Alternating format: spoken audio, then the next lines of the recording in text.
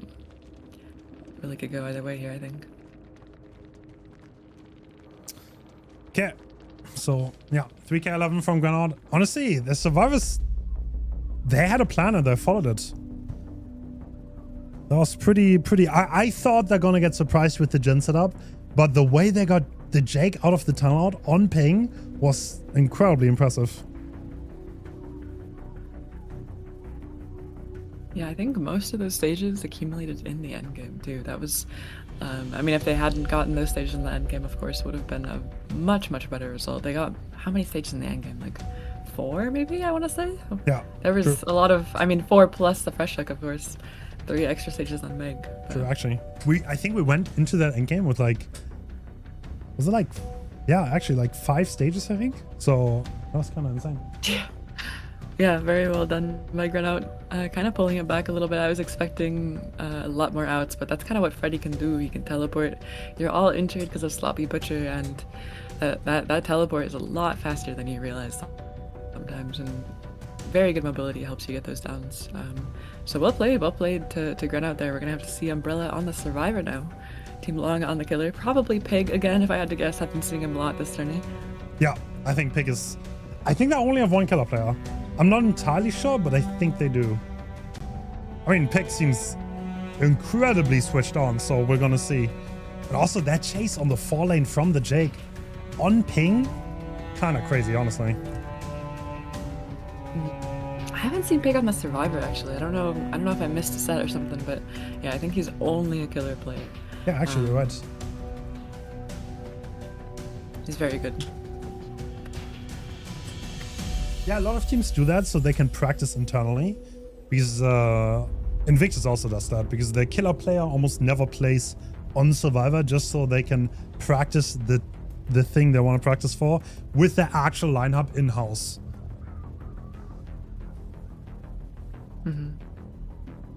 Yeah, I kind of don't mind that. It's better synergy. It's better for practice, of course. A lot easier to get people together. Yeah.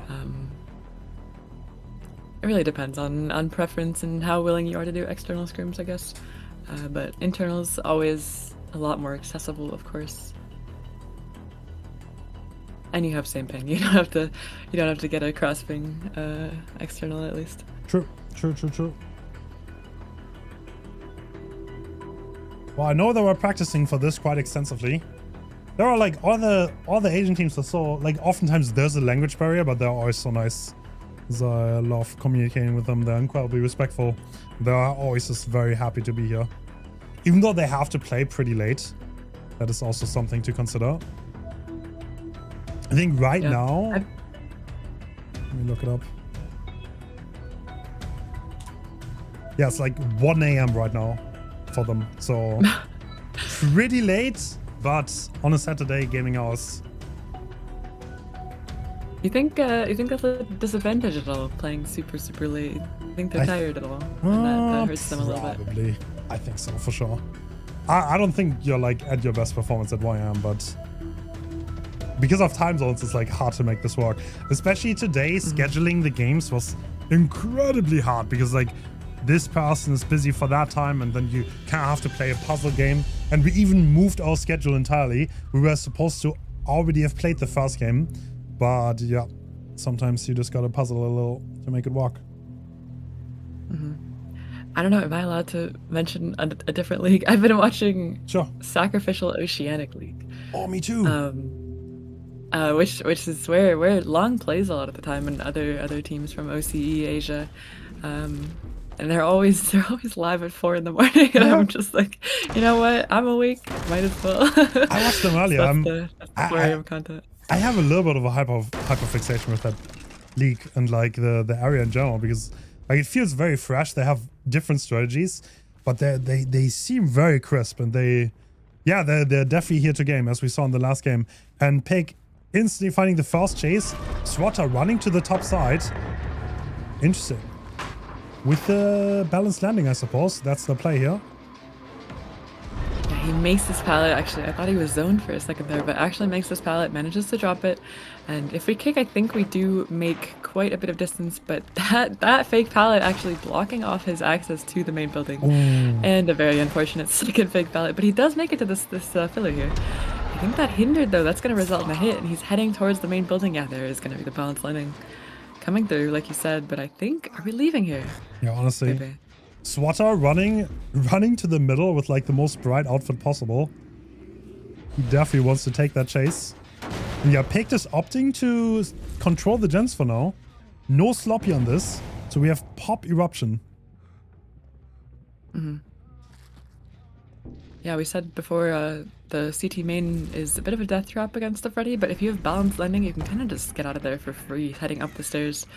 No reason to mess around with the fake pallets at all. And yeah, Swatter here, still injured, probably going to go bottom and work on a gen a little bit safer once the corrupt is over soon. We're going to reset because we don't really want to die topside here, I don't think. Yeah. Ace taking chase now. Some good pallets, but Pig is just... I think he's just happy to break them, play for his eruption, play the long game. And we see Swatter being reset by Magic. Umbrella, a team that always loves to play the controlled game, play the perfect macro. And it's gonna be a question if Pig can do enough to disrupt that. Ooh, we get the fastball here. Fastball with rapid response there. We see the killer's aura with that exhaustion, and I think Freddy is going to leave. Yeah, this shack chase is not looking too good. And Pig, is this going to be a hit actually? Is there a pallet? Except, oh yes, we do have a filler here in the middle of the map, and playing this pretty well. This could be a hit if he doesn't win this 50, and he does win the 50 actually. We're gonna have to break the pallet. A very well played chase from DeRice. Yeah, Team Umbrella's survivor team is kind of insane, honestly. There's definitely the strong point of the team. And they're so coordinated and they can really grind the killer down. Yeah, I think Pig has to commit for this. He has to commit for something. He's kind of been leaving chases a lot, and we're seeing from the HUD what happens if you do that a little bit too much. There's a lot of gen pressure, and this chase, I think he does make the pallet. It might be a little bit longer, but once we break this pallet, I don't know if he has anything. I believe Swatter dropped all those topside pallets. He might just be dying edge here. Or no, he goes down under the pallet. Barely didn't make that pallet. That's going to be the first hook and the first gen coming through at the same time. Ready. I think Team Umbrella has progress on 3 separate generators and quite a lot. They're starting a 4th one right now. So yeah, they're definitely meaning business here. Lots of gen pressure. Like, why is this comp outfits? Spotter, what are we doing? Like Swatter always has the funny outfits going on.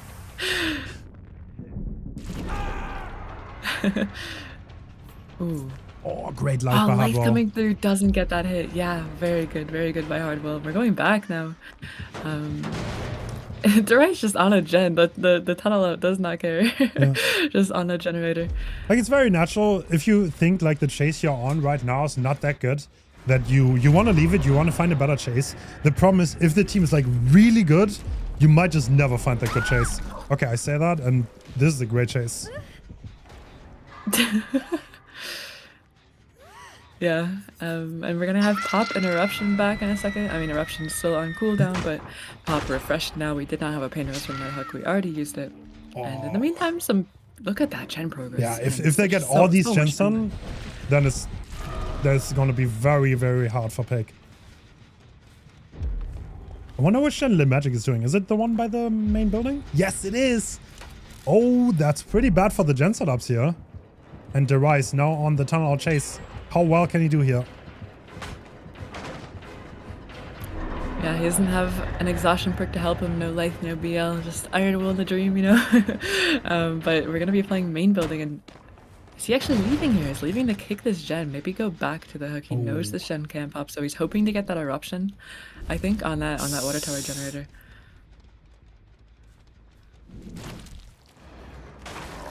Both of them asleep now.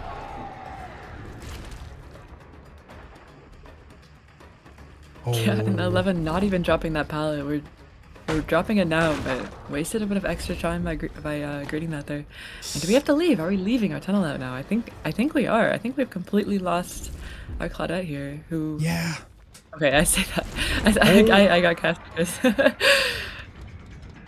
Yeah, Yeah, it's kind of rough because they're definitely on the last gen.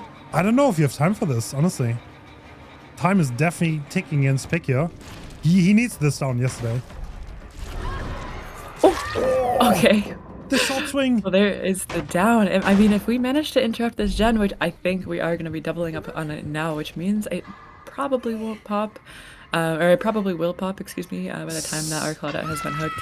And yeah, there is the end game and adrenaline on the magic as well. That's gotta hurt. But yeah, you can't even leave the chase. If you leave the chase there, it's an 11 stage Tycon. What are you gonna do?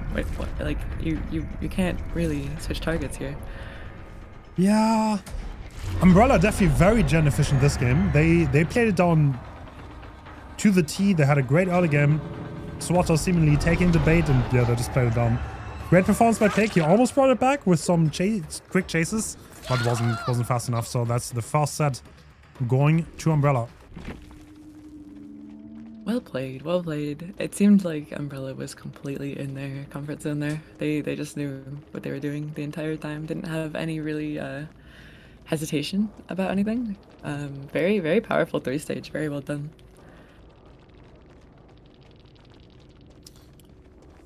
God damn. And next up, what do we have next up?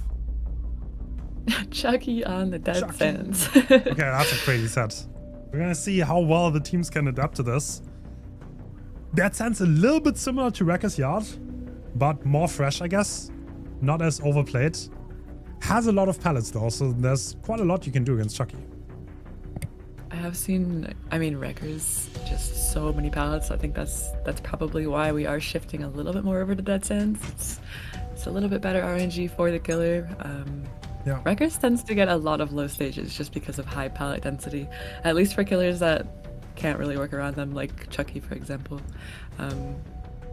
Who kind of can, I mean, so-so. It really depends on the pallet and Thing the is, distance. Chucky can, but the cooldown is quite long, and if you miss a singular one, you kinda start falling behind. So I think it's a lot about how well does the killer actually hit the slice and dices, and yeah, can the survivors delay long enough?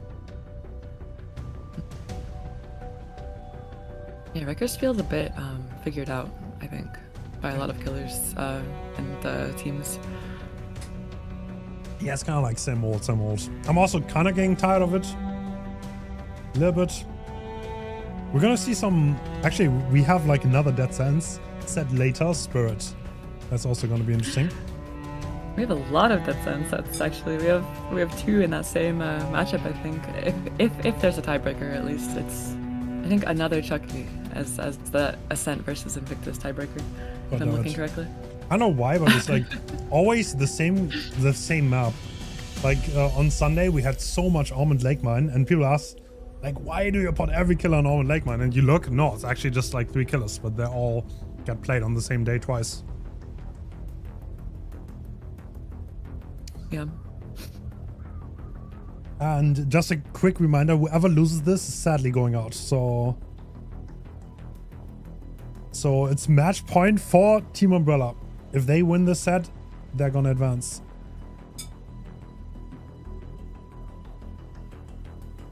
And Grenout, I think, will be playing the Chucky, but for now we're seeing Team Long on the killer, so Pig once again on the killer, but this time on the Chucky, on the Tiffany actually.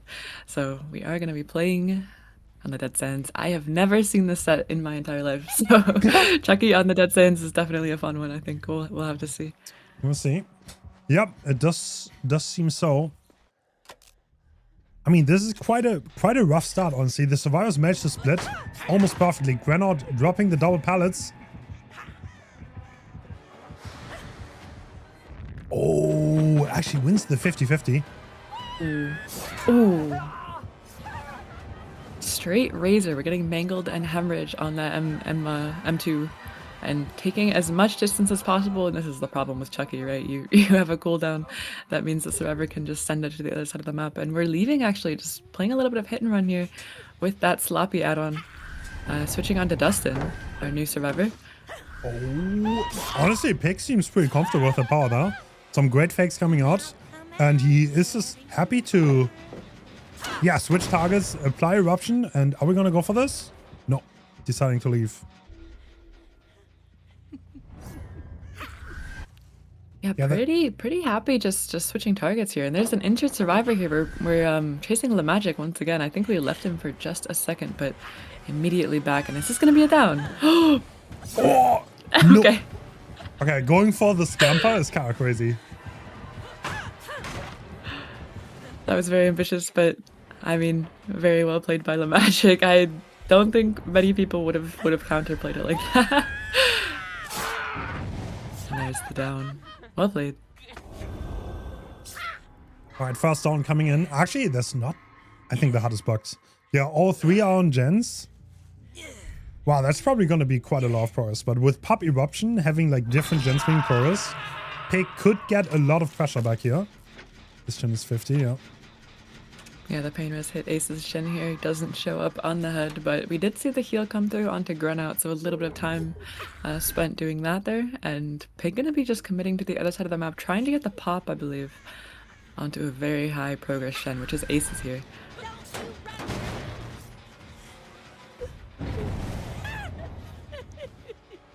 All right, actually going back. Okay. Oh yeah, the pull is coming through.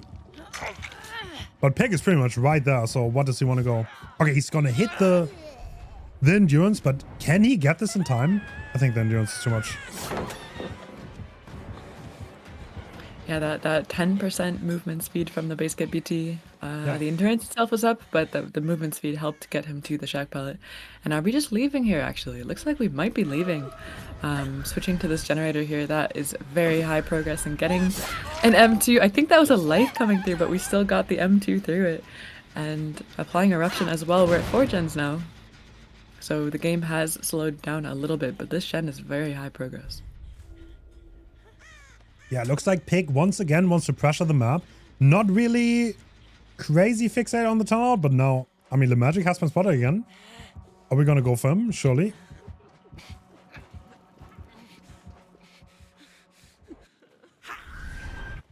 Well, actually. Greeting that pallet. What? Very dangerous, but it might work out for him. No. Okay, I think he's going. Wow. Yeah, he's going down here. But that gen pops right before the down. I think the eruption would have hit it maybe. I think it did hit that far gen though. Yep, looks like. Wow, yeah, 2 gens left though. The gen pressure from Umbrella once again. Look at this, almost going to 1 gen left. If the Ace can finish this gen.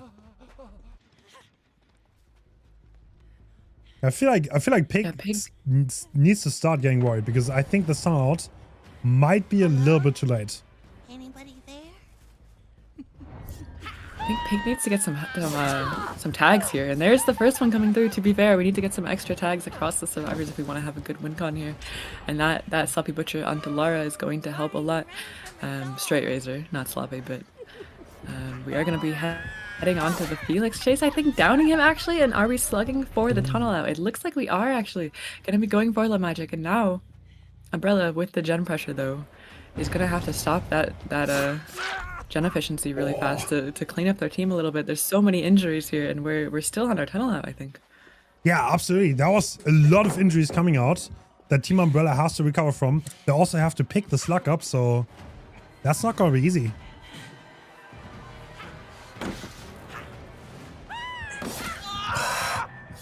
I mean, so far, Pig had almost everything he went for, so honestly, a lot of pressure coming out. Hardwell obviously having a gen already 65.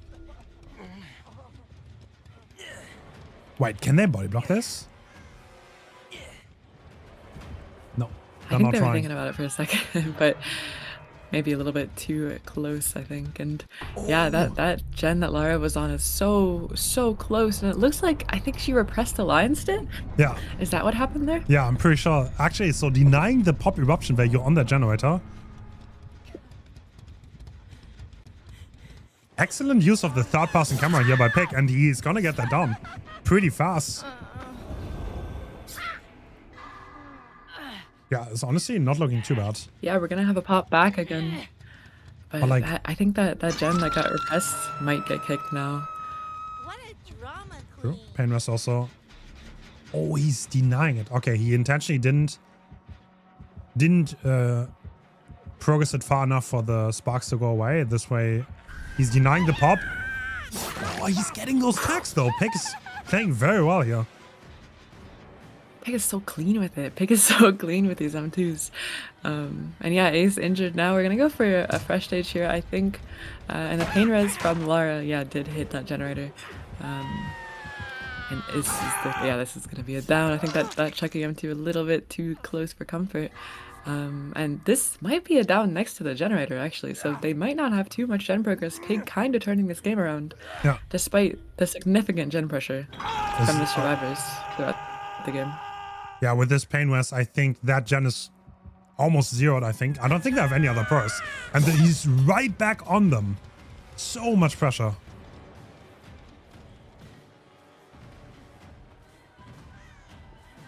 Is he gonna wait for his M2 cooldown? He might. No. He's just gonna M1 here, and yeah, that's gonna be a BL coming through. One of the only BL spots on the dead stands. I think. Are we committing here? It looks like we are going to be committing onto our Lara, yeah, and that is not a fresh stage. I think. Okay, we're actually going back. We want to keep that gen. We know if Lara has a good chase here, that gen will probably be doubled out and popped.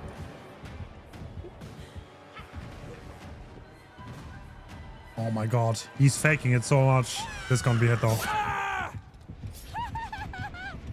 Alright, I wonder if Granout... Yeah, Granout was definitely on that gen. We see Hardwell also start a new one. And yeah, the Rise is now dead on hook. This could honestly end up being a 4K here. Yeah, the pop eruption combo just... Oh my goodness, what did I just watch? The pop eruption combo kind of coming in clutch here, getting a lot of gen regression. Along with pain res, of course, on that one particular gen over and over again. And Hardwell's gen is kind of untouched for now, to be fair. Granout super pressuring the pull, because we know if we manage to get this pull, if we keep the Chucky near the hook, the other gen pops. So that is their strategy here. It looks like it's working, actually. I think Pig's not checking the gen. He's not checking the generator, yeah. And Lara with Deja a little bit faster, so that's definitely gonna pop. I mean, it's still gonna be a great result for him. Especially if he gets Granout on a hook. Like, unless Granout insta-dies and this is painless. I think even if he dies right now, I think that gen still pops. He's dying in a spot where the pain res is a few feet away at the least. So yeah, definitely. They're both injured though. We definitely could make some sort of a snowball happen here. And especially with the survivors' locations known, I think, yeah, Lara over here. Ace, nowhere to be seen for now, but I mean, even if he escapes, that would be only one stage. True. Okay, max range, slice and dice coming out. And obviously he's gonna know where... Nah, he's not gonna make it. So this 11 stage is very good result. This is actually the very same thing that Granout got on the Freddy set, so pretty decent for Team Long.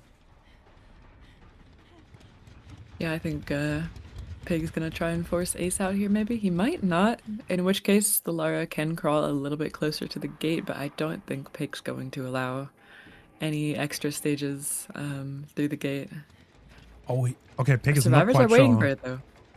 I think Pig is not quite sure if the Ace left the gate or not. I mean, yeah, I guess it doesn't matter. You can just wait there. Just make absolutely sure. Yeah, but Lara's crawling in the meantime. But like, honestly, I think Pig missed a singular slice and dice in the entirety of the game. That was very impressive. He was very patient with it, I felt like. Very patient with the slice and dices. I think that was their killer pick. I can see why, because he felt very comfortable on it. He used the third-person camera to his advantage in tiles, waited for the survivor to be out of position, and yeah, kind of like baited the survivor to get away from the loops. And it really worked out. Is it possible that he doesn't know where our Lara is on the floor? Oh. Is that possible? Yeah. I mean, realistically, he only has to watch the gate, right? He only has to watch one gate. And the hatch, I guess. I mean, the Lara's probably wanting... Oh. I mean, can she crawl out? If they're timing this perfectly, I think Grenout might have missed a skill check there. Maybe they can time this that Ace can run in and pick up. No, we know where Lara is. He's just playing it Not gonna absolutely happen. safe. He wants to take 0 risk, and I think that's why. And yeah, 11 stages. Very impressive Pig. Staying impressive throughout the entire tournament so far. Yeah, very well played. Quite a few stages for Chucky.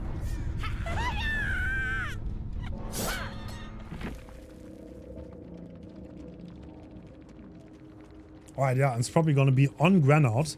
So you have to realize this is Team Long's pick, so they are probably very comfortable on this. I don't think this is an easy result to get at all. I have to agree. I think, yeah, also Chucky, not a killer that some people are super comfortable with, playing killer at least. Even playing Survivor, he's had so many changes in the past year and a half that it's a little bit hard to keep up with counterplay sometimes. Yeah. Especially if it's a very unpicked set in comp, at least. And this is an unfamiliar map as well. It's just, I mean, we saw, even on the jungle gyms, there was some downs on a dropped jungle gym palette twice, I think, happened in that game. Yeah, effectively 50-50. Chucky just, yeah, has Team the mechs to do it, why not? Team Umbrella, like they did so impressively well at the beginning. I was like, this tunnel out is too late. But then Pick just like, he just showed up and he got so many injuries. And honestly, Team Umbrella's rotation seemed very unclean on that last talk stage where the Magic was still alive, and that definitely hurt them. But yeah. I felt like almost he was doing the same exact strategy in the Freddy set as he was in the Chucky set. Just get the tunnel out, get injuries in the meantime. I mean, that is kind of the classic macro, what you do for a killer of the same strength as Chucky and Freddy, or a similar strength. But in the Freddy set, he couldn't get the tunnel out in time, and that is what resulted in the 3 stage. And in the Pig set, he got it right before the gen popped. He managed to keep the gen there. So, got a pretty good result in that 3v1, managed to 3v1 quite well. He doesn't really hard tunnel though. He is definitely like, he has the objective to get someone out of the game, but he wants to control the gens in the meantime. And yeah, definitely try to stay efficient. And so far it has worked out. Honestly, even against like Team Umbrella, Team Elysium, he got those results. It almost feels like in these 2 sets that he is completely fine leaving the tunnel out, but knows exactly where they are at all times. It's like he's keeping tabs on them. At least in both sets, he left for a little bit, I think. He left the Claudette in the Freddy set, and he left our Dustin for a second in the Chucky set, and then went straight back to them. I had no idea where they went, but Pig definitely did.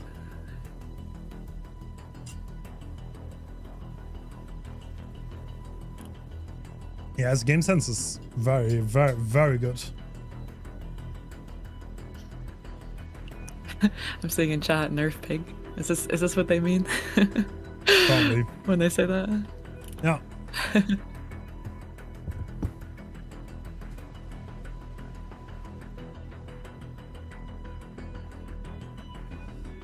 I think it's going to come down to how well do they coordinate, especially on the map that I don't think it's very popular in comp. Not many teams have played it. So yeah, how much did you practice this set? And how well can you play it on Survivor? Mm-hmm.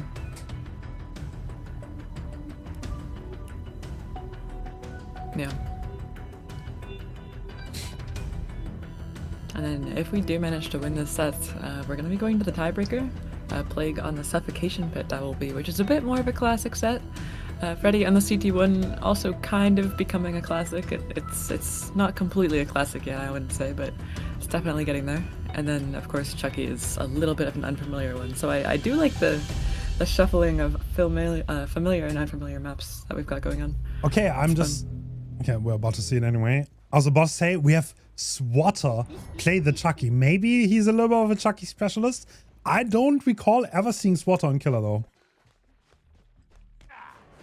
I've seen him once or twice. Well, that's one way to start the game. Insta gets attack on effect. Yeah, Yeah, that shack pallet coming down instantly. We have to get our distance here. And are we committing, or are we? I think we're actually gonna leave here. Gonna leave the exact same strategy that Pig did in the previous match, getting that sloppy butcher tag with a straight razor, I believe. Yeah, actually, this looks to be the same game so far, but those were two very early tags. And Lin being able to use balanced landing, but he needs to watch out to not get too tapped.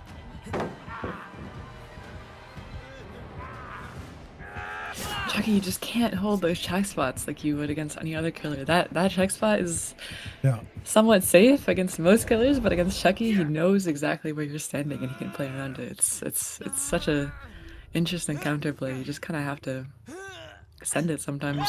Yeah. On the high level, it feels like it always comes down to how well does the Chucky also use check spots, right?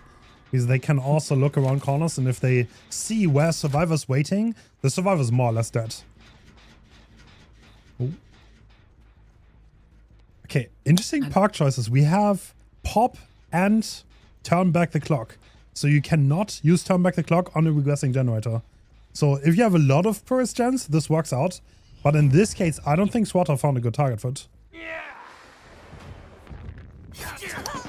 Getting an M1 onto Meg. Is she trading here, actually? She's going to be trading, I think, for this hook. And I wonder if Swatter's just going to be taking the hook stage here. Yeah, he's probably going to be just taking the hook stage. This was a pain res, I believe, that we got hooked on. Yeah, so there's Ace's gen getting regressed by that PR.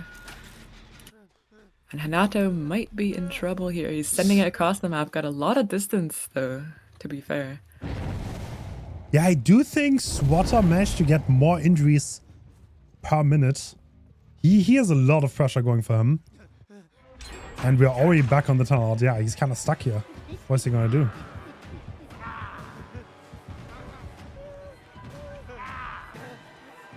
Oh.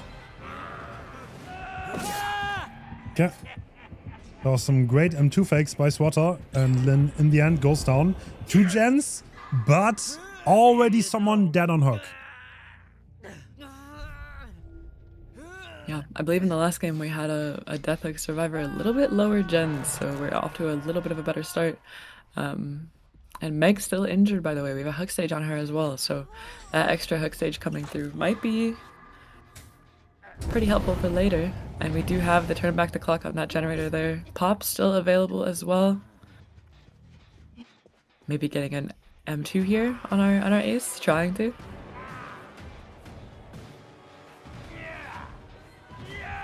Oh my god. Okay, avoids the injury. The unhook is coming through, and there's no slice and dice available. This might be exactly what Team Long needed here. Can they make this work? Shack Pallet is already gone though. Yeah, Shack Pallet gone. Hanato does have the balanced landing, but no hill in sight for him. He does have this Orman tile here, and connecting into that filler pallet might be a little bit nice to play around. He's trying to. Oh. Avoids going down to that. That was so close. Oh, Swatter though. Does he make this window? Oh, no, he doesn't. Oh, it looks like the survivors are already on the last 3 generators though. This might be where Swatter's build can deal significant damage.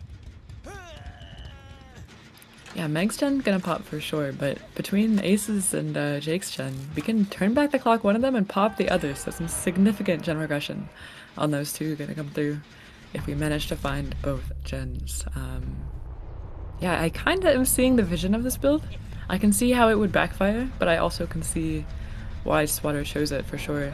And yeah, there's the pop and the turn back the clock. They both came through, I think, on different gens, and we're playing for Ace now. Oh my goodness. Wait, what? Very good tag. I almost get jump scared too there. Wait, was he invisible or was it a mic cam? I'm not entirely sure, but... Alright, we're playing the pallet. The patience on the survivor here, but he's gonna go down fast. The patience on Swatter and knowing exactly how the rocks are shaped to be able to get these downs. He's playing those slice and dices so well around the rock fillers. Yeah. I feel like every rock is shaped slightly differently, and he's managing to get a hit almost every time. Pig too, honestly. Pig did too. Yeah. Oh, I mean, this hook is very far away from the gen that Jake is doing, but I think Swatter's on his way to regress it. And look at this. Turn back the clock, regressing the generator, and he's still zoning Meg from the unhook. And now she's in chase, so this is pretty bad for Team Long. Oh my goodness. Getting the tail end of that slice and dice there onto Meg. And we're taking chase on this filler pallet, which we know is not the safest in the world. She does not win that 50. Gonna be grabbed off of the generator, or off of the pallet, excuse me. But the hook does come through. The unhook does come through. Effect is gonna be unhooking his teammate. Maybe stealthing over here for the unhook. Yeah, he's trying to rotate, and Ace trying to rotate back for the gen, which kind of an unsafe area, to be fair. That gen might be a little bit unsafe to work. We're instantly on Ace too.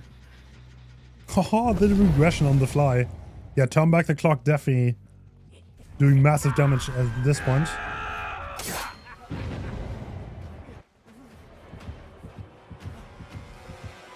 Very good job by Ace greeting this pallet, but I think one good slice and dice will be the end for him if our cooldown is back here. Yeah, we are going to be going down in this mace tile. And in the meantime, the other two survivors are healing up. We're not out of this game yet. We do have some significant gen progress. But, I mean, it's just getting hammered over and over again by these two perks, to be fair. Yeah, the downs come in so fast. That build is really working out for Swatter here.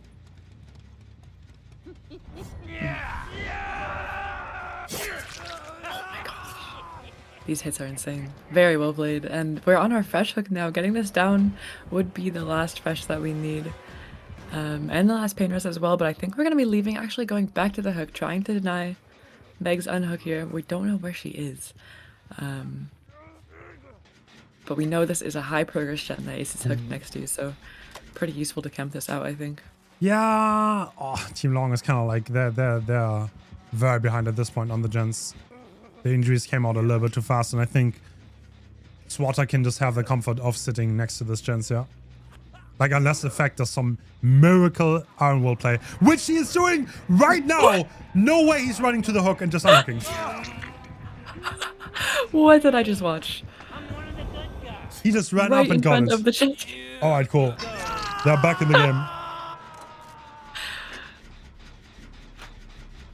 I don't think I've ever seen a player do that before. No.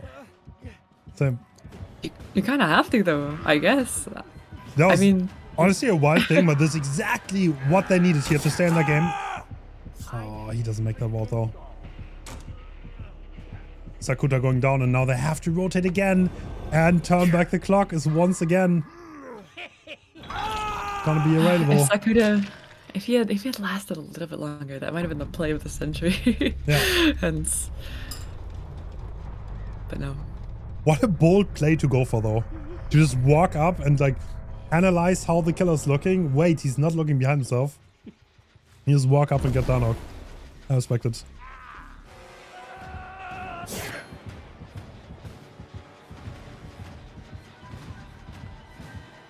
Jake taking chase here. Back to the maze tile. We know this pallet has not been dropped yet. It's still standing, but he's going for the window regardless. Gonna be heading. I think he's heading back to the pallet. I don't think the Chucky makes this. Yeah, he's gonna be not managing to get around that corner there.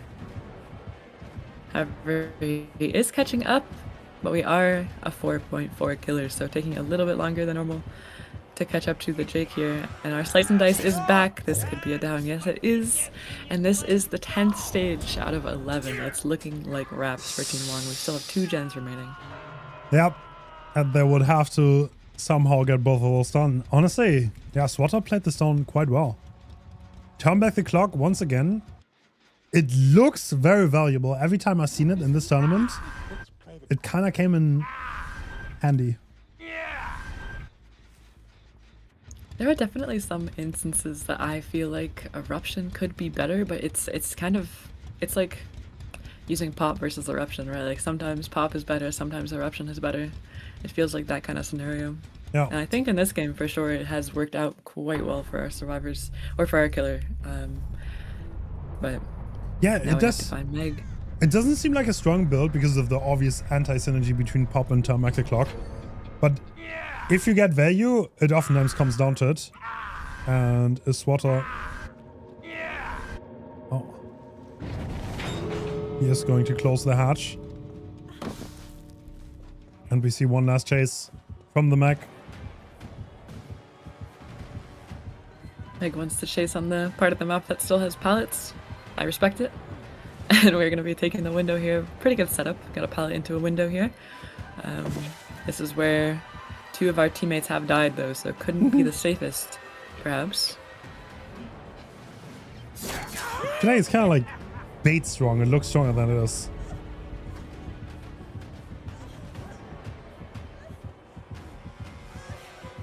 Yeah, I think it's partly because of Chucky, too. And that is a swing through the pallet to end off the game. And Amori. But well played to Team Loong, well played to Team Umbrella. Umbrella comes out on top here, and I mean, yeah, very, very good 2-0. Loong managed to take a set from Elysium last weekend, I believe. But Umbrella did not let them do that today. Yeah, that was.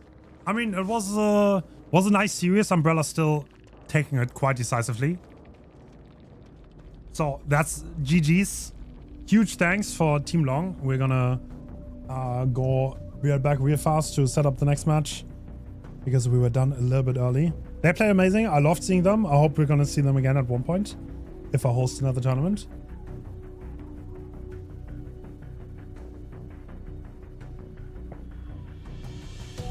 Great. Yeah, I don't know. The Asian teams, I'm kind of obsessed with them, I'll be honest. They are so fun. They're so fun to watch. They play a little bit differently, but they have a lot of mechanical precision in their play.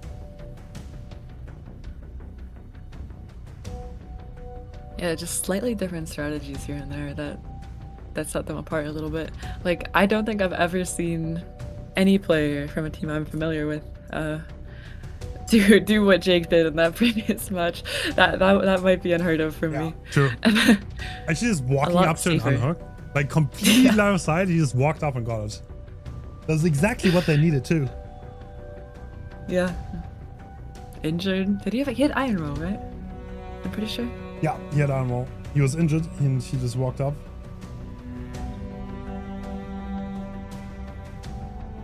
Yeah, play of the century. If it had worked. I mean, it worked, but yeah, Ace went down a little bit too fast after, unfortunately, for the survivor team there.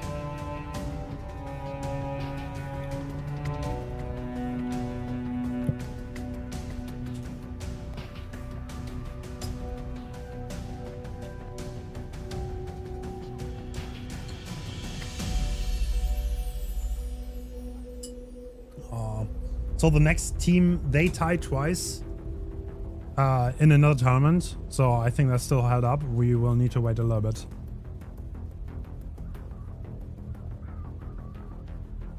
For them to be able to play here. But that's going to be Elysium versus Praxis. That's going to be a cool matchup.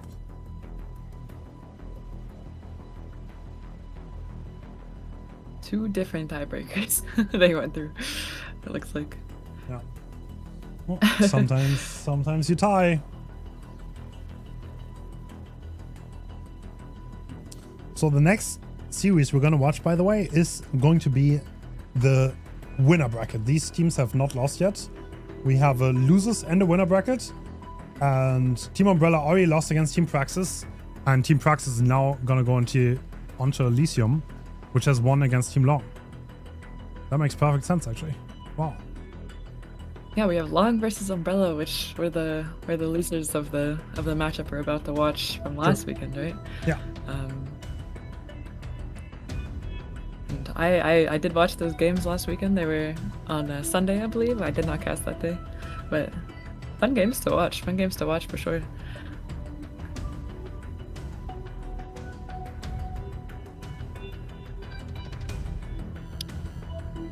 I think we're starting off with Ghostface on Larry's, Doctor on Wretched Shop, and then Death Slinger. Ghostface on Larry's my favorite set in comp. I know some people hate it because it's very drawn out, it's very tactical, but I just love it. There's so much to it. Why do you like it, can I ask?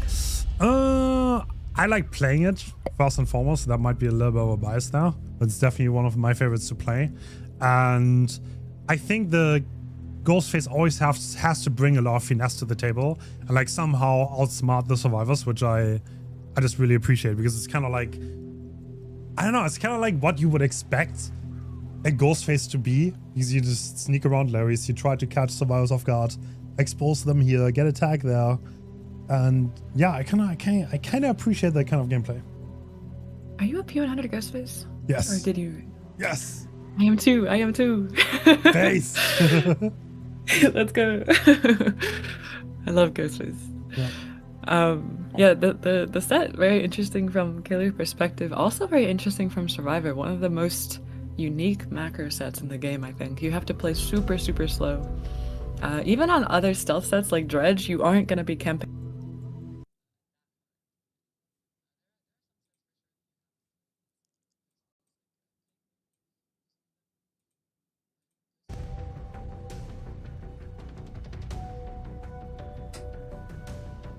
Yeah, absolutely. Oh, eine Dopsie. There we go. Yeah, hopefully Team Elysium is not gonna be too tired, because I saw them just play Ghostface Set earlier, so they definitely got some practice on it.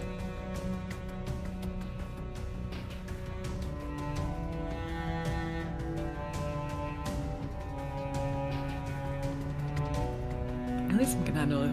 I feel like there's been several days they've done best of 5s and the best of 3s or something like that back to back. But it can be a little hard sometimes doing a lot of. I mean, anyone plays a DVD for that long. It's like a work day, you know. You gotta put some energy into it, especially in comp. Yeah, sometimes you have weekends where like every tournament is happening at once. Like I already said, like scheduling for this was an absolute nightmare. We had to like switch all the games around. Like initially, I think Team Winter was Blizzard was going to be one of the first ones, but then we couldn't make that happen because Team Winter was caught up. And Ascent and Invictus also play tournaments, and yeah, making all of that happen is always quite the challenge. Yeah, you chose a busy weekend. I think. Honestly, I feel like every weekend is busy though.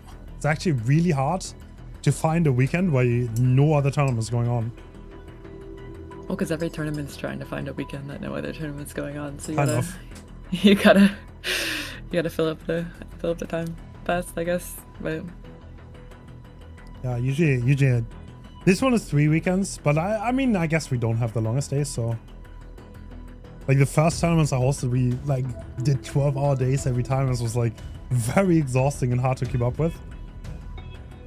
they're all best of 3s so far, which has helped, I think. Yeah. We do have some best of 5s coming up tomorrow, though, right? Yes. Yeah. Tomorrow we start with the best of 5s.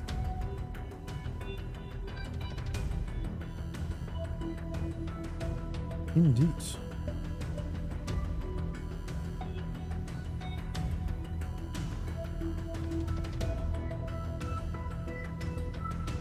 Yeah, then we have one upper bracket match later today and one losers bracket match, not including the Elysium versus Praxis match coming up soon. So 2 losers brackets today, 2 upper brackets today, and we're gonna have to see what happens from those 4 matches. We've already seen 1 losers bracket, so that is Loong, I think, out. Umbrella still in. Yep. And Elysium versus Praxis, what happens to them after they lose? One of the teams lose.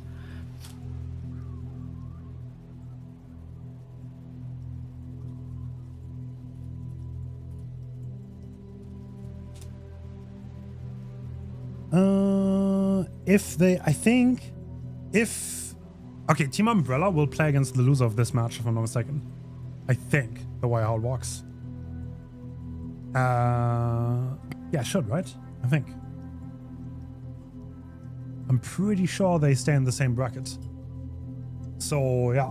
We're gonna see whoever wins of the next match is gonna play against the winner of Ascent versus Invictus. And yeah, the loser bracket, it's gonna be also best of 5. It's gonna go forward.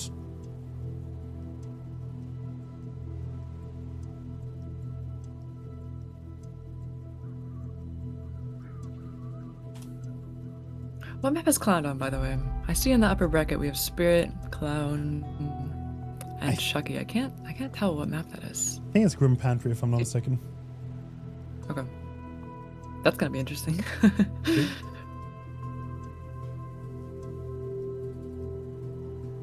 That can be kind of a tough map. You gotta run to main or you're dead half the time. You don't have, I mean, Grim Pantry got a little bit of rework, but still quite a dead zone half the time in the middle of the map. You got docks, you got the double house, and you have shack and main. And those are the 4 corners of the map. I think there's 1 tile over at 7, but there's a lot of space. It's a huge map. Clown could do well on that map, I think. Absolutely. Could work out. I mean, I think we saw it on Sunday, if I'm not mistaken. I think there were 2 4Ks on it. No, actually, it was the Saturday.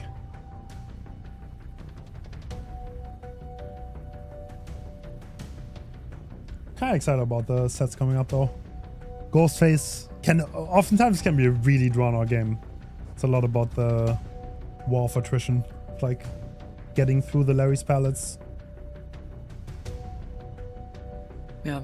I mean, it starts off slow. Half the time, Ghostfaces don't even bring Corrupt Intervention because they know the survivors are going to play it super, super slow at the beginning.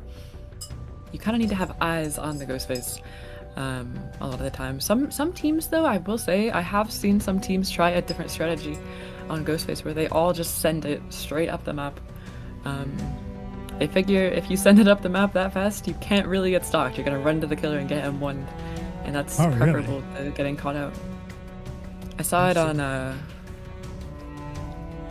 believe a South American team. That was their strategy, and it was working out pretty well. We Jason's team, Sinners used to do it. I don't know if they still do, but kind of interesting, the macro there.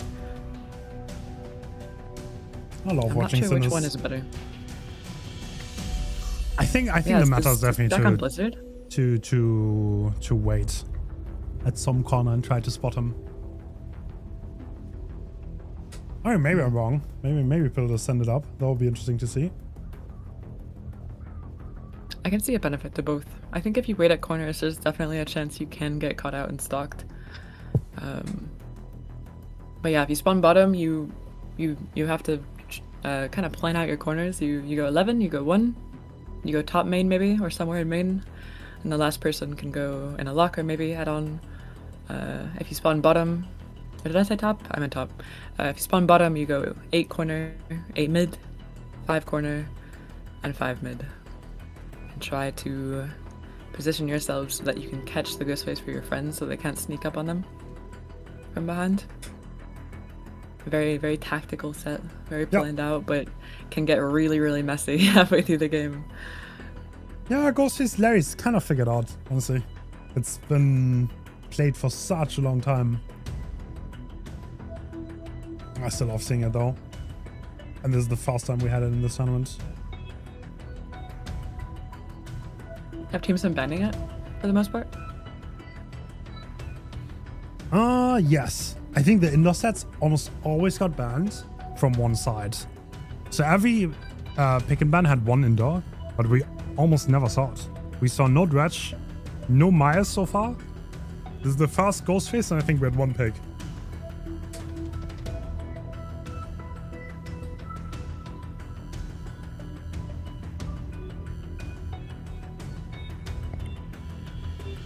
And we saw how that pig set went. There have been some insane sets in this tournament, by the way. The games this weekend and this last weekend were they really stood out. I don't know. Crazy. Yep. Absolutely. I mean the 50-50s on Freddy, that's unforgotten. It's like the 20-50 wins. Almost brought the game back. Oh, it's so sad that I didn't end up winning though. So sad. That would have been the craziest game if they had won just based on those 50-50 wins alone. It was so close too. And I remember in the end game, Freddy, I really didn't think he could do it, but he teleported to cut off the survivor, and that was what got him the down there. There were so many ifs that happened that game that could have made the outcome happen.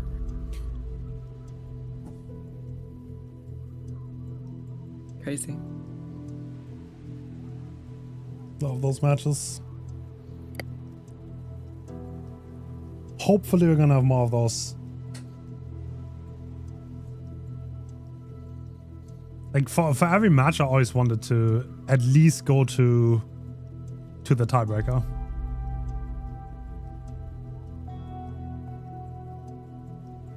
Yeah. We haven't seen too many tiebreakers, to be fair. There were some. We've seen some Vecna tiebreakers last weekend. That was fun. I say Vecna, Henry Creel, sorry. I should really start calling him Henry. I loved the different strategies to that.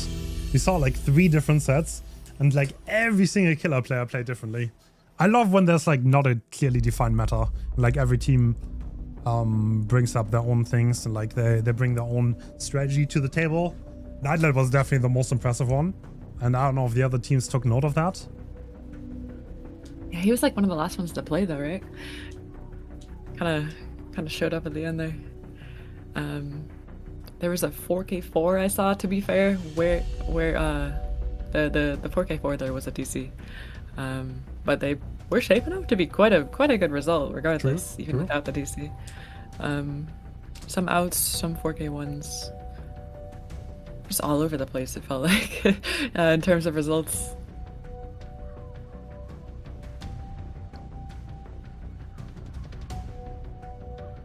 Yeah, Elysium only has 4 members.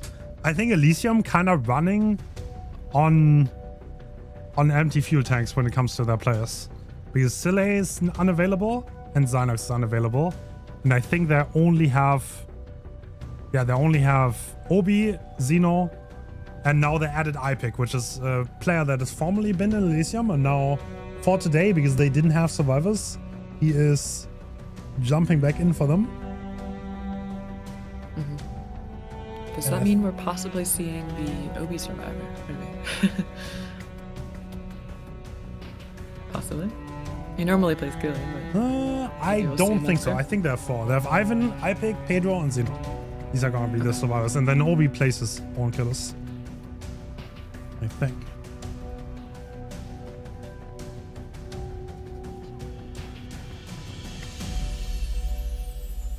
Looks like we are gonna be coming back from break soon. Yep. The tiebreaker has ended, and teams are in the lobby. Yes, so it's always the same. Like the other tournament is like running 1 hour late, and this time we're half an hour ahead. Like absolute classic.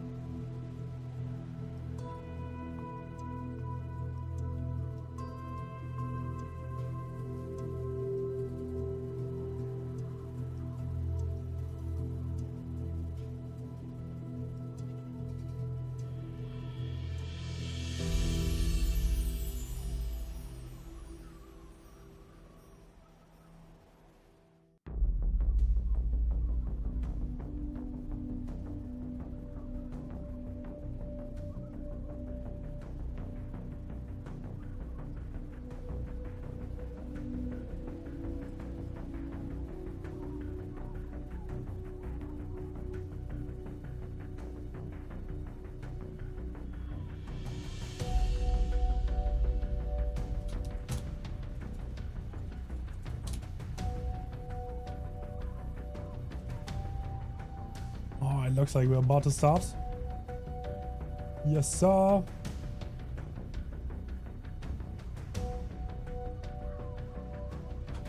Yeah, they had to get ready real fast. I mean, they just came out of another series.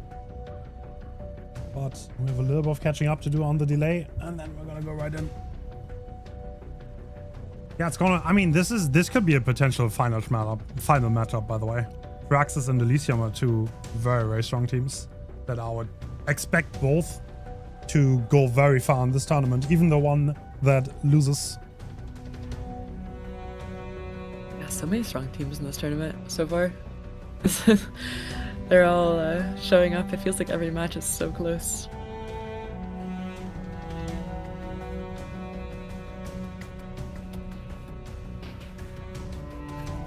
I hope we go to the tiebreaker. That's the thing I want to see, at least. If we don't go to the tiebreaker, I'm going to be sad.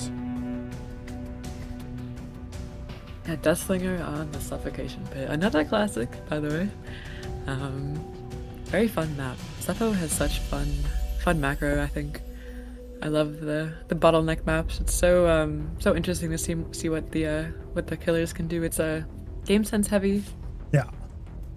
I love the two-sided maps too. They make perfect sense in comp.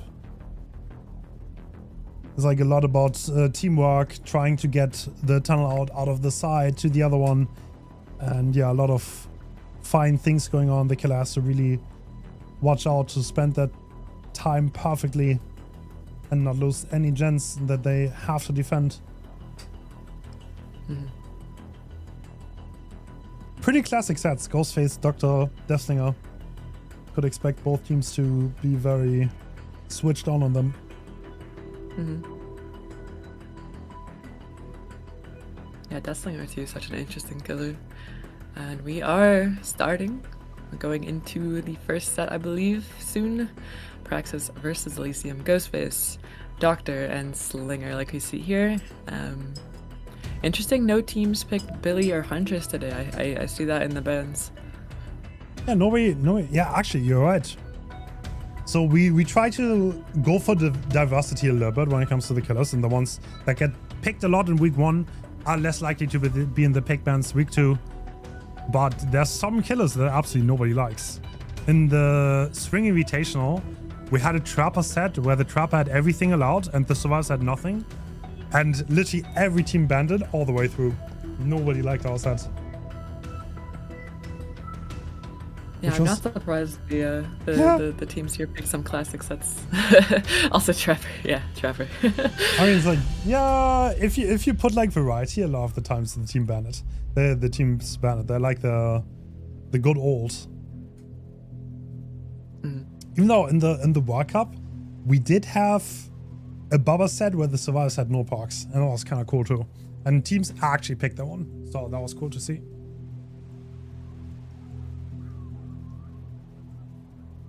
And the Bubba actually did pretty well.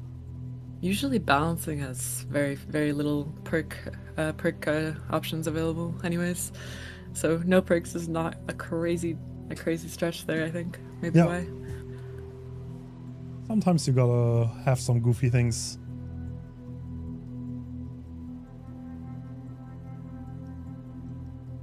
Elysium versus Praxis.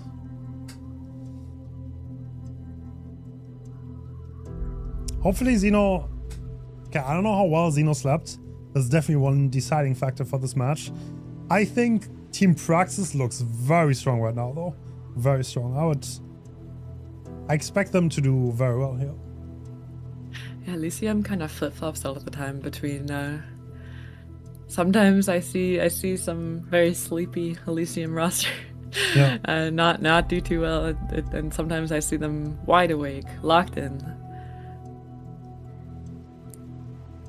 Really depends. You know, an interesting dynamic here, by the way, on the EU teams. There's some teams that always win against others, and some teams that, like, it's kind of like a rock, paper, scissors situation with the top tier teams. And Elysium generally has the upper hand on Praxis, while Praxis has a good matchup against Invictus. So we're gonna see if that continues. Yeah, it like almost doesn't make sense. Like Elysium seems to beat Praxis a lot of the time. Yeah. Ascent seems to beat Invictus. Praxis seems to beat Invictus, and Elysium seems to beat Ascent. It doesn't really make sense there. But that's kind of the way that top tier teams work a lot of the time. Yeah, and Ascent I think Ascent is 3-0, right? Ascent can win against Invictus, but Ascent almost never won against Elysium. It's like there are a lot of cases like that where one team always wins against the other, and I think it's also a little bit of a mental thing, for sure. If you've never won against that one team, that you probably don't feel too confident going in. It also might be the sets that they're comfortable in. I know Ascent is pretty comfortable on Blade, for example. They're very comfortable on Slinger. They're comfortable in a lot of sets. But so is Elysium, and maybe some of the sets that they tend to pick together is more the upper hand for Elysium, perhaps? I don't know. It's interesting to think about. Yeah. Elysium also kind of on a slump recently. They have been dropping a lot of sets, even against lower tier teams. But generally, they are big game players, and once there's something on the line, they generally show up.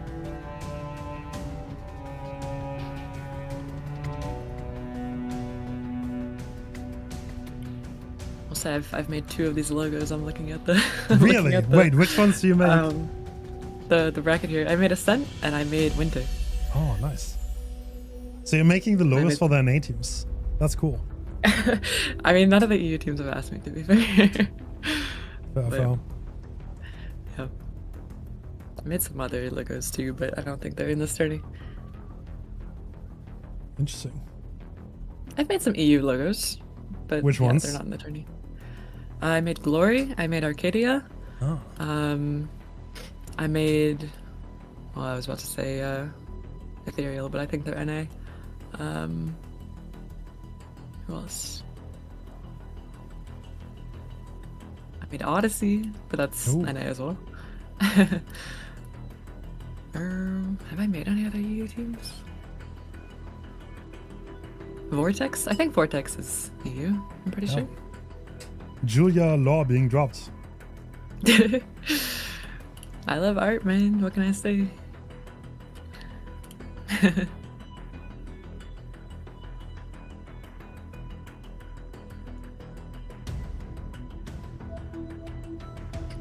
Zaka, actually, this is quite interesting. So we have Zaka, who has generally been regarded as the best Ghostface player. And I think we're going to see him play right now. Oh. If I switch scenes, that is. Yeah, Zaka on the Ghostface. Very fun to watch. We're heading up the map. We have Ipic, Zeno, Yvonne, and Pedro. And Ipic has not played with Elysium. We said earlier he is a sub here, but he's played with Elysium a long time ago. We saw him a bit last year. Oh. When we do have a player spotted, I think topside some scratch marks. Zaka trying to bait out the head on here. I don't think anyone was in that locker though. Yeah, does the player know they're being stalked? I think I saw their shoulder. Oh! Did Pedro see them? Oh! Okay, fast tag coming in very handy on Ipic, and he's stuck on the top side here. What can he do? Yeah, but a first tag like this is a lot better than getting a lot of stock here. True. So Ipic, I think getting dropped actually. We do have a pretty strong setup in that room. Zaka wants to spread out pressure, I think. Pretty surprising. So Zaka not even... Oh, Pedro being caught off guard. Zaka not even forcing the pallet down, playing very aggressively for the tags, and is walking. Yeah, we see Zeno and Ivan are on gens now. I think Pedro makes it to this. Yeah, he does make it to this battle here. Gonna be dropping that instantly and circling back around. I think he does make it a second time. And the Ghostface is going upstairs, trying to mind game him off of that top floor. And I think it does actually work. He's dropping into the basement. Gets grabbed. Very impressive by Zaka. Oh my goodness. Okay, interesting. Couldn't he have? He could have wanted, no?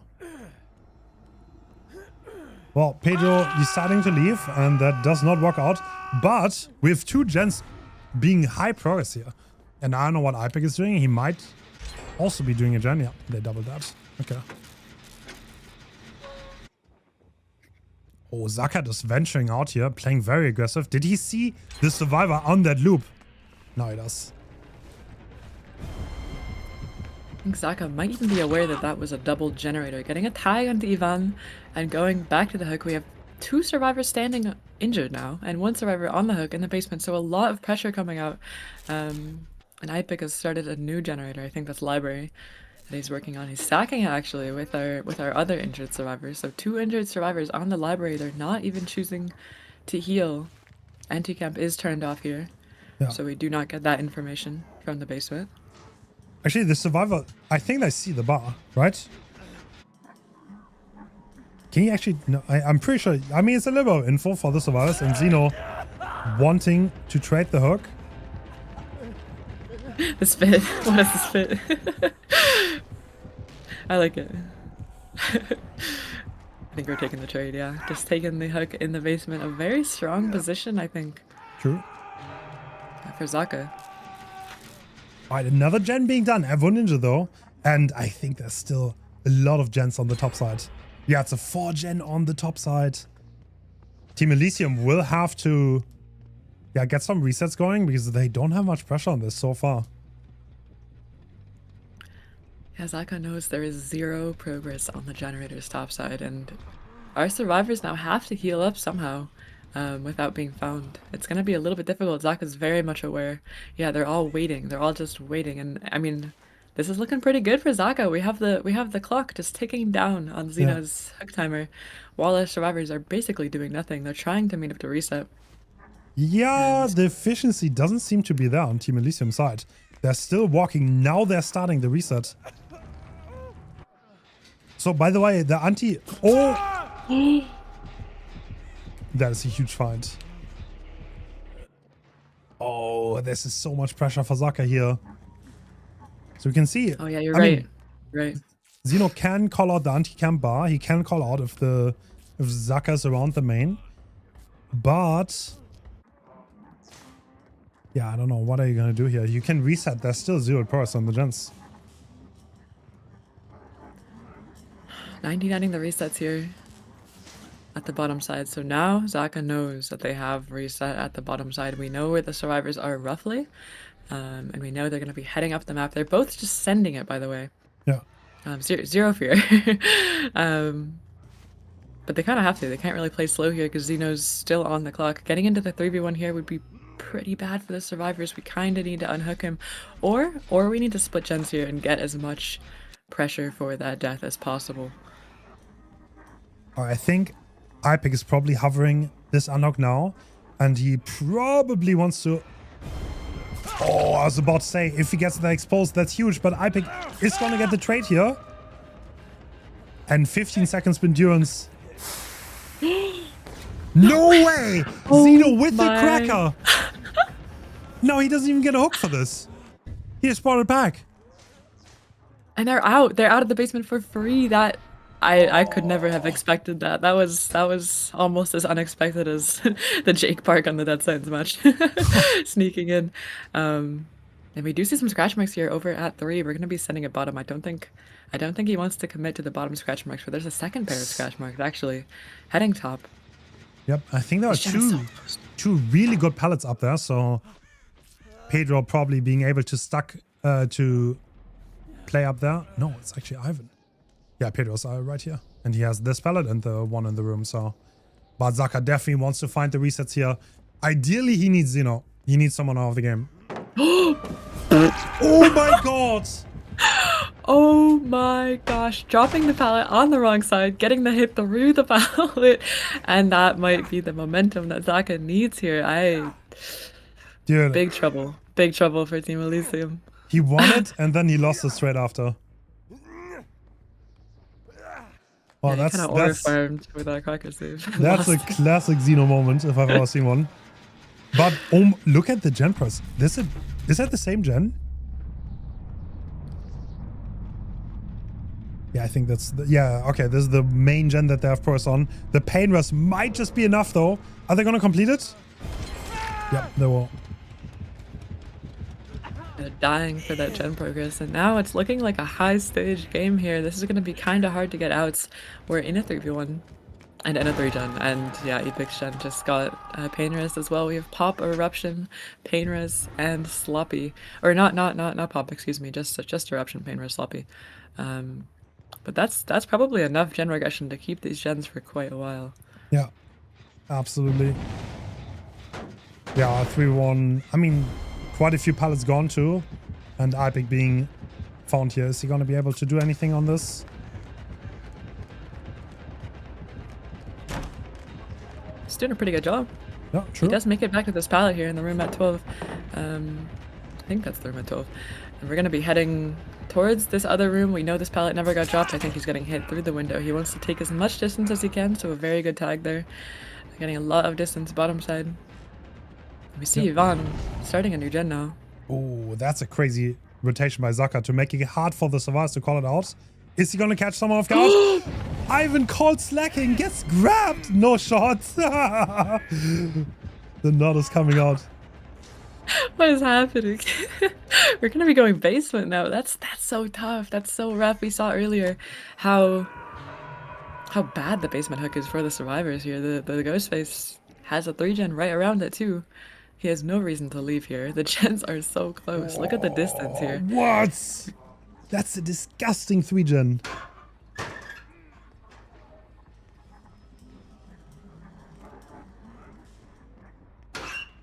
Zaka's making sure. I mean, he can literally stay at the basement stairs and like kind of like control everything. Yeah, Pedro's right there. He steals that pallet, but he's so easy to stalk. Oh, and Ipic's going down. I think he's getting caught out in the basement. That's going to be a down. But a trade, he actually gets the unhook for that, barely. And Zaka's wise now. Zaka knows. Yeah. he's Zaka. Nah, bro! He came back! Okay, that's crazy. Okay, I don't think they have enough gen for us, right? This looks to be a 4K1. Surely. Cheeky plays from Team Elysium here. They're trying things.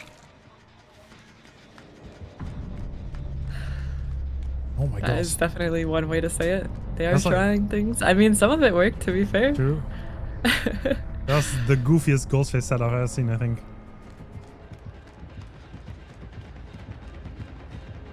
I don't think this is what you were thinking of when you said you love Ghostface sets, but definitely fun. Definitely fun to watch for sure. This is the infamous Excise pallet. It is one of the smallest safe pallets. If you know how to vault, it's completely safe and the killer will never catch you. So now, is Pedro... Does he have the reaction time? No, he doesn't. However, it's not quite safe when you have drop like though. That extra haste kind of coming in clutch there, getting him the down. I mean, to be fair, Zaka could have just stayed there forever if he wanted to. He has no reason to leave that chase, but yeah, it does get the down on Pedro eventually, and now we have to find Ipic somewhere. Probably still in the basement if I had to guess. 4K1, it's a pretty good result nowadays. Ghostface Larry's, I think, is one of those sets where the 5 seconds extra endurance made a huge difference because it's hard to like tunnel someone out and zone them to an area, which means you have to play a lot more for split pressure, which makes such results hard. I mean, if Xeno wouldn't have died there, I don't think Zaka would have fucked it.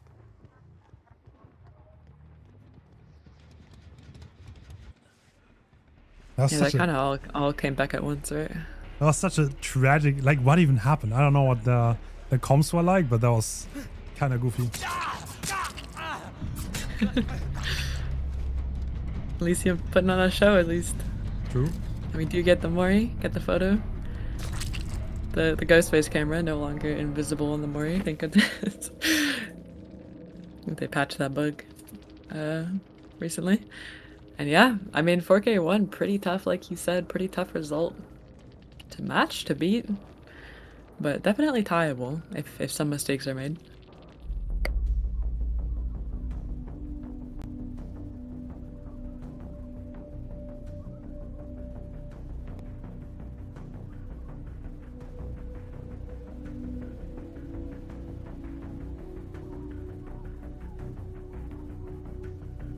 Damn. Well, I mean, it's up to Xeno now. He will have to do an amazing result against Praxis survivors.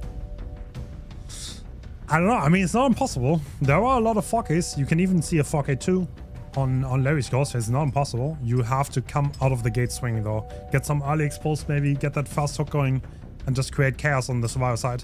If Team Praxis stays vigilant and they call out the Ghost Phase and pre-on well, then that's going to be really, really hard to match though.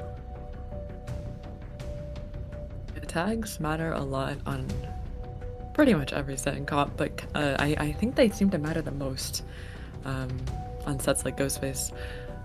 Every mistake really matters a lot, really weighs into the rest of the game, because you have to reset, the Sloppy Butcher comes through. And if you crank the gens injured, definitely an option, but it can be really risky like we saw here in the previous set. We saw a lot of injuries come out at the beginning of the game, which, to be fair, definitely preferable over getting a down, an exposed down, or even a lot of stock, but still pretty risky.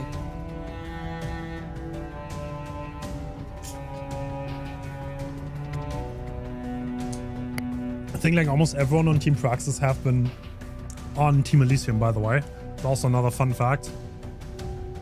If you go through the list, Zaka has, Bolita has, Marcos has, and V1 has. So like 60% of Team Praxis have been on Team Elysium.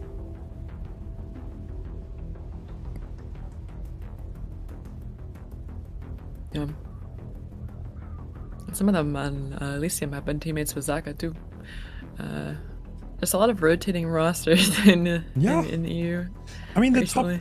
the top EU teams, the players don't change that much.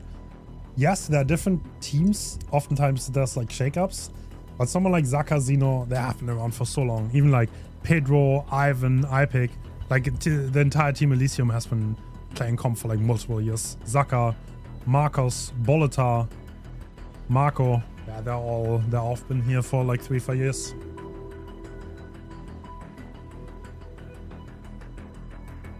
Yeah, NA seems brand new in comparison. Even some rotating rosters on NA as well, to be fair. True.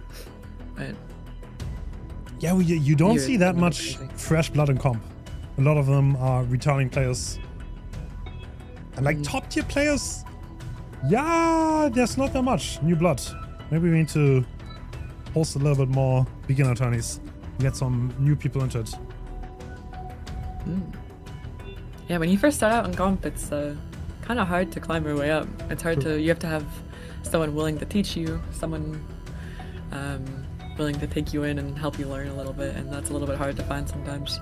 Yeah, true. I think the knowledge sharing there is not crazy accessible, I think, but it can be. I mean, the entirety of the comp, like, it's this very knit-tight community, whereas like a lot of the tournaments are, you kind of have to be in it, and the easiest way to get in it is to like kind of be friends with other comp players who already have teams, or you make your own team, which is, it is significantly harder though to get on that level. Yeah, the problem with making your own team though is you have to learn from someone, and if you're brand new making your own team, a lot of the strategies and tried and true tested strategies don't really make your way in unless you have outside help. That tends to be what happens with everything, to be fair. That's how you learn from people who know more than you. True. It's kind of fun to see with comp though, but it can be hard, yeah. I mean, to be fair, Praxis has one player that's relatively new, and he's almost playing every set, which I find really interesting. Overdose. I think he has been in comp for like a year, maybe. He's been playing very well this tournament. Overdose is no way, right? No way. I swear he's in comp for longer. You think? I think it was like the first. I think his first team was like the when Oracle came back. They with V1, and then V1 was like convinced he's like the biggest talent, and then he took him to Praxis. I think that's actually how that was his first time. But like the Oracle, I forgot the name. That team never really took off. They played like 2 or 3 tournaments. Wow. Yeah, I didn't know that. Yeah, it's definitely fun to see new players. It's kind of there's new players for sure at the top of the mid-tier teams, kind of rotating around, but yeah, definitely hard to get to the top. All right. Looks like Xeno is back. No shot. Okay, we have a crazy park here. Iron Maiden. I mean, if you're trying to get a 4K one, you have to make something happen, right? You have to catch the survivors off guard, and that perk definitely will do that. If you 4Ks this game because of Iron Maiden, I'm gonna eat a shoe. Was that on stream? Yeah. Oh my god, there's someone in the locker very close to his position. No shot. Oh my god, no way. No way. Oh my god! No shot! I cannot. I cannot. I cannot. No way, no way. And we're basement instantly too, Xeno. Straight to the basement with Ward there, Bulletar. Oh my goodness. Yeah, you have to eat that shoe, Hens. I don't Oh know. my god. I love when that happens. I love when people bring like really cheesy parks and it works out. And that is one hell of a start. 0 progress for that first down. Yeah, they were all in the top main. I don't know if you saw, all 3 survivors were at the top main. We don't see the stock on the HUD there, but we did get a bit of stock on the Zaka. And yeah, I mean, in the basement, we have that start. We have that start. Xeno can do what Praxis did in the previous game. And there's the pull for free, though, to be fair. We're going to get some significant stock. Oh, actually, the other survivors not coming out here. And they're getting the reveal fast. That was very well played by Team Praxis, but does Bulletar make the... Yeah, I think he does make the library pallet, does he? This is close, though. He does. The difference here is we got the basement pull for free. In the previous match, it was trade after trade after trade, it felt like. Yeah. And leaving actually here for now, I think. Yeah, Team Praxis is playing pretty coordinated. Even though they got the first down, they are recovering right now. Oh! Bro, what is Zaka doing? He knows he's fully stalked. And he's just toying with him. Okay, obviously, Xeno doesn't want to hit him. He's already fully stalked. And that is worth more than the injury. Don't fuck it up, Zaka.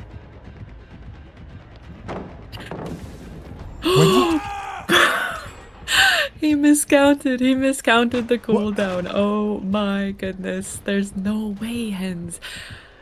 What is this? What is happening? What is going on? Best teams in the world, but they make mistakes every once in a while, I guess. And yeah, I mean, Zaka getting slugged on the floor. He has tenacity, by the way, so if Xeno goes back to pick him up, he might be a little bit hard to find him. What a wild call. Like he's just oh, he found the tunnel out exactly though. This is Ward, aka Bulletar.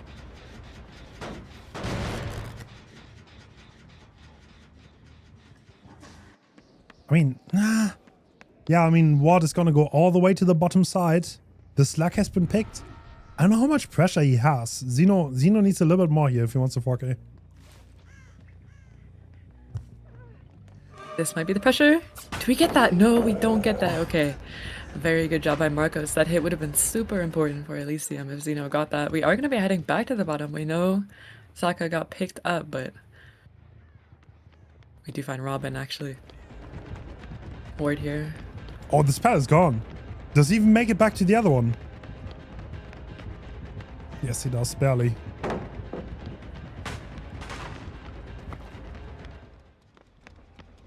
Does not get... No, he did get the reveal. Okay. Xeno being a little bit early. Oh, by the way. No, he doesn't have the cooldown add-on. Philly means faster exposed. Okay. Mm-hmm. Usually you would see the wallet add-on to get your power back after a pallet break. This is the most common one. But Xeno opting to not use that add-on and go for Philly, which means you need less stock to expose someone. Yeah, Philly kind of an unusual add-on for Ghost Ray sets. I think maybe 90% of sets is matchbook. Or oh yeah, well it's matchbook. And Robin caught out here. That's gonna be Ward going down. We have a second stage onto Ward now. This is... And a painter is available as well. I see. This is looking pretty sloppy from Praxis so far.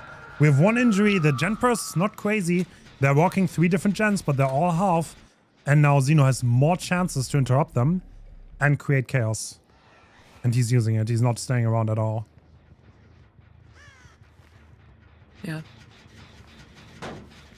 Waiting For a the- eruption cooldown here. And we know there's some survivors topside, but Zaka did head his way down the map. He's healthy. He has no stock, we know. He got picked up. And does he get the pull for free though? Because Ward dying on this hook would be really bad for Elysium.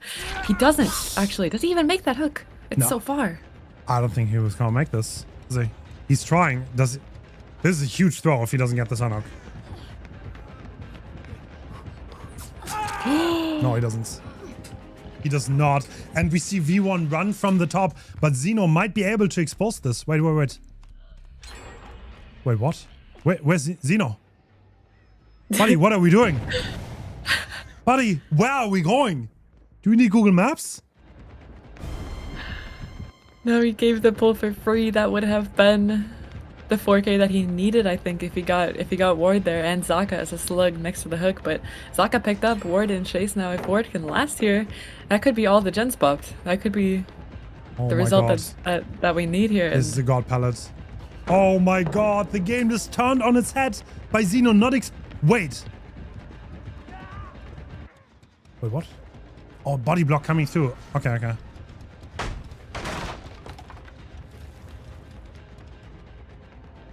Alright, once again. Sending it down the map. Is he gonna make this pallet? Yep, yes. Oh, he wins that 52! And the gens, they're being done. Every second being bought here is so valuable. They're tripling. Yeah, they're tripling injured though. Once they pop this, they'll be at the Tycon, but they'll all be injured. And I mean, they kind of have to get these resets. They have to play in the 3v1. They are going to be resetting instantly. Okay, so we do have at least one healthy person, but Xeno definitely heading his way down. He probably knows that was a double reset, given the speed of that reset there. And a tag coming through instantly on Marcos, so Sloppy Butcher reapplied. All 3 survivors now injured. And Xeno's gone. Okay, yeah, he wants to keep that pressure up. He doesn't want to allow any resets. What is this match? Like, what am I watching? Wait, Back in the basement. Technically, I don't have to eat a shoe because it's already Tycon, by the way.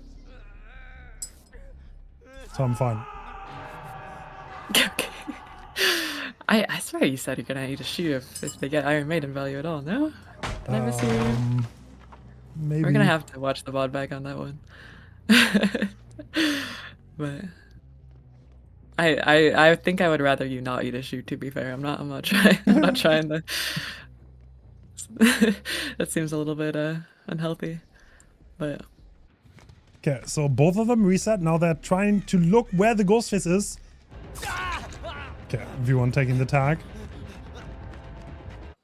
I mean, it's gotta be very, very hard for Team Praxis to get this last gen done. yeah, all 3 survivors still have Pain Res available on them too, so I mean, Pain Res and Eruption are gonna come through most likely if we do. And there's the stock coming through. But Marcos, hiding in the corner, manages to get away from that, and he's trying to help his teammate now. Okay, we get up the stairs. Okay, Is looks Marcos like 99 here? that's quite a bit away though from a cooldown being back up, and now he has a pallet. Oh. That's the expose coming out. Library pallet is not there anymore. Does he have anything? No way, we're getting more value. He's forcing the locker. And hooking directly next to V1's gen. I don't know if Zaka's gen is high enough. I mean, V1 has to last here, or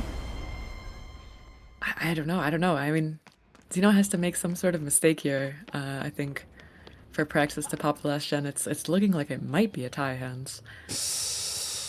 Yeah, I don't know. I mean, miracles do happen, but getting that last gen done at this point in time does seem almost out of the question.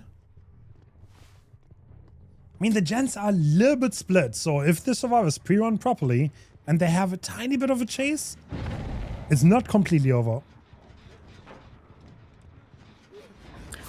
Well, V1's going down. I don't know.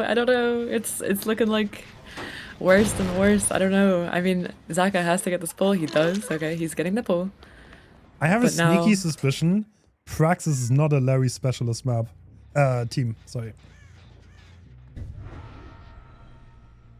I'm pretty sure this... No, wait. This was Praxis pick, right? Actually. It was. Oh, okay. And a lot of times teams will pick sets based on how their killer can do, but I think Ghostface, it might be the opposite. Ghostface kind of just an M1 killer here a lot of the time, and macro decisions matter a lot, but M1 at the end of the day, but Survivor macro can be really tough.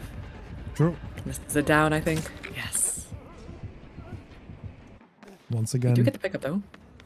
Yeah, he's going for the pick.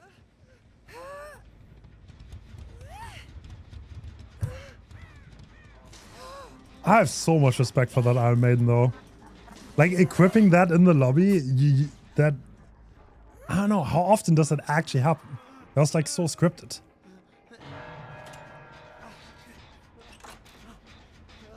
Like thing is, Iron Maiden. even if the head-on wouldn't have failed, there's an exposed survivor that is exposed like literally, it's like a mark.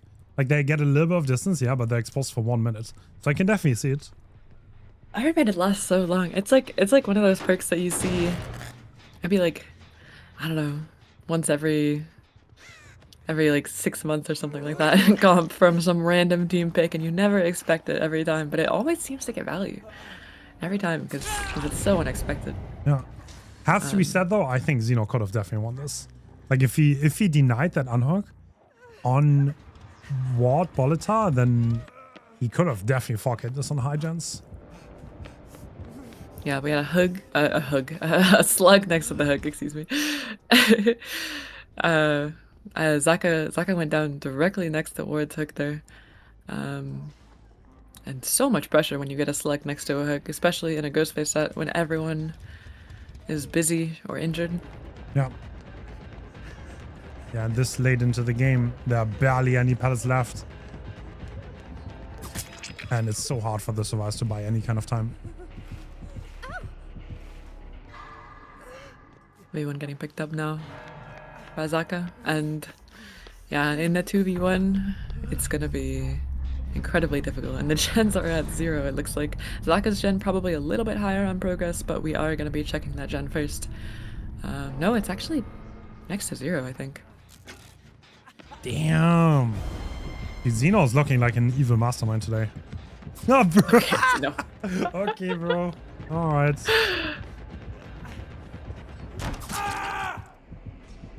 I think it is Rafs here. Yeah, Rafs tried to be a little bit goofy with that kick there, but can already tell this is going to be an amazing series. so what happens now, Hens? Do we replay Ghostface? Or No, are we going on we to go the next to the set? next set. If it's a draw, after the 3 sets, then we're going to replay Ghostface. Otherwise you're stuck in 4K1 hell. Because like there are a few sets that where is always 4K1, like North Core Tower. Like I've seen teams like tie that 3 times on 4K1. And yeah, we can have that, but first I want to see the other matches. Fair enough, so that means that for sure we are going to be getting to the tiebreaker. Oh, here, you're right. You're right. I didn't which even think is about that. Testlinger. Yep. Yeah. And Doctor is the next set on the Wretched Shop. Like we said before, it is a bit of a classic one. So, Xeno's doing a little dance to end off the match here. Just pretty happy he tied that. I know. Should he be happy or sad? I'm not even sure. Like, sure, he should be happy. Because, like, you going in, you don't expect a 4K. But, like, he had the chance to get so much more, and he was so close to getting it.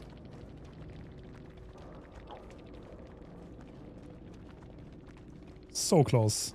But, yeah. Iron Maiden paid off. Hats off to that, for sure. Yeah. I feel like you could take those two sets of Elysium and Praxis on Survivor and just make a highlight reel of Yeah. flippable moments. Yeah, that's kind of crazy. Was- That was not the coordination you expect. There was a lot of chaos on both Survivor sides. There was not that much scouting. There were people getting grabbed off gens, like running into the ghost face. That was kind of crazy.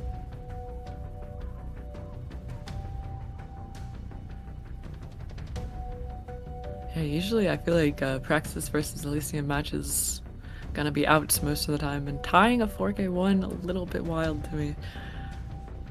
Yeah, He especially seems pretty familiar with Ghostface. Yeah, especially now.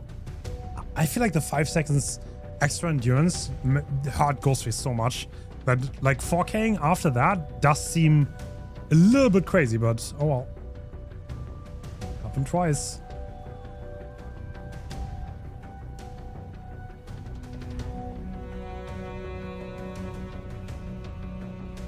I believe Elysium is starting off on the killer in the Doctor set. This is Elysium's pick, I think. They did play a Doctor set last weekend, I believe. I think I cast it with you. True, on Saturday. true. Yep. Good old Doctor. The classic. I like watching it. It's fun to watch. Lots of hit tanks gonna come through. Lots of, like we said last week, we talked about this a little bit, but M1 perks, a super common thing. Like Sloppy Butcher, Rapid, Save the Best for Last. Save the Best for Last, a little bit more of a risky one, to be fair. Sometimes doesn't get value at all if the obsession is there to take hits, which they often are. Could be a little bit of a dud perk there. Yeah. Yep. Actually, I mean, yeah. I don't think. I mean, yeah, there are quite a few perks to take. Metal of Man on the Survivor side can come in handy, but I always love the mechanical side of the Doctor set. It's so much about chase and coordinating and helping your teammates, but essentially, he's like my favorite low tier killer to watch. Besides Ghostface. Besides, I was about to say, yeah. I mean, yeah. Definitely a classic for a reason. Doctor's also one of the killers that's super popular in ladder. People are super comfortable playing against him, playing as him. And playing as him can be very, very difficult, especially in a team-based game. In 1v1s, you don't have anyone to take hits for you or anything like that, so the coordination comes through in the 4v1. Very fun to watch. Yep.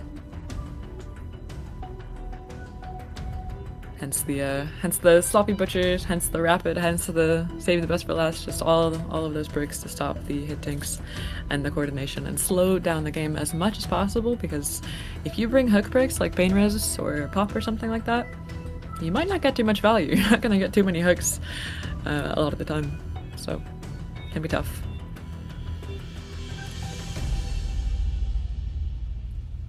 All right. And looks like Zeno is back in. We see no Save the Best. I guess this is a pretty default build with Sloppy and Rapid Vitality. It's probably one of the most common Doctor builds in comp. 2 perks for hit tanks, 1 perk for regressing the gens, and corrupt, of course. And we are in chase instantly around the main building, playing the distance on the main building well, but I think that might be a first hit coming through, actually, on Marcos. A little bit of missed movement there. Yeah, that pathing did not seem clean at all. Does Marcos literally make anything? I think he needs a hit tank instantly. Or a pallet drop, even better. Yeah, that's the absolute optimal scenario. You're shocked, your teammate manages to drop the pallet for you. And that gives a lot of distance to Marcus here that he can use to continue that loop. And another one. The top side. Wow, actually excellent teamwork from Team Praxis, helping each other out, dropping the pallet. But now Zaka took chase. Zaka is going to be taking an M1 here, probably Rapid coming through now. Yeah, we are going to be catching up quite fast. We're breaking the pallet instead, so half the Rapid is going to be gone, but Zeno knows that pallet's pretty strong, so we kind of need to get rid of it. And actually choosing to leave here, I'm a bit surprised that he's not committing here, but maybe he can try to get another hit, try to get some more pressure going. maybe? Actually, I'm surprised that he's not wanting to commit to any of these chases. Guess we want to control the gens, but no eruption here, so those kicks don't really do that much. Yeah, leaving those chases a little bit risky because you do give the survivors a chance to get back into the game. They had a pretty rough start, and if they get this reset, it could be huge. But Xeno, I think he's managed to find the injured survivors again, so maybe that was his game plan. And if he gets the down fast here, it could be completely worth it. But enough distance for Zaka to pre-drop that pallet. Oh, he's actually trying to play M1 around this. Interesting. Dude, Zaka on Survivor is looking so strong recently, and I say that and he loses the mic game. Wait! Does he make that? No way! Excellent pathing from Zaka. Oh my goodness. That might be down here. Yeah, he loses the 50 on that edge map pallet. Okay, but like honestly, so 2 gens done for the first hook and everyone for us. So Team Praxis made quite a lot out of this, and at this point it's not worth to go for Painless anymore, is it? I think Xeno's still opting to go for this hook for hook placement. I mean, maybe worth. It didn't hit V1's gen, it hit a different gen somewhere. So maybe wards on a gen somewhere. Maybe a bugged HUD. That is true. He's probably doing something.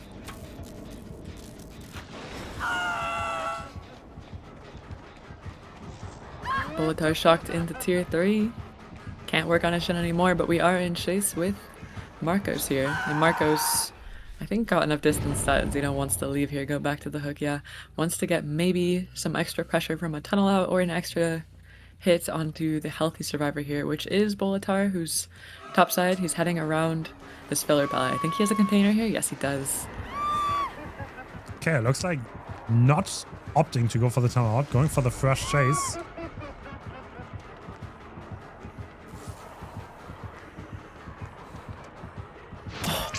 Wow. And we get the hit through the pallet. EU to EU, but the hit comes through regardless. And Rapid brutality. my goodness. The value. Yeah. Honestly, a pretty fast second down, considering.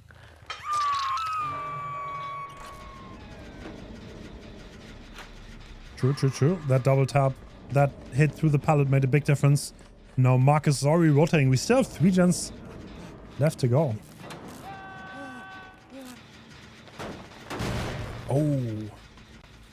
That gen is not that crazy far from the hook, so a little bit of a high price gen that Xeno might be able to control, but the unhook is coming through. It's so fast. Yeah, I think just using the rapid brutality hit on the ward to get some extra distance on the Marcos. Xeno just going for fresh hooks here, and yeah, we do get the hit. I think we a lot of these pallets have gotten cleared out, but Marcos looks like he's heading towards this eye loop here. I don't know if he makes it all the way around without Xeno being able to shock. Yeah, he has to kind of play a little bit of an unsafe 50 here, and Xeno able to shock again away from that pallet. Now he's playing the most unsafe side possible of the eye loop, and I think he goes down, but he's under the pallet. There's somebody here for the pallet save, but they're injured. Oh, actually 2 survivors being around for the pallet save. Team Praxis do not want to give that hook up for free.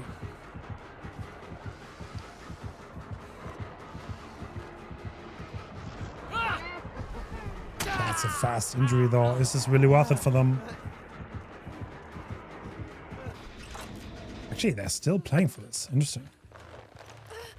Yeah, I mean, that time waste there made Xeno hesitate. Look, what? Okay. You know what? Okay. This is 1 less fresh hook. This is 1 less pain rush. Looks like a fail, but definitely I think this is worth it for Praxis here. Considering there's only 1 gen left and there's no... The risk of the tunnel out is pretty low. Considering there are 2 gens high progress. Definitely a good trade for them. It's hooked right next to the high progress gen. Bolitar probably the highest ping in the lobby. Bolitar's ward, by the way. Yeah. I actually asked him, he wants to be called... Okay, I don't think he cares, but he's like, yeah, call me Bolitar. He's like, he changes his in-game name quite often. Fair enough. And we're running around the shack. I mean, the gens here are not that crazy good for the survivors. And they're opting to go for a reset. Oh, they don't have that much time. They can get one reset and then they'll probably have to trade. Yeah, the pressure that Xeno has, it's like, it seems to be working in Xeno's favor right now. He's kind of gotten a lot of pressure back. He had a really good start, kind of slowed down a little bit in the mid game, but Actually, got quite a few tags. oh wait, they're deciding to let War die. Okay, is that really worth it? Okay, maybe I changed my mind. That does not seem too good. So 2 people full health, for sure, but only 3 survivors alive now.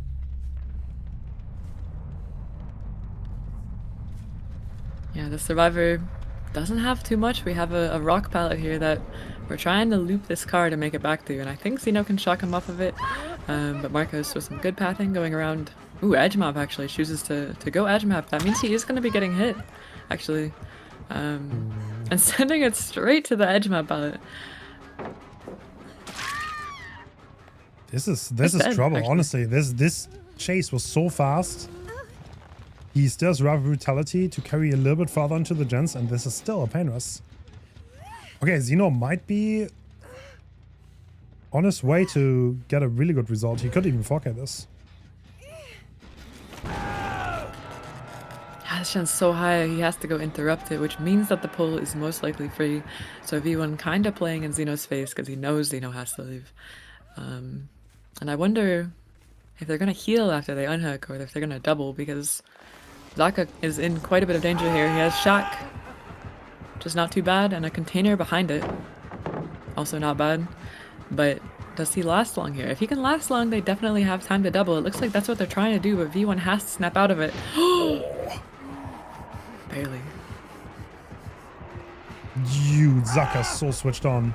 And he dies right after I say that. You keep caster cursing that. Not bad.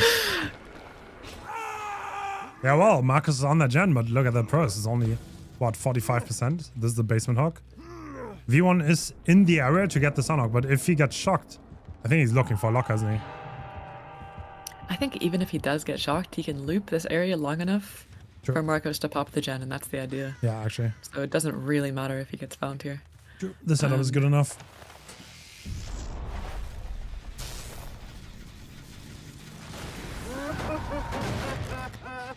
Yeah, what does Xeno want to do here? Is he actually going to go back? Because Marcus can do that gen now. No, I think he's going to commit Marcus, right? Yep, looks like it. Yes, I mean it's going to be very hard for Xeno to 4K this. They have a gen very high progress by Shaq, and it looks like the 2 survivors not in chase are doubling it. So if Marcos lasts long enough here, I think it's going to be a pop. I think we don't have a pain res available on Marcos. I don't think he makes it back in time. True, but he couldn't. Okay, Zaka's obviously Deathhawk. He's injured. He's going to play very aggressive on a gate, and Team Praxis does not want Virtual to get on the hook here. He's never been hooked. No fresh hook so far. And if he goes down here, there will be 3 more stages for Xeno. So this is going to matter a lot in this endgame. And he already predicted some rotate for Virtual to be in a weird position. Did he see Virtual? He sees yes. him. Yes, he sees him. Thing is, can he last long enough for the door to open, though? Yeah, I think Zaka's already on the gate. Yep, that's where he's going.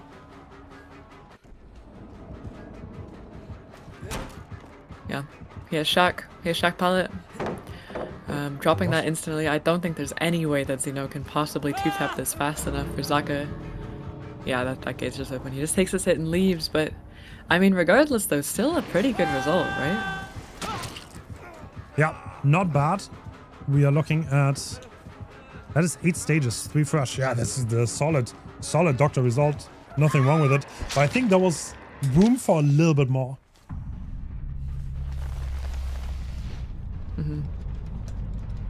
Yeah, maybe if he just accepted that gen main is gonna pop and tries to look for Virtual at the Shack, he gets those extra couple of stages. I don't think there's any way he could 4K, but yeah, the gen pressure just so high from Team Praxis that they kind of forced him into a lose-lose.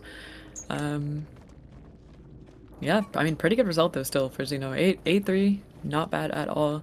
We see us on the upper end of Doctor results.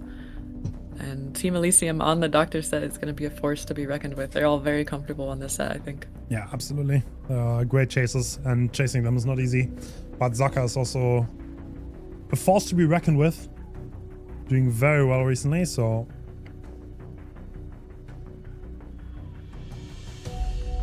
I don't know. I mean, the first set drew, so... Like you said, we are definitely going to go into the tiebreaker afterwards, which I'm pretty stoked about. Like, 2-0 was always like, I don't like it. Mm-hmm. Yeah. I mean, yeah, Zaka's been kind of switched on recently. He's been pulling through, especially on Killer. You saw, I mean, to be fair, I don't know how much of that was Zaka and how much of it was Elysium being a little bit silly, but Zaka got a really good result on the Ghost Face. We'll have to see if he does it again. I don't think that Iron Maiden, that Iron Maiden, no shot.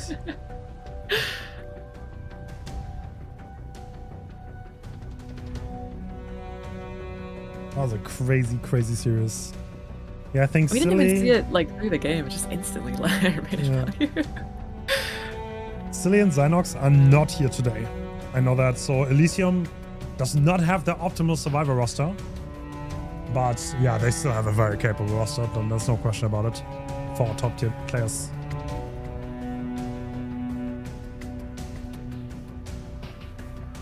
Yeah, for sure. It's probably going to be the same roster we saw in the Ghostface set. Yep. Unless they want to, very capable. Unless they want to bring out the Obi survivor, but I think he's a killer only player. He has been on Survivor before, very rarely. I have seen him on Survivor before within the last year, but yeah, it's not the most common thing.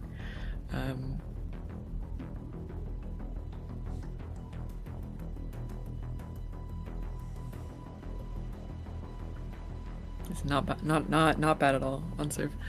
Yeah, well, yeah, he can definitely play it for sure. He actually, yeah, I said this already like last week, but he started playing comp as a survivor actually, which is pretty rare because like then he switched to killer and now he's only playing killer. One of the few top tier killer mains who have come in recently. It's like we talked about this earlier, that there are very few newcomers in comp, but especially the killer players are more often than not the veterans of the teams that have been there the longest.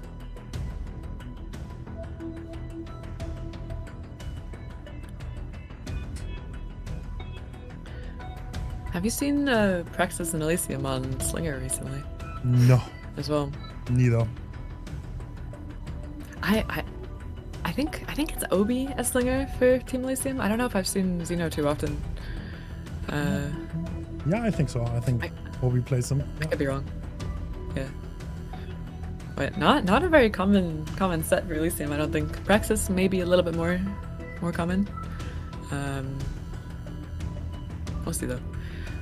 And yeah, Doctor, of course. I swear Doctor and Ghostface both just very very M1 heavy, of course. The mechanics are far overshadowed by the macro there. But Deathslinger though, Deathslinger, kind of a little bit of both. A nice little mix of macro and mechanics. Absolutely. And alright, Zaka, we have the very, very same build. No changes at all. And somehow Xeno is on a gen already. Interesting. He must have spawned on it. Yeah, I spawned over there at the hill. I think we're instantly on him actually. He has a 4-lane here to play. A little bit of a strong setup by Shaq usually, but this 4-lane is not looking too strong, so Xeno is just instantly dropping that pallet. Zaka choosing to break it. He knows Xeno can waste a bit of time. Oh. And this might be a fast tag actually. I think Zaka able to shock Xeno away from that window in time. And do we have a filler here? I don't think he makes it regardless, but maybe he makes the shack actually. Oh, he actually makes the shack. No way. I think Zaka was also very aware of the fillers that can spawn next to shack, but he's beeline too. the Shack pallet here. And a missed shock.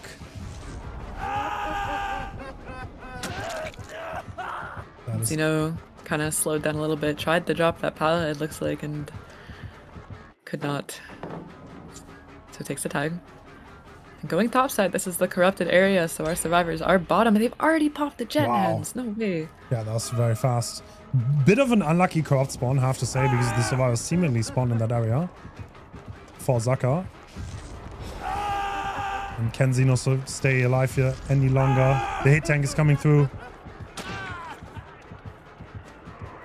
Actually, are we going to switch target? Looks like it. Ivan taking chase now. Another player that's very confident against Doctor. Yeah, and Ivan manages to drop that pallet the right side, winning that, and Zaka just choosing to break, but that also means Ivan does make it to the second rock filler. And Rapid Brutality had come through, but Ivan survived it, so he does make his pallet once again. I think we have to shock him off of it, and I don't think that shock actually landed. He's playing the Z-wall now, though. No. Probably. Does he win this? No way he makes it back to the pallet. That's insane. Well played. Oh, actually. Okay. Oh, no way he wins that! Ivan playing out of his mind on the filler. No, he leaves, and Zaka's completely lost. This is why Ivan is considered one of the best 1v1 players in the world. Yeah. Very switched on. Yeah, incredible. Very locked in. I think he's going down now, but what a chase. Oh my goodness. He definitely shows the limitations of the Doctor and how much you can outplay him if you path unexpectedly. Yeah, this August is way too late, isn't it? Okay, looks like Painters is not going to come through. Yeah, I think Zaka's choosing to go for hog positioning here. He will have to play for a gen setup at some point because I think it's just way too late to get a tunnel out. I mean, he chose the hook position over getting a pain res, and that hook position is in the 3-gen now, so maybe that's kind of Zaka's move here. That's his angle. He has to play for a 3-gen. He has to protect his generators because getting a tunnel out at this point in the game is probably not going to work out too well. He has 8 stages 3 fresh as the tie condition, so yeah. That first chase from both Zeno and Ivan, very important. Zaka trying to get a mind game on.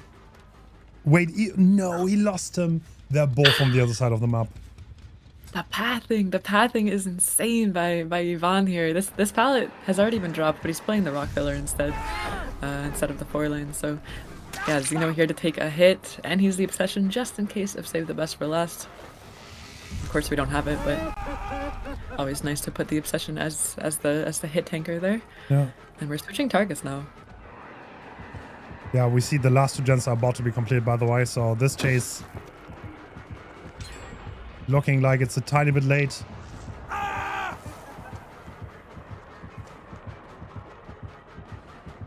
Damn.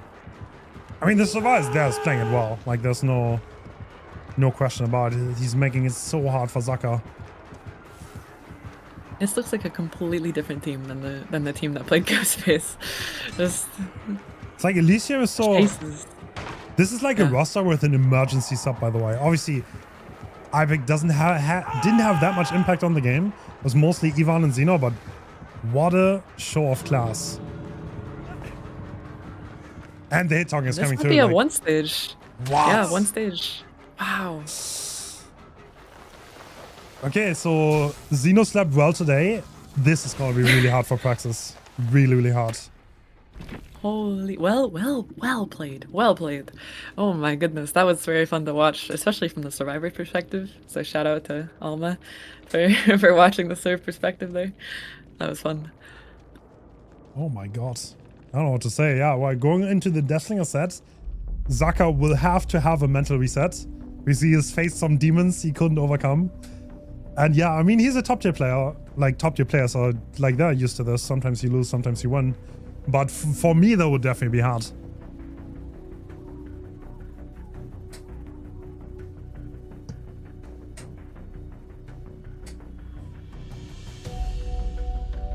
Yeah, we're going to be going into the Slinger set now. Possibly the last matchup, or the match of the matchup. So, yeah, it's gonna be interesting. I mean, this is a little bit more macro heavy. So this is where Elysium, with a new member that they added less than 12 hours ago, might have a little bit of a harder time coordinating properly. Yeah, maybe. The thing is, though, Yvonne has played on Elysium before. Yeah. It was kind of the old Elysium roster before that huge team shuffle that went on. And so at least Xeno is pretty familiar with playing with him. Yeah, true.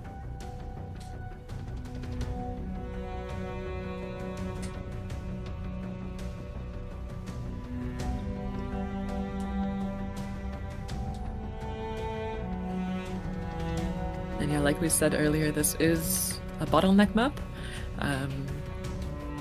You have to be pretty careful about which side of the map you die on. If there's a 4-gen, a tight 4-gen, even a tight 3-gen, you cannot die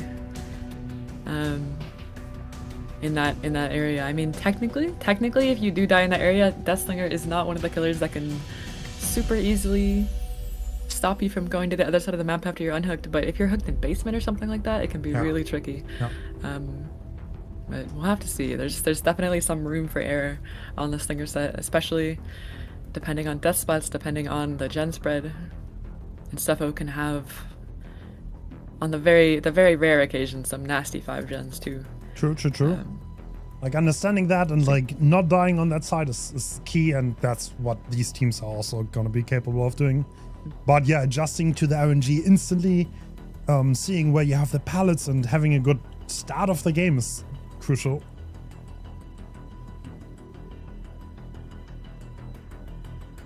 Yeah, for sure.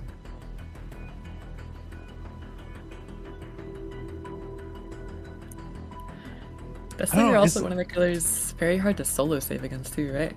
Yeah, true. If you get shot a little bit too late to the hook, I mean, Cigar, a very powerful add-on. You can prevent the survivors from getting too close to the hook if you're shot in the right spot.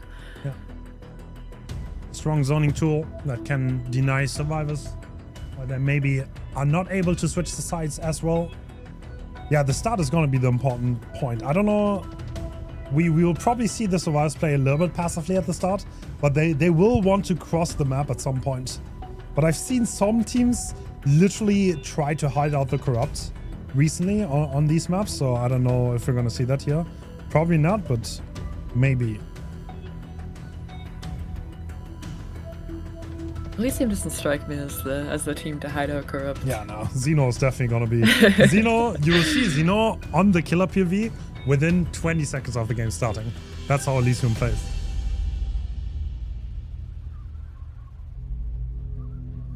It seems to work to them, to be fair. It works for them quite well. Yeah, Xeno is definitely the main actor of the team, and always has been.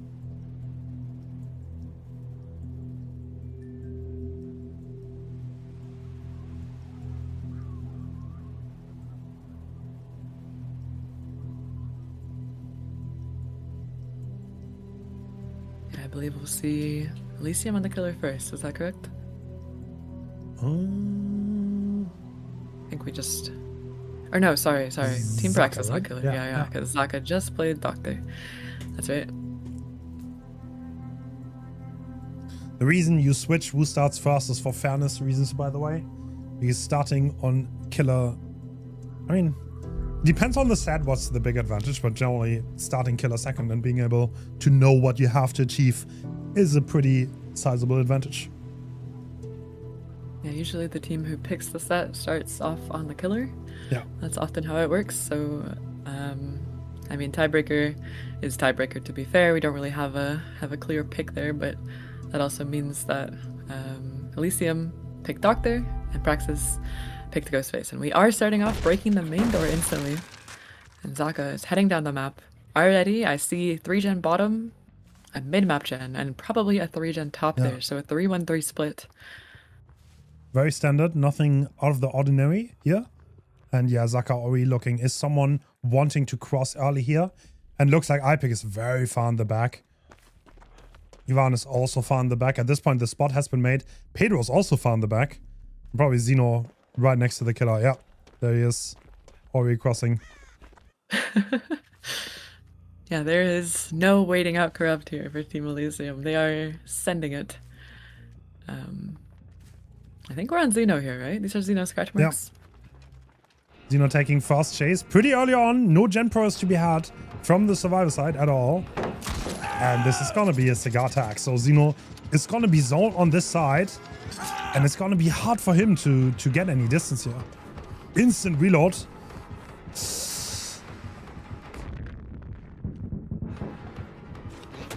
Nah, what am I watching? Okay, is he gonna make anything? Surely not. Nah, he's gonna do this. I know that pallet not the safest against even an M1 killer, and against Slinger is even less safe. So we are going to be getting the first hook behind the main building, but is that a triple actually? I think a triple in the top mid gen might get pain resed. Do they make okay, I think they barely make it because Zaka is not expecting this. He's looking around. But this is one of the cases where I think Xeno running into the killer's face might not have paid off here. It was not a great start into the match for them. Yeah. Yeah, now we have a hook in the 3-gen. Of course, it was a 3-1-3, so they did manage to get that top mid-gen popped, the top mid tile, and now they're probably going to split 2 far gens on the bottom side. They actually might 3-split here, I'm not sure. It looks like they are. They're trying to 3-split. Okay, yeah. So they're calling Zaka out. Hey, Zaka, you're going to camp this anyway. And yeah, he's opening lockers right next to the hook. And they're getting maximum gen progress. Because as you said earlier, trading against Deathslinger or 1-for-1ing, this is incredibly risky and unreliable. Because if he gets a good shot and he can somehow get the survivor stock with the cigar add-on, you will not get that unlock. Yeah, so Xeno goes second here if Zaka camps him out, but they get 3 gens bottom popped. And now, once they unhook Xeno from second stage, all he has to do is last for 1 triple gen topside to pop, or a double gen. And that is endgame. So that's kind of the strategy here. And since they have called Zaka's bluff, or his strategy, it's probably going to work actually, because look at all the gen progress. 3 splitting here, and now it's 3 gens almost done. Is Zaka going to call this, or is he going to look for a savior that doesn't exist? That's like the big question here. And yeah, he's looking for a savior that doesn't exist. So that is gonna work out for Elysium here. They'll probably send a double save after the gens pop. But yeah, well, this extra greed is gonna pay off.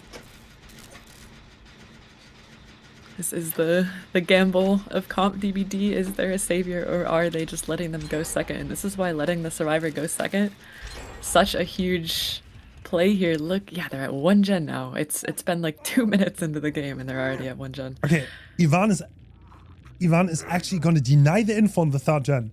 He 99'd so that Zaka is scared of a savior that is hiding, and at this point he pops. Zaka knows they 3-split, but it's too late because they're already invaded.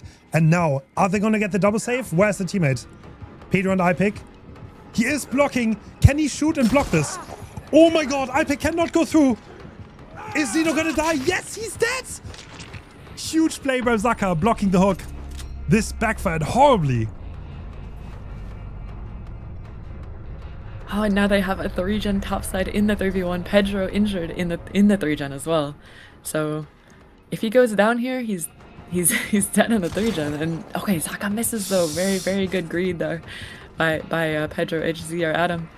And good zone though. Good zone by Zaka. He's gonna get that down with the extra patience. Very, very good patience. And that double gen is not even 50%. I don't think it's going to pop. Wow, yeah, Zaka just turned all of this on his head. It was a great plan, but that body block on iPick that was too strong. And now they're rotating. Obviously, the gens are so close together now. But he gets the cross.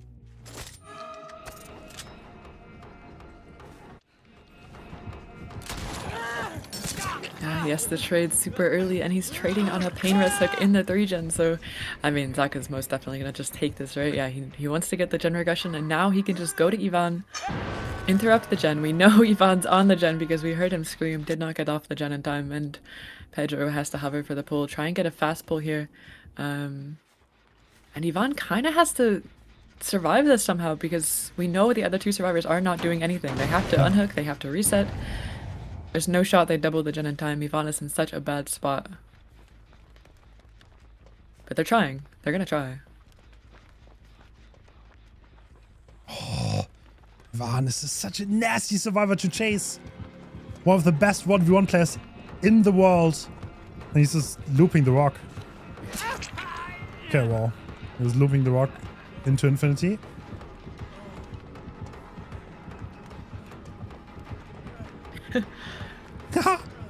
Oh! Can you shoot that? I think maybe, but Zaka didn't try. And that gen I think pops if he dies edge map here. If he just lasts a few more seconds and dies edge, I think that last gen does pop actually. Oh my god, the passing! He's insane! Elysium just turned this game around completely. I mean, Zaka doesn't even have that many stages right now. Such a good survivor. Oh my goodness, Ivan is... He's just the GOAT. I don't know how else to say it. He's just the best. But he is going to be in chase most likely here. I think he was the one opening the gate at 3, so we are on the fresh stage here and trying to get the hatch actually. I think the other 2 survivors gambling to try to get that door, and it might actually pay off. Dude, no way we see the hatch escape. Now, what? Nice shot. Nice shot. There's no way you're getting away with this. Oh, he found a rock again. This is dangerous.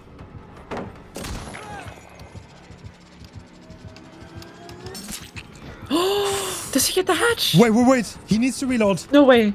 No way. If he dodges one shot, he gets the hatch. Dodge, Ivan. Oh my god! Do they leave in time? No, it's not in time. No way! He doesn't get it! This is an insane performance from Elysium survivors. It looks so good for Zaka, but in the end, he has nothing on the scoreboard at all. Oh, what? Holy masterclass in looping a single rock. Oh my goodness, that was a masterclass from Ivan. Oh my god. He's the rock master So well for sure. played.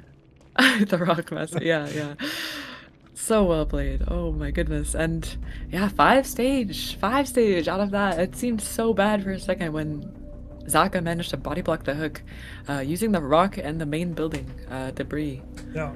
To wedge himself in there so that we couldn't get the double save. And yeah, Zeno dying on the hook, a hook in the 3 gen, but the gen pressure from the survivors doubling out the gen instantly. No hesitation. Holy, what So did you well just watch? Oh my god.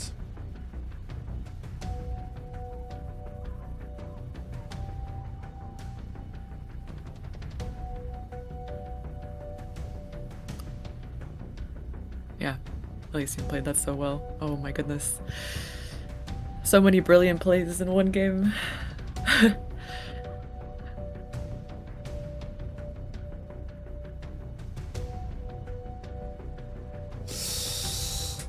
Not out of the realm of possibility though.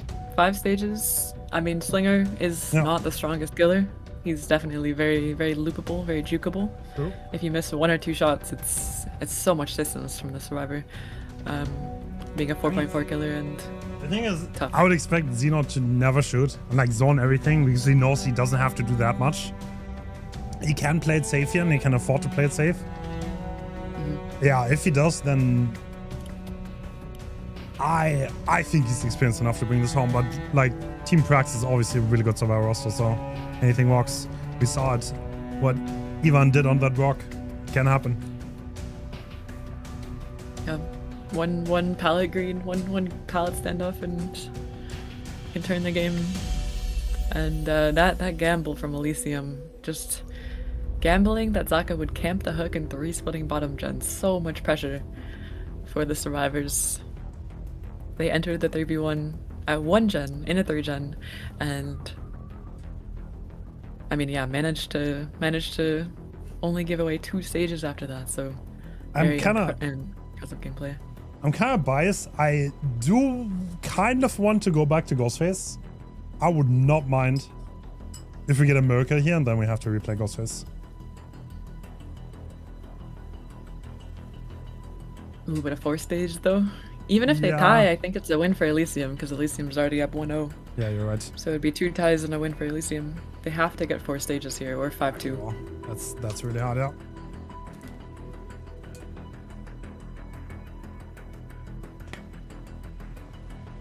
If anyone can do it, though, it's Praxis. Team Praxis roster.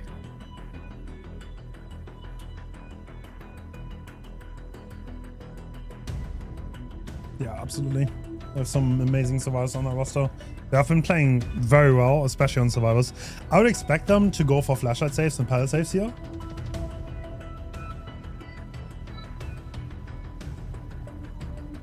A little bit tough on Deathslinger, though. You can kind of pull the survivors out of the pallet sometimes, but flashlight saves definitely a lot.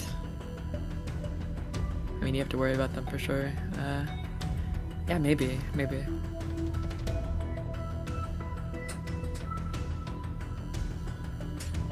So the way, in case you don't know how these killers are chosen, there's a pick ban system.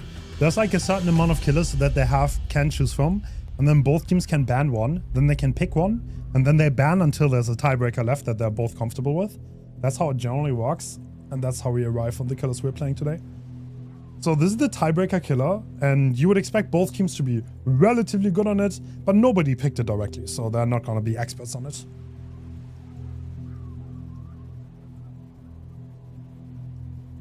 Yeah. I mean, Elysium won their own pick. Elysium won the Doctor set, and then Praxis's pick was a tie. All right. So it's hard to say. I mean, yeah, okay, we are heading in now. Loading in. 4 stages, Hens. Tough. Interesting. Okay, I don't know if I would call them cheese pucks. They are Dragon Scrub and Rancor. Okay. That's a little bit of a thing that could definitely catch Survivor off guard. If you get value for 1 Dragon Scrub, then it's probably over already. Alright, Xeno going onto the main building to bait the rotation from the Survivor that's on the water tower, or he suspects them to be. Oh. No shot. Alright. Oh. What a shot from Xeno. That was a 2-tap. That was... They haven't even rotated on the gens yet, barely. I mean, Zaka's just started the gen. There's 1 survivor topside, and V1 just started his gen. That was such a fast down. Well played. I see. Marcos does seem a little bit off his game today. You would expect him to terror radius read that, but he didn't. He ran into the killer. Might be nerves because he did not play the best in the Doctor set. Yeah, they are on 2 gens. Someone is hovering for the unhook, so this is the default play. Oh, actually, the fast pull is coming through. Yeah, and Xeno's gonna go back, right? No big surprise. You think he tunnels here? I think he might. Yeah. With a 4-stage win con, you just tunnel somebody out and maybe hug a last survivor. Or you could go for fresh, but it looks like Xeno has his sights set on our Claudette here, Marcos. Yeah, I was about to no say. way. There's no way. Chain is not that long. Oh, Marcus does seem comfortable here. He's kind of zoned though. Wait, actually, he's the pathing god. Never mind.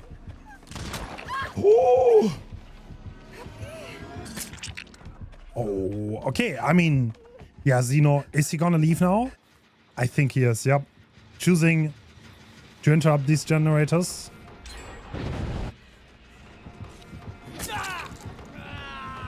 And Marco's the obsession. I mean, if we find him in endgame, that's a kill. So could be useful to switch targets here. Save Marcos for later.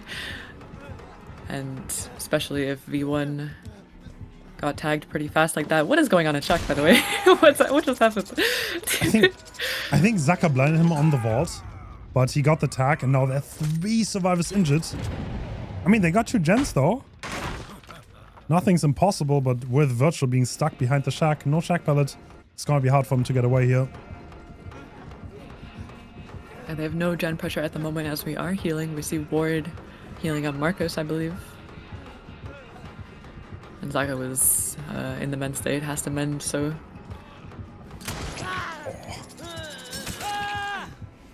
So patient by Xeno.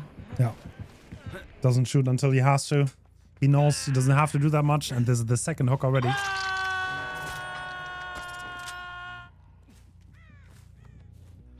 mean, there's still a 3-gen on the other side, but I guess Xeno doesn't really care. He doesn't have to play for the gens. Everyone healed up now. I mean, 3 gens remaining. We gotta give less than 3 stages within those 3 gens. We get the pull for free though. That's a good start. Yeah. Pull is free once again, which means that gives the chance for a great chase here. Honestly, on this tile, that's pretty hard though. Okay. Okay. You were saying? I mean, yeah, very good stun. But I think there's gonna be an M1 here, and Ward knows he can't really path back to the pallet. He doesn't want to get zoned, but maybe with the cigar we're gonna get very little distance anyways. That's a 2-tab. Oh my goodness, 2-tab with cigar. Xeno checking the locker, just making sure. Interesting, interesting. Yeah, he tried to make that pallet, but cigars is so strong.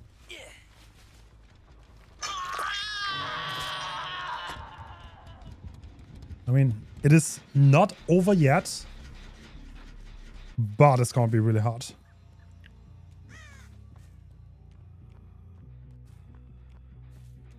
We still have 3 gens topside. I believe some gens already popped bottom.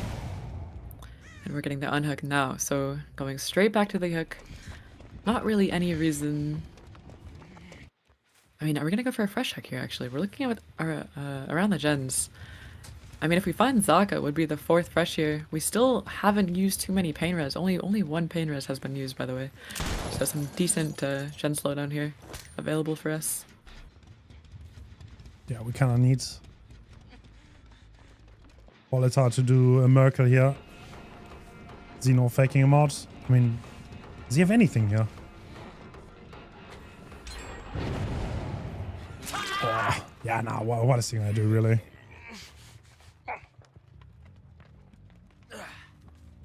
And the next hook stage is the tie, unless of course it's on Zaka, which it would be the win. 5-3, I believe, was the last result, so really, really tough for the survivors here.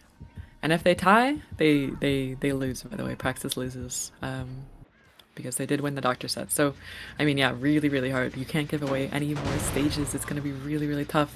We can't find the unhooker here. I mean, if Xeno wanted, he could just camp ward here. You either get 2 injuries for it, or you get a trade, or a death, of course. I mean, it could honestly come down to the wire here. I mean, there's still... We are 1 hook stage away from a draw. And the unhook is completely free, actually. Hold on. Oh, Xeno bottled that so hard. Honestly, the last gen is being progressed. He still needs a stage.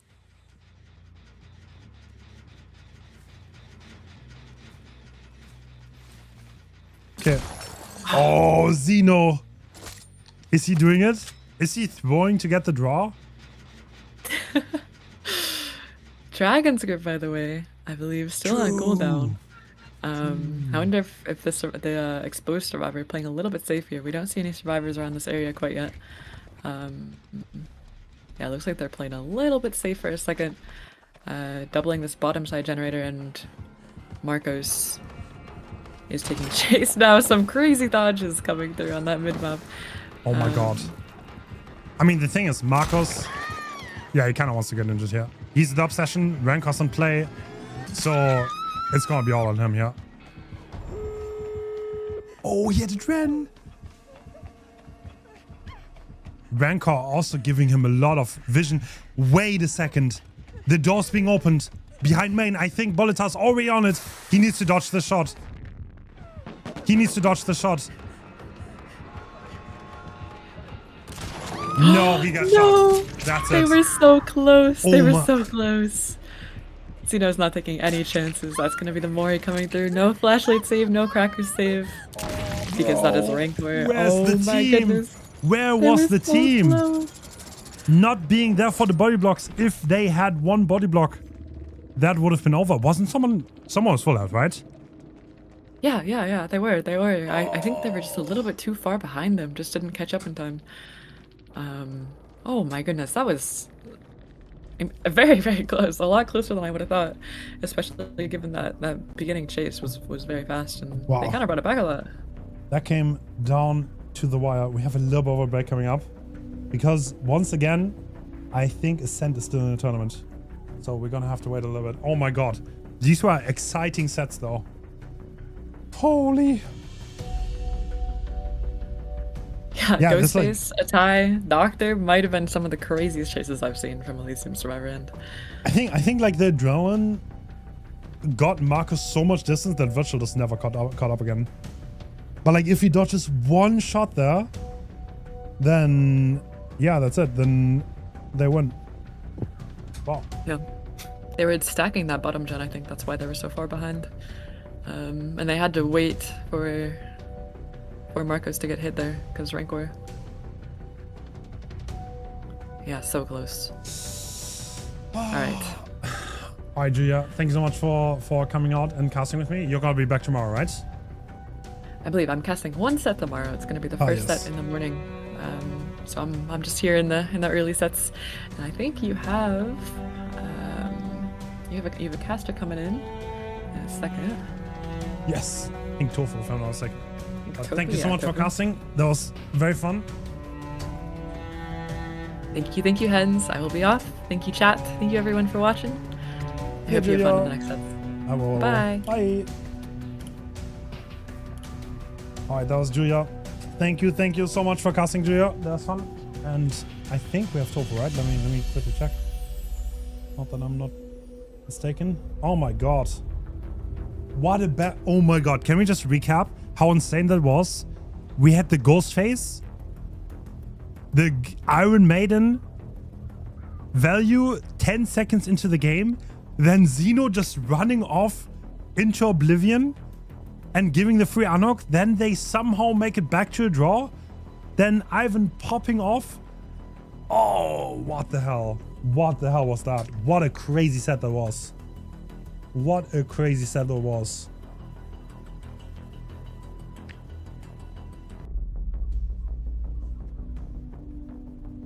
Yeah, amazing plays by Team Elysium, by the way.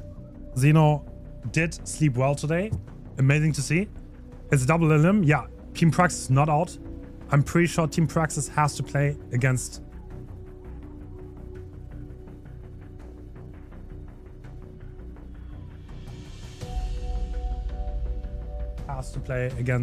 I'm not entirely sure how we see it. We need to see.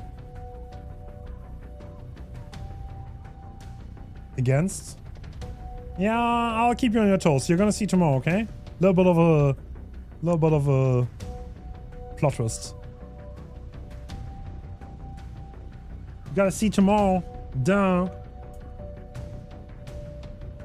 But next up, we have the good old upper bracket matchup of Ascent versus Invictus. So Ascent, kind of a scary enemy for Invictus, have won against Invictus a lot in big tournaments, in big matches. And yeah, we're gonna see if Team Ascent can stand up to the European giant that is probably the favorite. Guys, who's your favorite to win? Do you have one? Oh, Elysium looked mighty strong right now. Okay, all of you are saying Invictus. The thing is, you guys realize that Eternal was always the favorite and they just never won. You realize this, right? Like, they always look so strong until they don't. They always look so strong until they don't. Well, let's see if they're gonna stumble on this one. Let's see if they're gonna stumble. But Invictus being the crowd favorite, no big surprise. Being probably still the #1 team in comp, so that is nobody that surprised. Eternal never won. No, they were always the favorite for the invitationals. Winter, spring, they were always the favorite. They always failed. Didn't they? Wait, they always lost against NA, didn't they? Yes. Oh, didn't X not? Wait. Oh, I just realized the storyline here. So the team they're just playing against kicked them out twice. I mean, yeah, Wispy's not there anymore. Wispy's not in this team. But we still have the core of Ascent. I guess Jar's the only one because Note is not here. But, well, if the script continues, then Invictus might lose here. But they still have the lower bracket, so even if they get cast, Yeah, Ascent is disbanding, but they're still playing this tournament. They're still playing this tournament. Kind of interesting discussions. We're gonna see Team Winter play later, and Team Winter apparently said no to both Jar and Angels. That's crazy player transfers happening.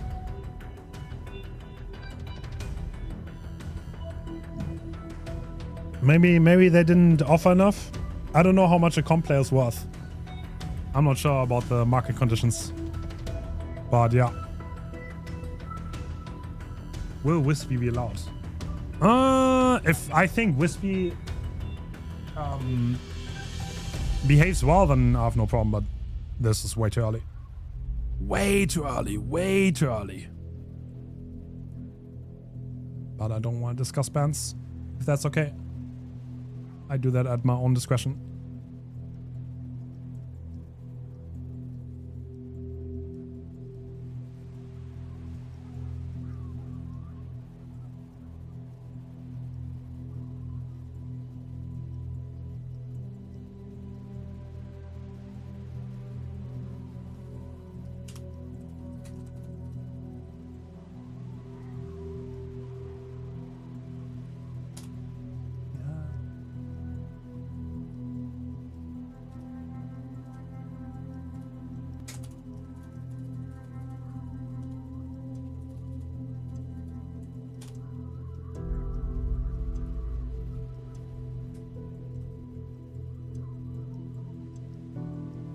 Ivan has to be MVP. Oh, bro. Crazy. Crazy performance by him. What a crazy series.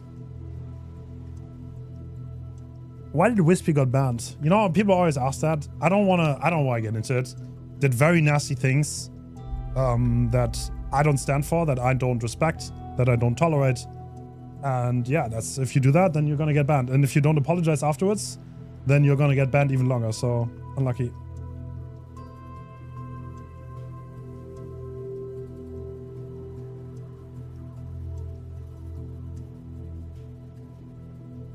You know, you always gotta be, I don't know how to say this. Like we are platforming players here, and they just need to, I don't know, have a certain standard.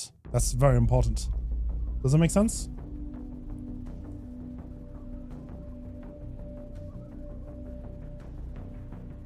It's like a certain standard you need to uphold to play here. That's very important to me personally.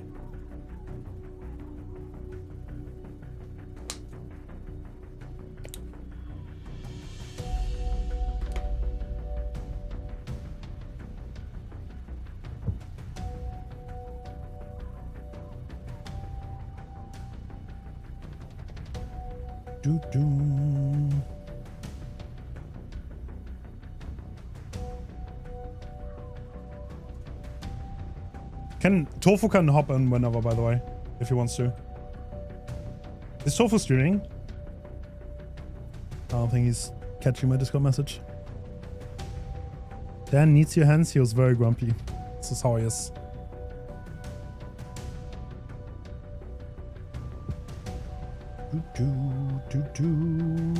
Can we take a second to appreciate? Yes. Many people have worked on the graphics. We're going to see in the credits later. But yeah, a lot of people work on this tournament. It's like over 20 people who work on this tournament. A lot of people have invested a lot of time, which is really nice of them.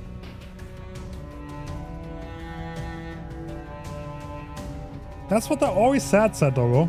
Nobody ever expected an A to win, and they still did. I know, man. Don't count them out. That's all I'm saying. Nightlight is about to play. Team Nightlight is about to play.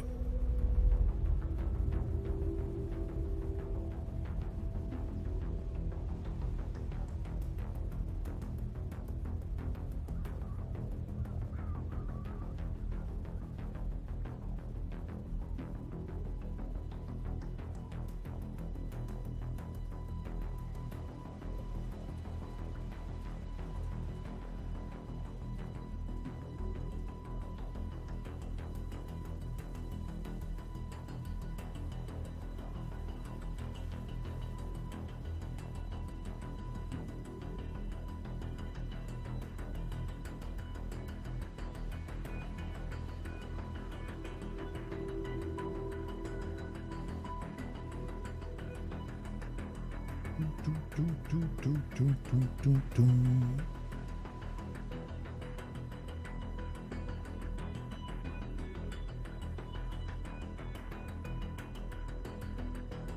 you be in a top tier team? Nah, I'm not good enough. I'm not good enough as a player. You're in a top tier team.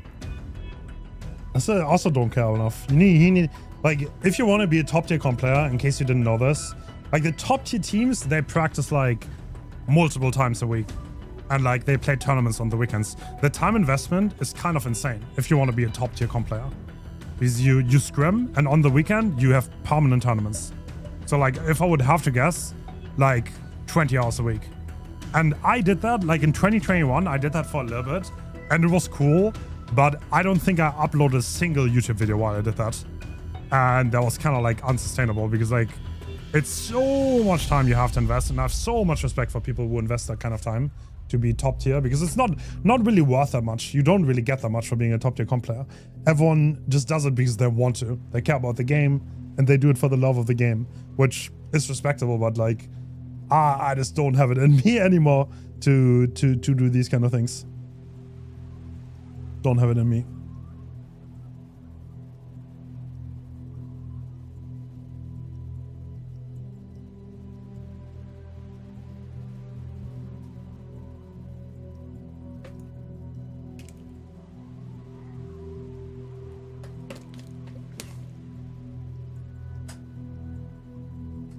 Hell no. Okay, Ascent is still a little bit busy, so we have a little of downtime. I apologize for that. Not much we can do about that, sadly.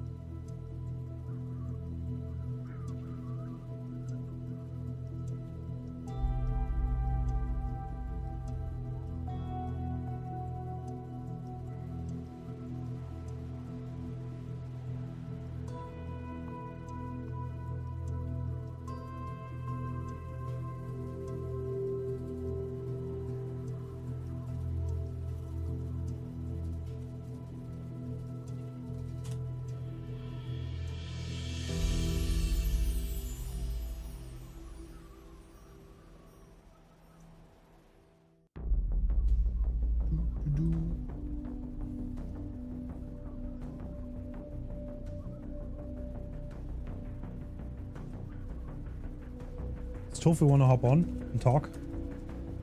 That'd probably be easier.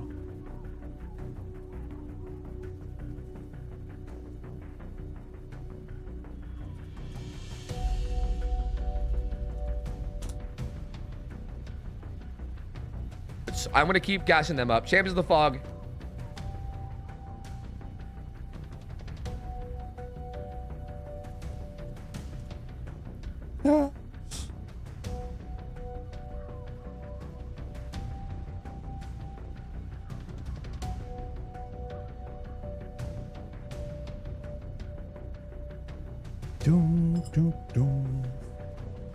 Champions of the Fog. It's a great organization. Those tournaments. We're gonna have more matches tomorrow,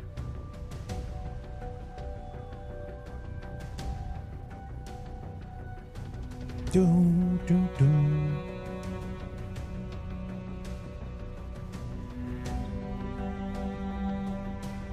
I do read your chat. I don't respond to everything though. If you have a question right now, would be a good time to ask though.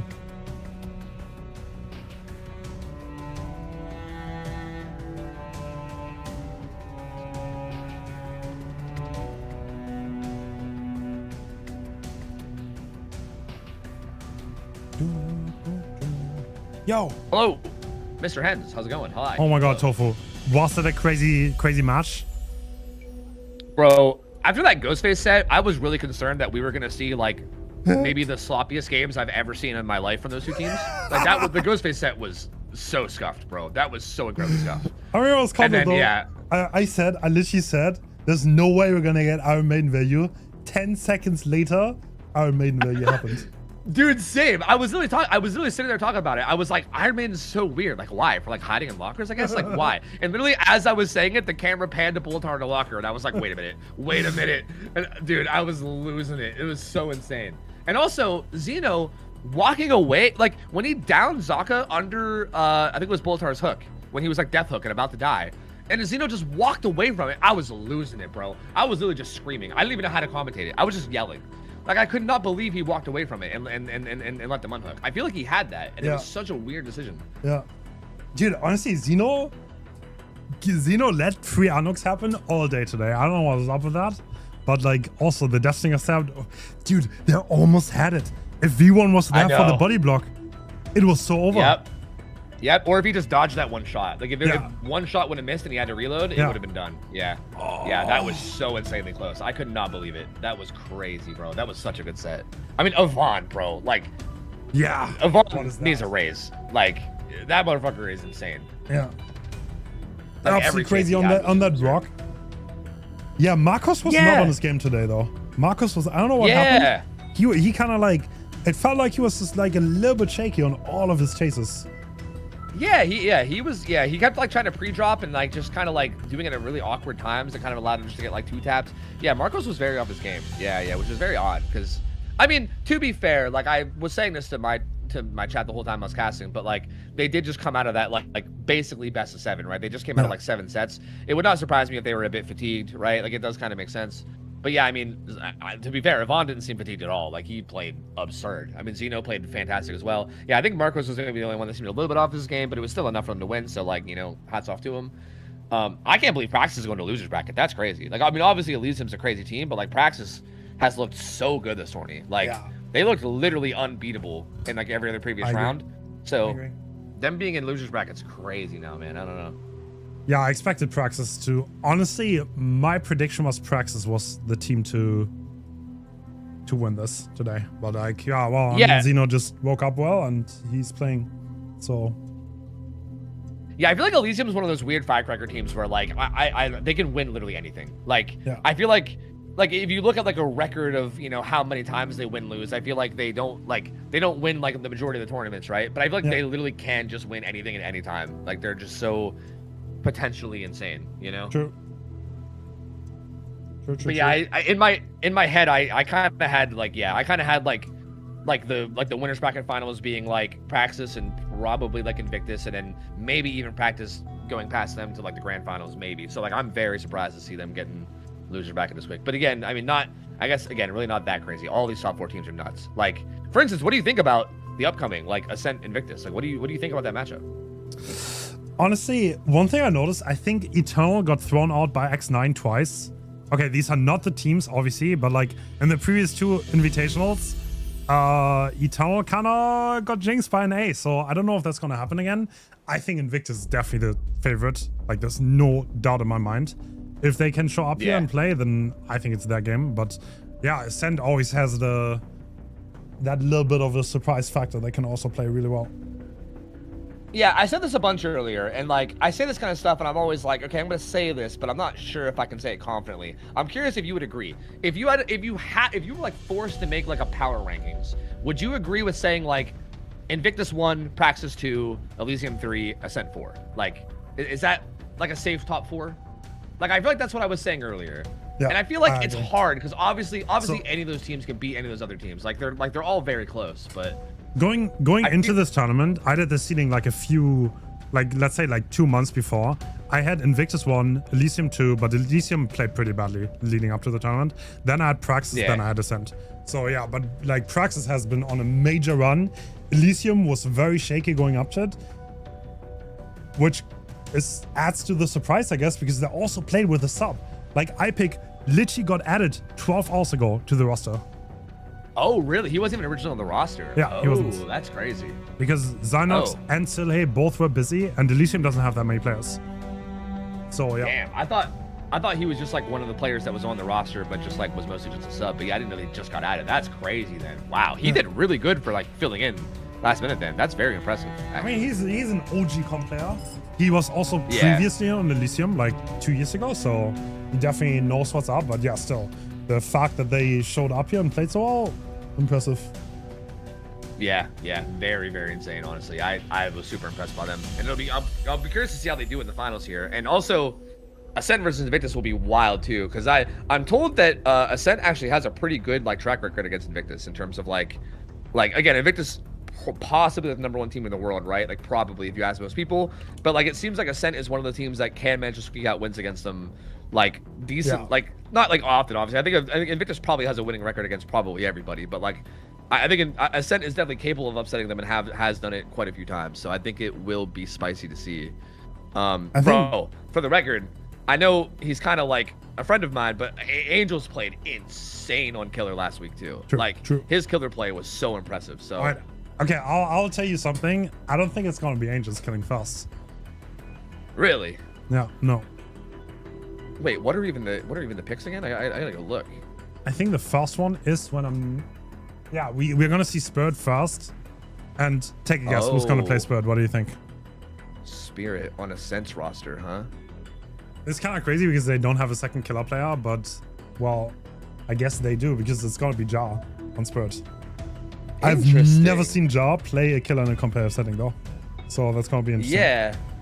Yeah, me neither. That's really interesting, huh? I ran into Jaws Wraith one time when I was speaking. I don't know if that counts. I've seen him play Killer one time that way, but other than that, yeah, I've never seen him. I think he sniped Angels or something and it was like teabagging or like WSing him or something. I don't know, but is he ready for Invictus? What do you think? Yeah, that's the thing. Yeah, like, okay, I feel like any like good Striver player can obviously probably play Killers to like some degree. Like you obviously understand rotations, you understand macro, like you understand things to like some extent. But yeah, it's one thing. Like for instance, I bet Ja can play Killer against any like mid-level team and probably do great, right? I'm sure. But yeah, Invictus is like that's kind of, you're getting thrown right to the deep end, right? That's kind of wild. But yeah, that's a tall first task. Well, we're gonna see. I mean, it's a very odd map. It's Dead Sands, so I don't know how much they practice for this, but I think practicing on this weird maps does make a big difference.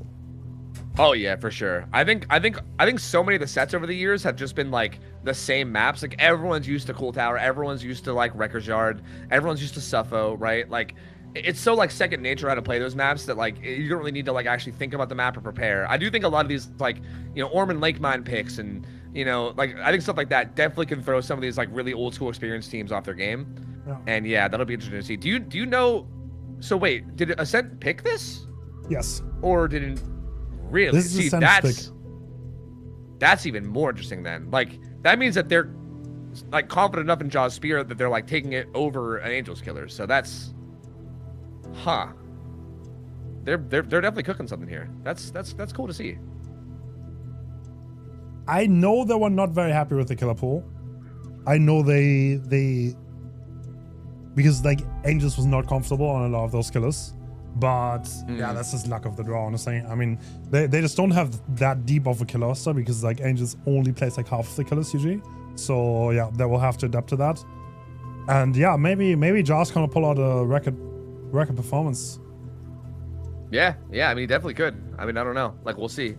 Do you know? Is there I mean, this is probably a stupid question because it's Invictus, but like, does Invictus have like a really strong Spirit player? I feel like I don't think they have like a one-trick Spirit, do they? Like Spirit's definitely one of those killers where like people will one-trick them and be like an insane. Like you think of people like who was that Russian Spirit back in the day who was like insane? Whizzle.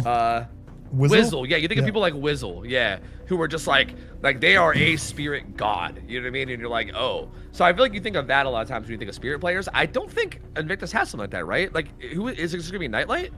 And like, I mean, don't get me wrong, I'm sure Nightlight will play the killer well. He plays like everyone well, but like it might not be the same as like a one-trick level Spirit. Or Pejor, whoever plays him, I guess, you know? Like I'm interested if that will be like again, I don't think Invictus has like a weak spot on killer. Like I don't think that is a thing. But if there's like a even like minor weak spot, right? Like if you could just throw them off their comfort even a little bit with something like Spirit, I think that might be interesting if that's the case.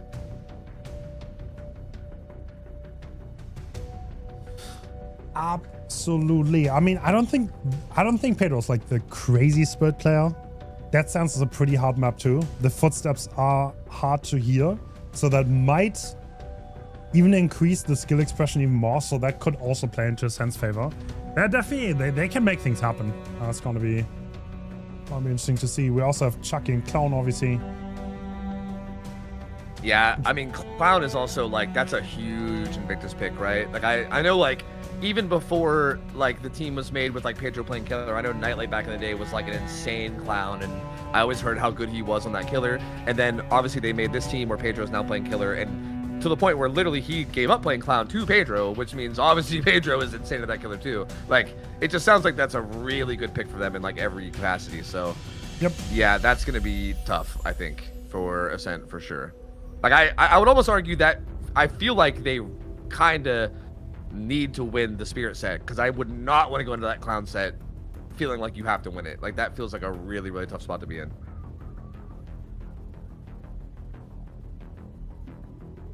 Damn. Okay, I've got some stats on Invictus. So on average in 24 games, Invictus did 4.8 gens on Survivor, and they given 7 hooks. And Ascent on average did 4.6 gens, and they gave 8 hooks. So a little bit better stats. I mean, it's to be expected. Like, I mean, Invictus is probably the #1 team.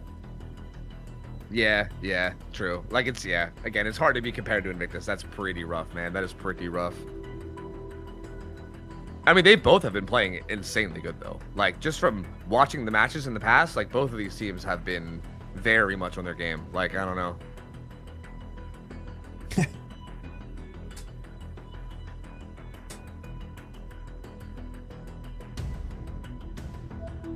I think, see, these stats are also interesting too, because how many of the games were like blights versus other things, you know what I mean? Like Kaneki as well. Like I'm seeing like, yeah, this, I think that's gonna be real interesting as well. But I do think Invictus, such a fucking force to be reckoned with, man. I don't know. And the loser, for the record, the loser of this goes and plays against Umbrella, right? So that's also interesting. I feel like Umbrella is a tough losers bracket team to go against. Like. Yeah. That's not like that much of a downgrade versus whoever you're playing this matchup. Like they are a nasty good team.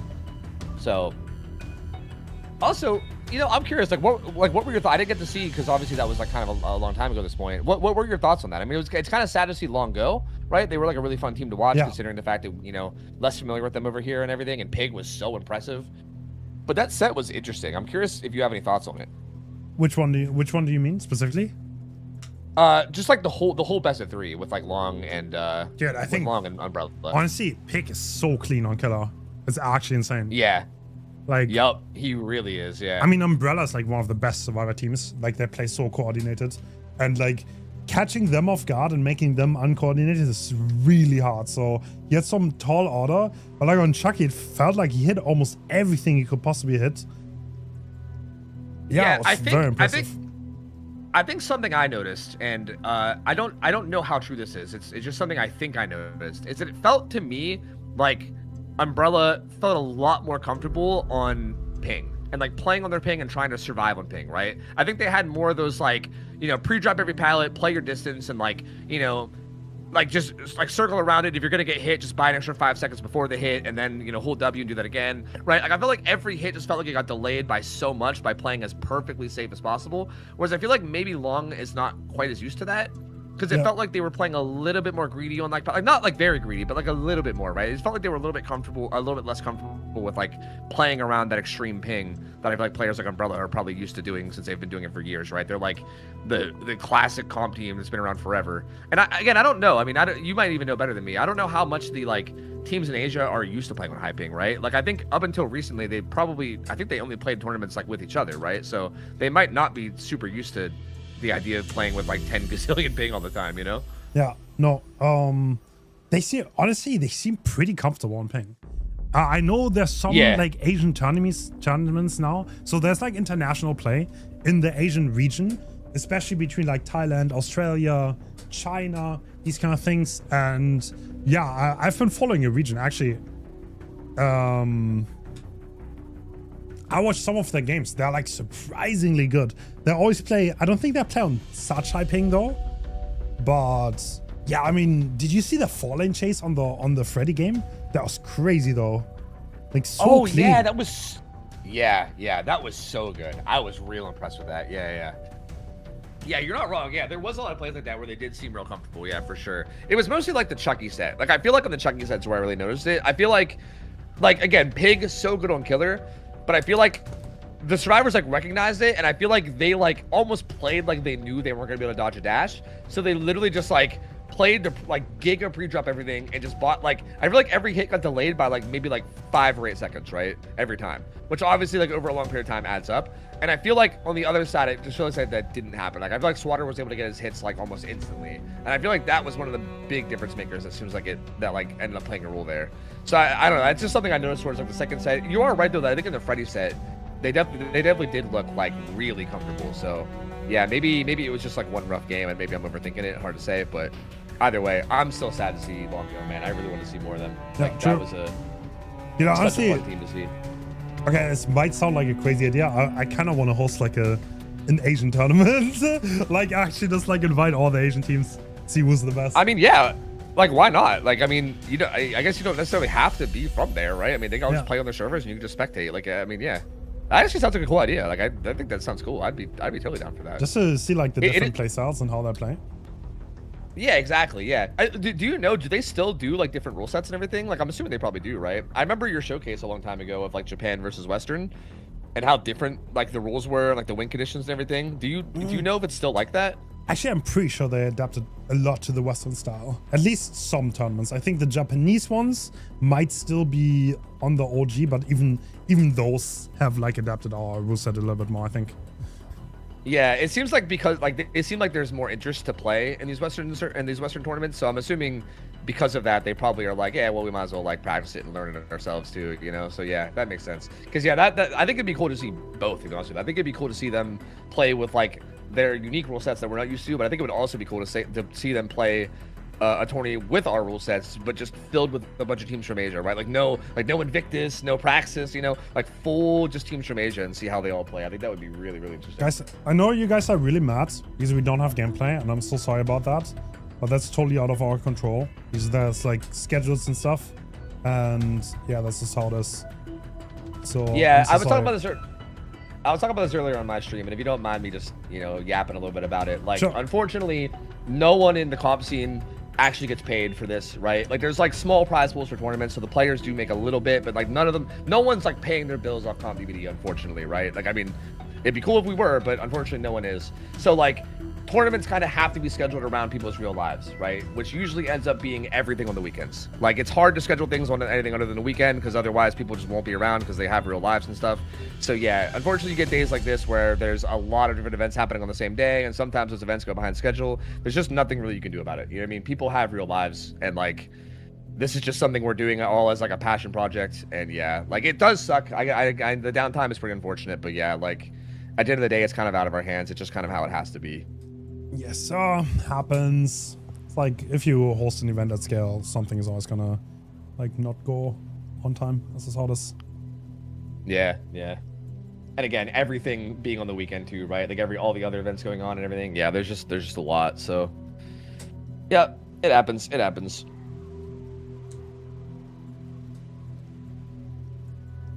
But we're gonna jump in shortly.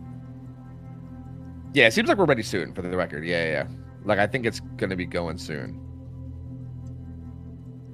I'm pumped, man. I'm pumped. So we're going straight into Jaw's Spirit, right? Yep, I think it is. So we are going to see if he's ready for Invictus. I mean, this is like one of the hardest Survivor teams to play against. Yeah.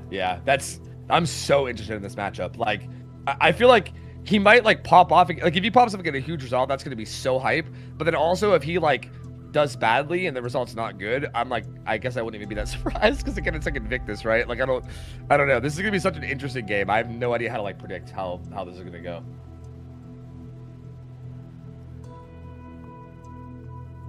And again, Dead Sands being the map I find so fascinating too, right? Because yeah, it's a sandy map. The footsteps are way less loud, so it should be a little bit more difficult too. Which again, to me, I feel like might give an advantage towards like the whole like one trick spirit thing that we were talking about before, right? Like if Jaw maybe is the type of person that just plays spirit on killer and not really a whole lot else, that could actually end up being a big advantage here, right? Like maybe whoever plays spirit for Invictus won't be used to like these sandy map spirit games, you know, maybe they're just used to wreckers, and that could get a little tough. So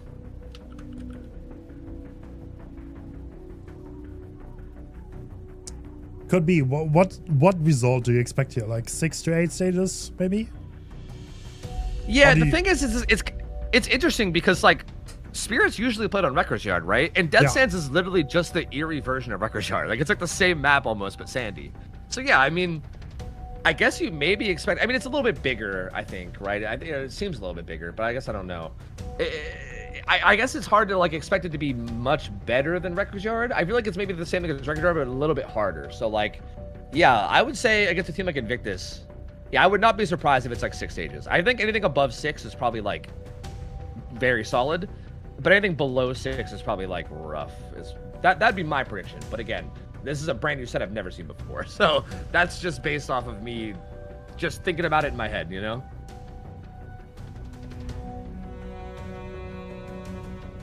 Do you agree, or how do you like? Yeah, I guess. I think you could. I don't know how comfortable the survivors are on this map, to be honest. That's like one thing that is definitely a question mark, because I don't think it has been played that much on comp.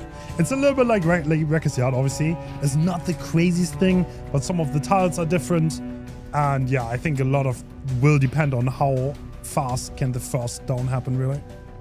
And it's also a very open map, which makes stealthing for the unhook quite hard.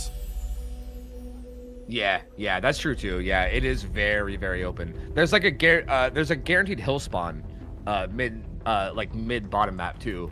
So like that's also really awkward. Like if you get a hook bottom side of the map, there's always a hill there that you can go up, and it's so hard to rotate around that. And I don't know. Again, that's the kind of thing that I don't know how much you guys know. Like I know this because I'm a little fucking. I grind win streaks, right? So like I'm always playing on these weird ass maps. But yeah, that's something I've come to realize, that there's always a hill there. And if you take advantage of that, that could get really gross. And sometimes there's really bad gen setups there too. So again, a lot of this, like you said, could be that practice factor. Like if they practice the map a lot, they might know all this. And it might end up being like a big advantage.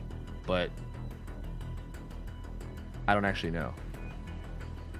Yeah, I just realized I'm not co-streaming you. Hold on, let me hit this up. What am I even doing, bro? Hello, what? Easy co-stream, let's go.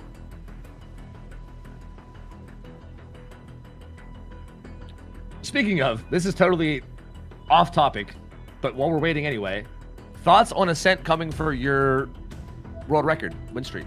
Yeah, kind of sad. It's the only one I have left. I have nothing else. Yeah. I don't know what's up with that. I think to be fair, I think I heard them say that they got to like 205, and I think they said that they were going to stop there until someone pushes past that because of the new rule set or whatever. So they might not push back. They might not push back the 219. I think. So you might be safe for a while, maybe.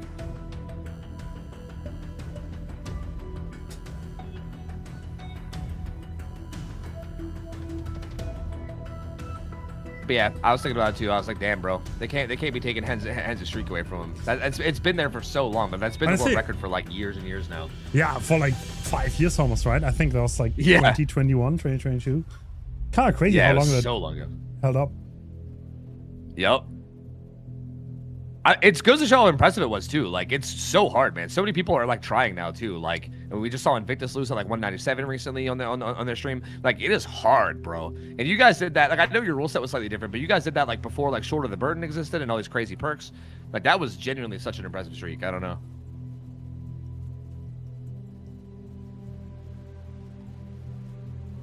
That was actually the first time. That was like we actually like invented that format. It's kind of cool though. Like nowadays, so many like people do that, but that was completely new. Yeah. Back when we like started Survivor Streak, like killer streaks were already a thing, but like nobody streaked on Survivor before we did it. Yeah. Yours was the first one I heard about. Like I remember hearing people talk about you going on some Survivor Streak, and I was like, wait, really? People do Survivor Streaks? And then like next thing I knew, you guys were like 200 or something. And I was like, what? That's crazy. Yeah, I know. And I gotta be honest, since learning about it, I you know me, I'm kind of addicted now. It's so fun. Okay, anyway, I think we're going to. Oh, sorry. I thought we were going to the game. We should start like literally any moment. Yeah. What do you think about build here? I think it's probably going to be pretty standard, right? Like probably like sloppy, like eruption. Is turn back the clock allowed? I feel like it might be here, right? Ooh, I don't know. I feel like I think it's turn back the clock one. Eruption. Okay. I think it's yeah, banned. you know that would make sense. Oh, we should have game I time would expect like to 1 see. minute. I expect to see just like Colorblind Eruption, maybe like sloppy, but hard to say. I've been loving seeing more like Dragon's Griffin builds. I think that's been real spicy. I know like people like Xeno run that kind of a lot. So I feel like seeing something like that could be real cool. But I think these two teams strike me more as the type that like, instead of trying to shake up the meta and get crazy, I think they're the type that just run what they know works and just try to execute better than the other side, right? I feel like teams kind of have that style. I feel like that's the style that I see out of these teams the most. But then again, it is Jaw and Killer, and that's who knows. It's like I guess we don't really see that ever, so I don't know. That's gonna be interesting. I mean, yeah, I think the start will decide a lot. I don't know how easy it is to split out of the spawn though, because I don't think that Sans has that many line of sight breakers, which might make it pretty hard for survivors to play in multiple areas. And yeah, looks like we're heading in. That is a Jar, and we see Pop, Eruption, Grim. Okay, Grim Embrace. Ooh. Okay, spicy.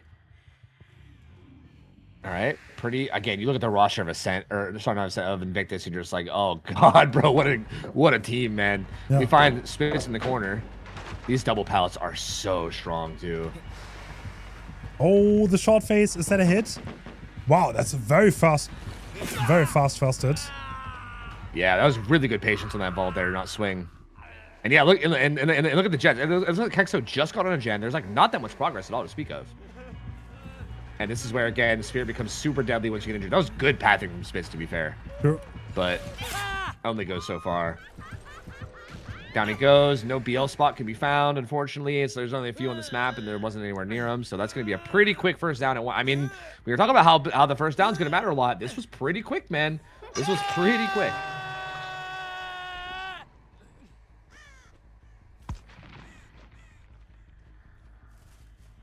The gen split doesn't seem too crazy. Am I crazy? I don't think there's any like insane gen setup like looking around. It seems like it's a pretty like wide split.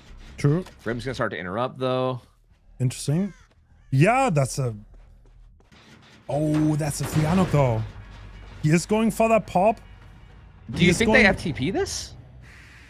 Yeah, they do. No surprise there. Yep. Is Jar gonna go for this turnout? This kind of like says a lot about his game plan. Like, how much does he want here? Does he think he can 4K? Because if he wants to 4K, he has to go for Spitz again. And he's going for Spitz. Yeah. Yep, he is. And Spitz he has like almost nothing here. He has one bad pallet, and that's it. This is not a bad spot at all. Oh, I'm a little surprised he phased from the outside to give him the map. Like, Spitz gets a hit there, but he makes Shaq, right? Because he was able to just run in the whole time. So he gets a little bit of free distance here with Shaq. Still has Dead Hard up, too. Yeah, that might be the inexperience of Jar. He usually doesn't play killer for the team. That's usually Angels. And you're absolutely right. There was a little bit of odd zoning by him. And now Jar. Oh, Angels try. Oh. Oh. Spitz tries to path, but it doesn't work. Oh, Jar. Oh, wait, the Dead Hard bait. No shots. It was genius. Totally on purpose. Totally genius. Wow, outplayed. What can I say? Definitely not auto aim. Definitely just an outplay. That's going to be a second hook coming in. All right. Like 2 gens are going to pop. That's quite a lot of progress, though. We see second wind, by the way, on Dan. So if he ever gets hooked, he will become full health and also inner strength. So, yeah, 3 gens left. Oh, what a nasty. What is that 5 gen Tofu? Oh, wait a minute. You're right. Oh my god, I was talking about the gens earlier and how they didn't look that bad, but I don't think he looked up this direction. You're right, that is disgusting. Oh my god. And the hook is like right in it too. So this is actually looking quite good for Jaw here. I can't lie. I think Dan getting back to full HP, he's going to want to get in there and get an FTP if he can. Yeah. I know a big play you see a lot against Spirit is throwing Shack Pallet and FTP on the other side of it, but Shack Pallet's gone right now, so that play is not really available. I don't think FTP is going to be able to come in here unless they make some kind of crazy play for it. The thing is he scared of the commit? Yes, he is. That is gonna be a trade, but Spitz will have to have a chase here. If he doesn't, this is looking mighty bad for Team Invictus. Is Dan waiting in there with FTP? He is, but he gets the hit. He can't FTP him anymore. That's so important. That's a crazy play by Jar. He saw it coming. That was so good. Yep, hitting through the endurance there. Like, a lot of people would just wait and not hit it because he knew the endurance was up. But yeah, he knew the FTP was going to be there. That was so good. That was so good. Dead Hard also out of play now as well. Although I think he just BL'd, did he not? And now he's kind of stuck in this pile gym. Spitz has to be able to do something here. He's got to... Okay. Oh my god. This is very, very bad for Team Invictus here. This is looking mighty bad. I mean, they pop one gen. I don't think they're going to get more than this. Yeah, no, I don't think. I think they probably have a little bit of progress on one of them, but like that's probably... Actually, they're just resetting. Maybe Dan is on a gen somewhere. Like Dan must have hopped on a gen after that failed VP play, but it's probably going to be like 30-40, and they're probably going to back off now and slow play this, so... Yeah, now we have a rough gen setup 3v1 against a Spirit. Spitz dying in the corner on after the first hook and like not running the other way might backfire so badly for them. Yeah, I think maybe they like didn't identify the gen setup early enough. Like the fact that he ran deep top to die after that first hook was interesting because all the gens are up here, right? Yeah. Like maybe he didn't want to interrupt the gens that were across the map, I guess. But like, yeah, this ends up being a risk that backfires. I mean, maybe he was hoping to just last a little bit longer than he did. I don't know, but yeah, Jaw in a very dominant position now. He's playing it so safe though. Yeah, Are they getting progress? He really is, yeah.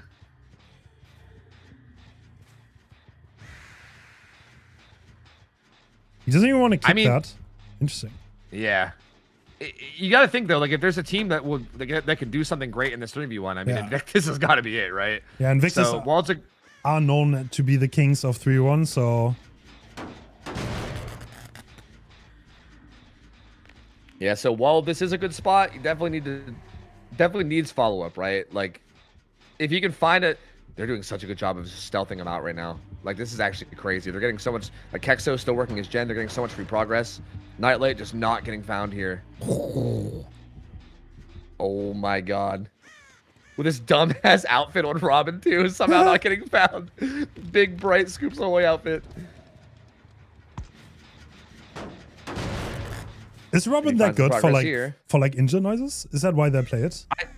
Yeah, I don't know. I guess she must be. I don't know. I've not played her to see what she sounds like, so I'm not 100%.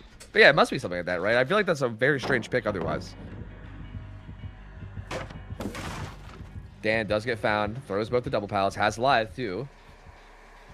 That gets him towards Shack. There's not really much here. The panting was very obvious. Yep. Is Jack gonna commit? Looks like it. Yeah, he has Eruption down on the gens. I feel like this seems like a pretty good commit. Ooh. Predicts that perfectly, and that's going to be the down coming through. Eruption, this is going to kind of get the snowball starting, and this will be second stacker Grim as well. So, gens will block.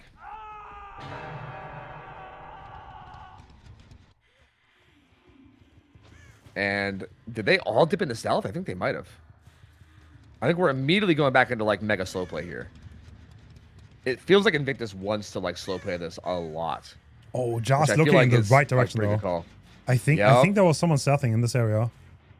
Yeah, I think Kexo was here, right? I believe. Yeah, but he already rotated for the pole apparently. And this is second win, so a little bit of a reset for the survivors. Ja will have to find someone and phase on someone who's going to be full health. Yeah, it doesn't manage to do it. Something else I'm finding interesting is like they're doing the gens and Call O'Brien's not proccing. So they're either not getting skill checks or they're hitting the greats, which is also spicy. Because a good skill check should be giving him some info on some of these gens, I believe. Oh wait, he doesn't have Call O'Brien. I'm dumb. Never mind. He has Eruption. sorry. Ignore me. Honestly, I like the slow play from Invictus. They're slowly grinding it out here. Yeah. I think this is definitely the correct thing to do, right? Like, just deny chase as much as you can, sneak what progress you can. Like, they are slow. Like, the gens are slowly getting done, right? Like, they have much more progress than they did like when this 3v1 started, with only one hook stage coming through. So, it has been working thus far. Ooh, Dan does get spotted again though. Just has Shack window. He wants to play that live on the Shack window. But obviously, Ja knows this. Oh, this time he crouches. Yep. Gets his live. Oh, I think he's still hit though. It's just gonna take some time, but I think it will come through. Thing is, Ja will instantly be able to face after it, and oh, the Juka tile. Oh, this is probably a good tile to be at against Spirit. Oh, but still gets him. Clean phase. Damn. Yep, that was quite easy. And still, we still have 2 gens left. Yeah, they don't even have that much force. Yeah, I mean, I think Nightlight actually might have a good bit of progress on Okay, the other one. Yeah, it's about to pop. Yeah. Yeah, I was gonna say like the HUD is kind of bugged, but I thought he had a good bit of progress there. So they do pop 1. I think the gen way deeper top might be okay too. But now Nightlight getting chased. This is like it's kind of an awkward spot. Kexo's across the map. This is real awkward actually. Yeah. He has to 1-for-1. Yeah, he has to do it. Yeah. Does he take Grim here? Yeah, I mean, you could take it for Grim. I mean, Dan's got 50 seconds of BT. I feel like you can't really justify going after him right away. I think like you have to take the Grim. And he can carry him further towards the gens, too. That's so greedy. Yeah, I was about to say he's going to take the close hook here.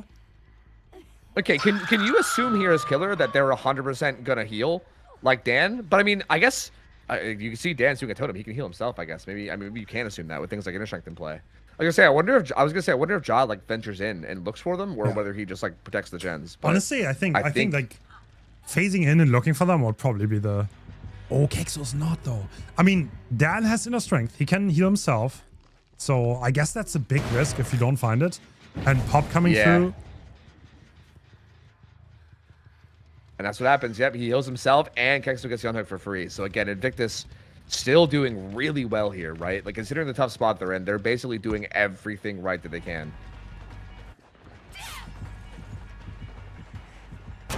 Kexo wins that send. Oh, he's doing that too. Well, yeah, if you crouch it, like, reset your panting. Yeah, it, like, helps with your breathing. You know, so, like, if you guys are, like, they're not teabagging or anything. It's, like, a thing for Spirit. Yeah. Okay, this is a little bit outdated. There's a better tech by now. If you let go of your movement keys, your panting resets too. Oh, what a great face by Ja. Really? Oh my god, that was clean. Yeah. Wow. This is Deathloop Dan. Yeah. And you can see the progress Kexo has. I think that's the only. I think we just saw Nightlight, right? So yeah, I think that progress that Kexo has is the only progress in the game right now. And that's the down on the dead. It got eruption too. Oh no, this is looking like probably 4K1. I mean, there's no way they pop, right? He goes back, interrupts that gen, and they have to 2v1 like a tight 3-gen like this. I don't think that's happening. Yeah, that's looking. Bruh, Ja showing up here, showing that he can also kill, I guess. A very good survivor, honestly. One of the best in North America. Yeah, he's played this so clean, bro. Like, oh my god. Like, actually, like, I feel like the decisions he's made and like also just his phases has been like on point, bro. He's played this so well. Like, I mean, getting a 4K on Invictus is not something that anybody could do. Like, that is hard. And yeah, like, what do you do here if you're Invictus? I mean, I guess all you can do is just try to really hardcore slow play this, right? Like, you have to like stealth off the gens and not get found, but Nightlight gets found. What? Okay, he faked the slow vault sound with an item drop. I don't know if Ja fell for it or not. I feel like he didn't. Yeah, I don't think he did. I think he just like came out of phase and maybe didn't realize where he was. But yeah, it didn't seem he didn't double back or anything on the window. Nightlight doing pretty good at this chase. But like the problem is that Ja probably gets one tag and then immediately goes back to the gens, right? Like he has to avoid the first hit for so long. He's doing such a really good he's doing such a good job so far though. True. He's actually leaving. Wow, Nightlight did amazing in that chase. Oh, Holy. Nightlight wants to take over Kexo's gen. He's not even starting his own gen. That's a little bit of a gamble. I don't know if that's going to pay off. Yeah, that's bold. That's very bold. To be fair, I mean, this is a tough spot to the point where playing in a gambly way, I guess, is pretty respectable because, like, you're kind of in a tough position here where there really is no guaranteed good play. That's interesting. So Kexo's showing himself to be like, yo, I'm definitely not on this gen. And Nightlight rotated to sneak the generator, but I think John might have seen it. I think the problem is I think Ja can see the other, like, all right, I'd have to see his point of view, but I think he might be able to see the other gens. Yeah. So, like, that fake would work if the other gens had, like, no LOS on them, but I think he could really just see him. So, yeah, it is an interesting play to go for, but unfortunately, this is just such a tough gen setup.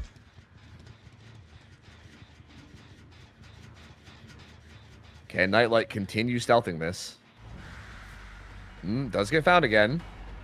SB gone. Does have a pallet. Oh.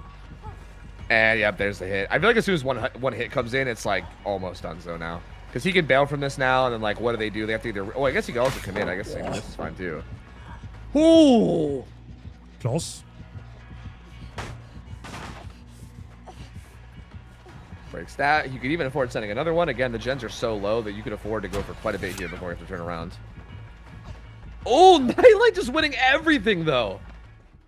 Oh my god, bro. So clean from Nightlight. Yeah, they're actually making it hard. But like, sadly, 2 teammates are gone. It's gonna be hard to actually like get a gen done here. Yeah, are there any other perks allowed to heal yourself? I feel like if Ascent was really paying attention, they might know that Dan had to have inner strength, right? Because I mean, I don't know if like just like playing self-care is allowed or something, but yeah, I mean, Dan healed himself earlier as Kexo got the unhook. So like, I think they know that Dan is inner strength, and if they do, then they might know that this reset's happening for sure. And yeah, it looks like Jaw is looking for it. He doesn't want to hard commit though. He wants to make sure he gets the 4K he worked so hard for. I mean, it would be huge throw if he lets them have one more gen.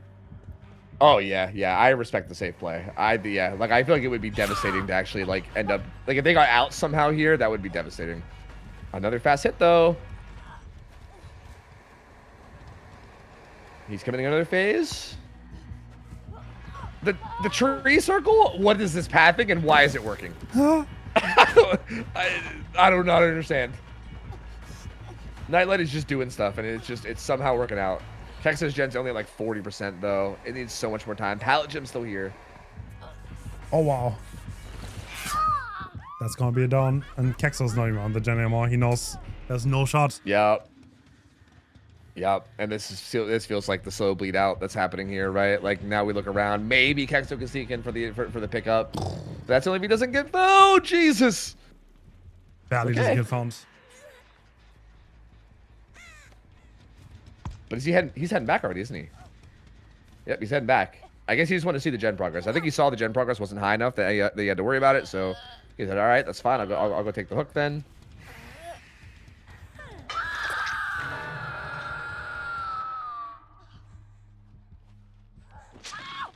And Kexo's right here. Actually going for the unlock.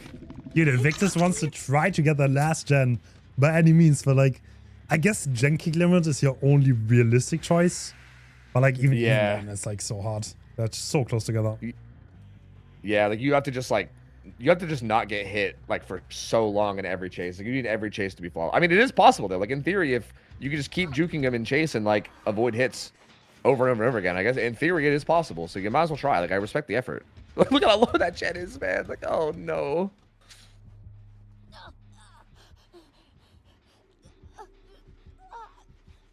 Oh, do they know? Oh, I don't think. Well.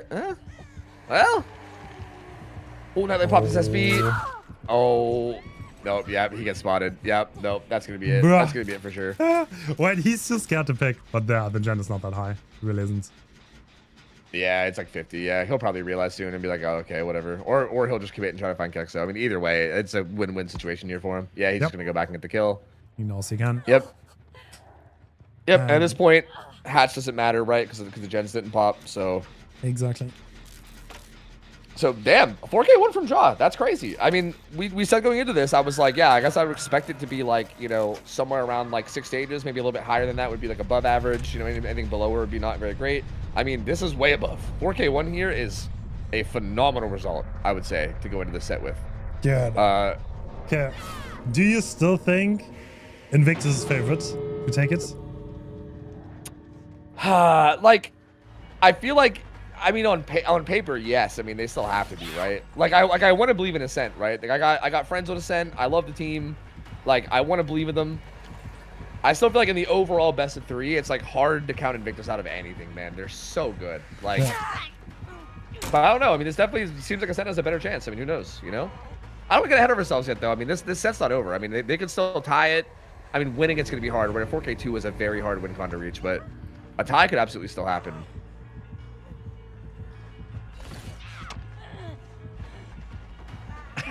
This chase, though, oh my lord. Kexel's not going down without a fight. Yup. Ooh, There he is. Nope. All right, so Finally goes down. I think Pedro is going to be the spirit for Team Invictus. That's a tall ask.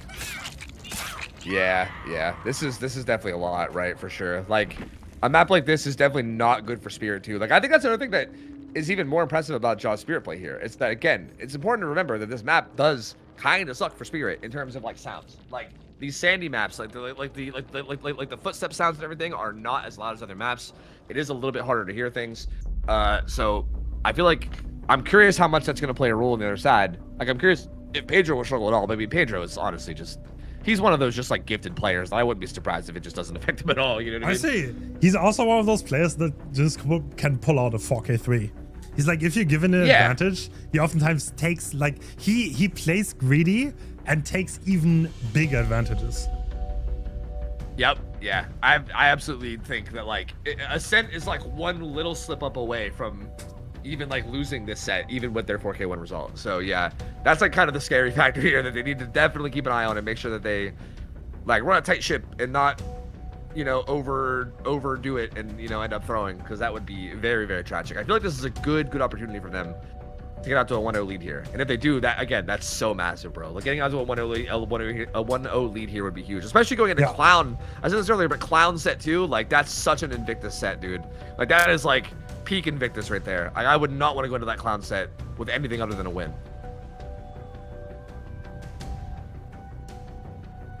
Absolutely. Interesting that they picked Clown. I feel like Clown is a little bit coin flippy, but I guess Pedro's really good on those killers. Like, he just gets the downs so fast. Yeah, I mean, it feels like a killer where you're just playing a ton of like M150s. Like, you're like permanently it's like Bloodlust 50s is almost what you're doing like the whole time. Yeah. And like, I guess who's better at Bloodlust 50s than someone like Pedro, right? Like, I don't, you know, on both killer and survivor. Like, that's basically all that guy does all day every day on like ladder is like, you know, play hard 50s. I feel like it kind of makes sense. I guess there is skill to that, and I feel like Pedro might be one of like the most skilled at that kind of a thing. So it does kind of fit them, I guess.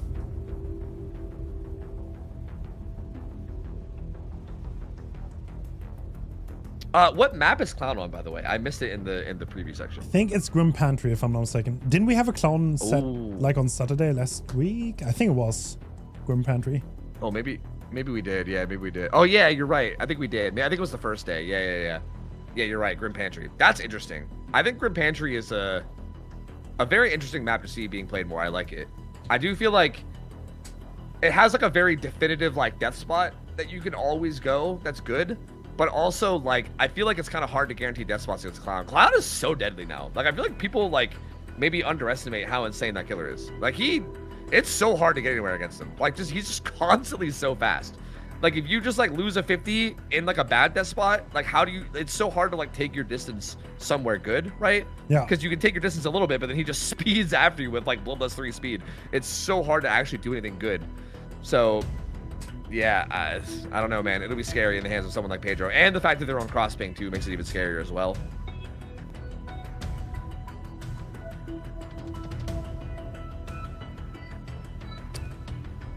That's true. I don't know, man. I mean, I'm kind of curious how good the phases are going to be. It's a hard map to hit someone full health, and Judd did such a good job here. But like, yeah, I don't know if this map is just like really killer-sided, because it's so hard to split out of spawn and not go spotted instantly. Yeah, that's the thing. Yeah, like, I'm curious how the early game goes here, because yeah, we saw that with Invictus, where the early game was really rough. Like, Spitz got found like basically instantly, and was in like a really tough spot where he was kind of zoned into a corner, and then the first hit came through really fast. So like, it definitely felt like, damn, like huge start for Jaw. Like, he played that amazingly, but it's hard to say how much of that is Jaw and how much of that is just how the map plays, right? Because I guess we just don't know. We've not really seen this a lot. I think maybe this next game will help give some insight towards that, right? Like, if Ascent can get like a strong early game where they maybe don't get found or have a good chase early, and here we go, that could change everything though. Do you see Dragon's Grip on the build, by the way, for Pedro? Oh, interesting. Which you love to see. Also, his other add-on is not speed, right? Isn't speed the like glasses or whatever? Isn't that is that double recharge? Where's that duration? That can't be duration. It's got to be double recharge, I think. Actually, that might be duration. I think you might be right. And Patrol taking chase here. And I think that's going to be a hit. Yep. Yep, he does not make that, unfortunately. So, pretty good start for Pedro thus far in terms of getting first hits. Oh, he does win that 50. Does he win this one? Oh my god. Wow, he actually makes the vault. He has the pallet still as well that he can throw, and Pedro's leaving. Pedro's leaving. He doesn't want to give up the gens for free. I think he knows at least something's going to pop if he commits to that. As a matter of fact, they're going to pop it no matter what. Oh, huge start for Ascent.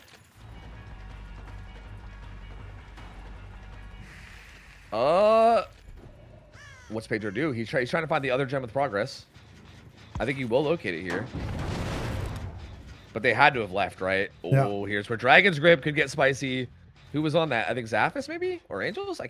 No, yeah, Zaphis was on that, I believe. Does Zaph go back and tap that, though? Oh, Angels is holding his ground, walking, knowing how hard it is to hear the footsteps. But that's Dragon's Grip. Oh, yep, and Zaphis. Pedro. Is he going to see him? I mean, you gotta know he's at that jungle gym, right? Yeah, I mean, like, Zaphis has no other choice. Like, what he has to go to this jungle gym, and Pedro has to know that he has to go to this jungle gym. Okay. Yeah, and there it is. That's exactly what Pedro needs here. There's one gen done, but he's still pretty much in the game, and he sees someone with eruption running away.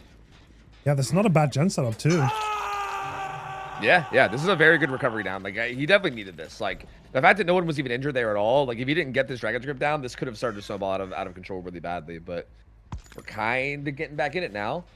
And he confidently just faces the whole way across the map, so he really wants to get some pressure on this gens over here.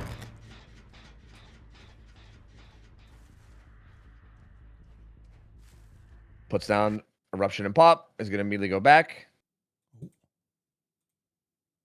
Pool comes in for free, though, and FTP coming through. Oh, so, no. Same thing as last game, right? But I feel like this game, interesting. He actually goes for Jaw.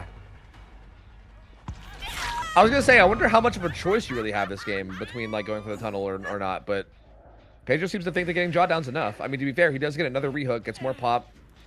So maybe he can just switch the tunnel target to Jaw now, and that'll basically remove FTP from play. Damn. Okay, I'm sorry about that, guys.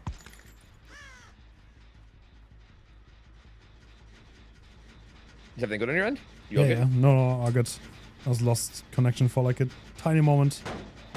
Oh, okay. Got you. Oh, honestly, I mean, that trade, there's probably going to be second wind on that, right? On Jar, I would imagine. Yeah. So Pedro's playing for his gen setup, but it's going to be hard, honestly. He doesn't have that clean tunnel out. Angels was charging in there. That's very interesting. Is he just going to go for a 1-for-1? Ooh. He's like I think he's right up here. These like rocks up here, I believe. He was like running in very close. Yep, there he is. He's going for it. Is it not even a 1-for-1? Oh, it's not even a 1-for-1. But he does hit him to deny a second win. So second win will not get him to full HP now. No. But honestly, he is dead hard though. So it will reactivate his dead hard. Oh, you can tell the lack of speed though. So yeah, he's gonna get his dead hard back, which could really help him in this chase. There is a hill there he could use Biel on too if he wants to opt for that as well. But it looks like he's going deep to the corner. Opts to go for the better death spot. Wants to try to play his chase. Oh! Sends it early, unfortunately. It is. Down he goes. This is a good death spot though. I don't think there are many gens here to protect. Yep, they definitely popped the gen right beside that, and you can tell that Pedro was holding the gens on the other side of the map, right near the hook, and now they can do those. This is one of the gens that was that was kind of close to that hook, and it's done. So, yeah, most of the gens now are way across the map, so you can't really protect that. You can't really protect that hook as much as you would like. As much as you would like if you're Pedro, you kind of have to venture away. Angels will make it. I mean, I feel like you probably want that to be the unhook if he leaves, but also, does he leave? Pedro are gonna try to like split the difference here, I believe. But that's look, all 3 of those gens are so far. Yeah, 3 out of the 4 gens are, look at that, way across the map. That was a perfect death spot. Yeah. He's gonna try to find whoever's here for save, I guess, right? He thinks that's maybe the only option. But Angels came in from the other side. He came in from the other side. He just gets the pull for free. I mean, I don't think he's gonna be able to get the heal off, like for sure, with the killer so close. But that is a completely free unhook. Things are looking really good for Ascent right now. Like if Jaw can last any amount of time here at all. Ooh. Like they're absolutely 2 splitting the other gens. Like they're absolutely on him. Well, it's all on Jaw now. Can he last? Oh, he hits that hard. Oh, I'm surprised Pedro didn't bait it or anything. I had to see that last one, right? Oh my god, bro. And he's gonna send it. He's gonna send it away. He has his double pallet. Pretty strong. Oh, but he does go down. But what's the gen prog looking like? I don't know. They're doubling the gen down on like the bottom side, and then they're soloing the one up top. I feel like they're probably getting close to popping, right? They're both so high. I mean, I think I'm gonna interrupt one of them, right? Well, wait. They just have to pop all 5 and they win. They could die for this. They could just die for it, right? They could just die for whatever gen they're on. Yeah, it's over. It's over. Yep, they pop. It's over. Yep. Ascent takes the spear set. Bro, they look so clean here. Wow. Wow. Yeah. Yeah, this was so good from them, man. On the Striver side, on the killer side, just everywhere. Looks so comfortable in this. And Petrol even getting another little juke in there.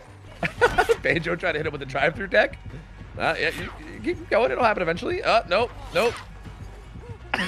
Damn. Eventually accepting it. Well, that's 1-0-4 Team Ascent, so the underdog is showing up. Might be the arch nemesis of Team Invictus. Yep. And Jaw's plot armor when it comes to your tournaments is staying true as well, man. This is once again him on killer and on survivor here playing amazingly. So that plot armor might be kicking in. I don't know. Huge 1-0 start though. I think Ascent really needed this. Like I feel like this is exactly what he needed. A lot of momentum as well, like going into this round as well. Like I don't know. Hard to say how much this like shakes you up as a killer, but definitely Pedro not getting the result that he was hoping for here. Ascent must be feeling really good. I'm sure morale is high. So if they can carry that into the clown set, maybe have a good chance that they dude, if they 2-0 Invictus, that would be wild. That would be a wild way for this to go.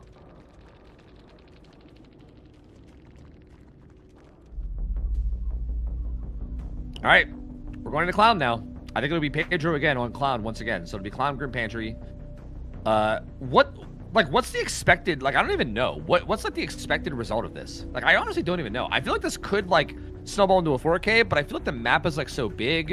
And honestly, Swamp these days has a lot of palaces spawn. I feel like this should be out if the survivors play well, I feel like. But I don't know. This feels like such a tough one, man. It's like you said, it feels like very gambly. Like just playing a lot of like tough 50s. I feel like this one could snowball either way, like really, really fast.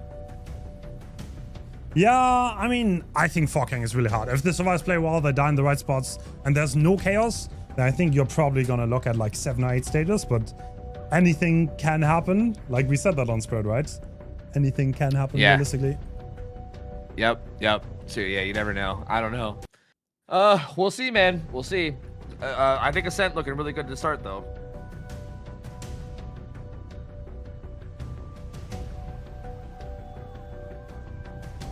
Man, what kind of build do you think you see on Clown here? I feel like it's probably just standard, right? I don't think anybody runs anything that spicy on Clown.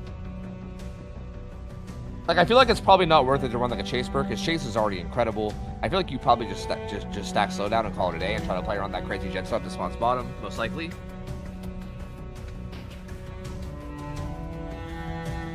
I mean, Dragon Script could happen. I think it's pretty meta.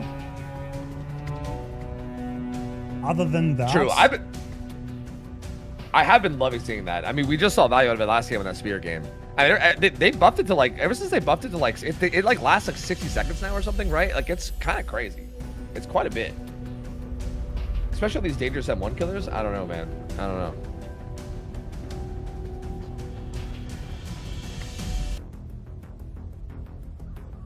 Oh. Is this a me problem? Did you also lose feed? Yes. Give me a second. Yup. Oh, maybe we need to switch to YouTube real fast because we are Yeah. heading in. Okay. All right, Pedro's in. We are seeing Clown. We have Dragon's Grip. We have Corrupt. We have Eruption. Nothing too fancy and Painless. So I guess that's pretty default besides the Dragon's Grip, which honestly is pretty default on Clown. Like almost everyone brings that because he can reliably down people in 60 seconds. Yeah. He is. It's very hard to survive longer than 60 seconds without getting M1 by Clown. Like he is incredibly strong at that. So, yeah, makes sense. Sorry about that restart. We had some technical difficulties on the streaming side. But the fastest is coming out on Angels, but he has the main building. Does he make that? Yes, he does.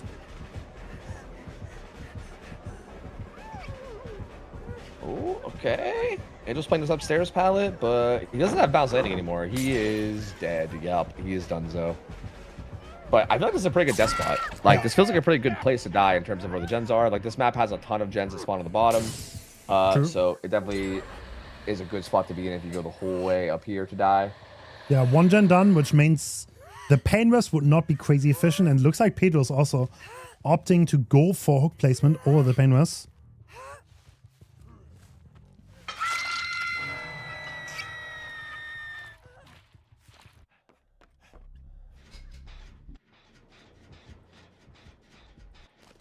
Yeah, petrol. Okay, nope, not committing to it though. I mean, that hook ends up actually still being in a pretty good spot, honestly. Like, I thought he would get, like, much further up, but he still kind of has him, like, in this bottom right setup over here in these gens. So, not bad. Not bad at all.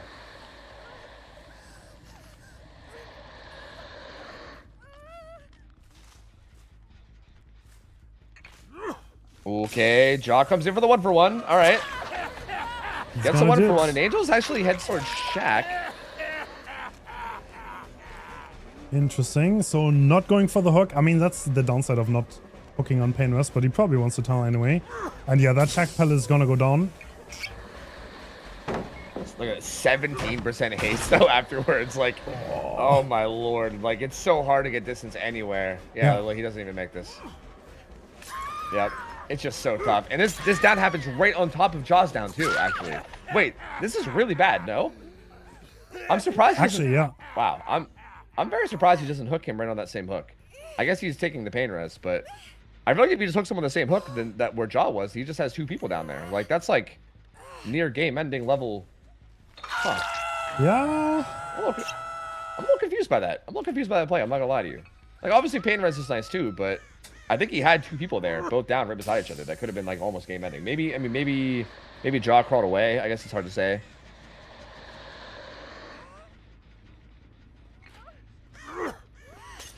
Okay, gen number 2 pops. Main has a good bit of progress. But yeah, I mean, the tunnel lot is progressing quite a bit. I mean, I feel like realistically, you probably want more gen progress than this for the sake of this kill, right? Especially, and I think Pedro knows that, which is why he's playing so close to this hook. I don't think he's that concerned with the gen progress they have right now. And I think he just wants to get this kill. Do they even save? I mean, Petro's on a gen, Zaphis is on a gen. Yeah, that might just 3-split this. But it's still... Oh, no. He's going last second. You might get interrupted with a bottle, right? No. Can you still do that? Am I dumb? Like, if you hit him, like, with a bottle, that would have interrupted it. Okay, I'm surprised. Angel's not heading for the main building for balance landing. He wants to go to the dock. Does he even make this?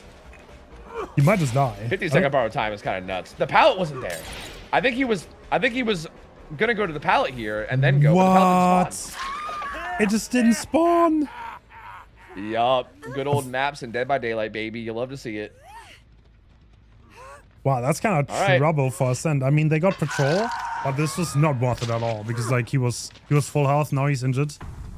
Yes, Zaphis gen might pop, but still, they're in a rough spot going into the 3-1 here.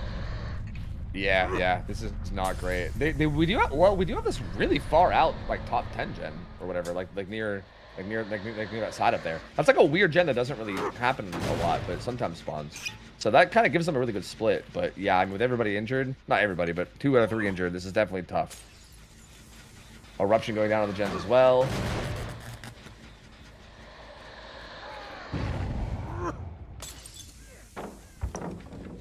And who's this? Jaws gotta try to make. Yeah, I guess he's gonna try to make do with this pallet.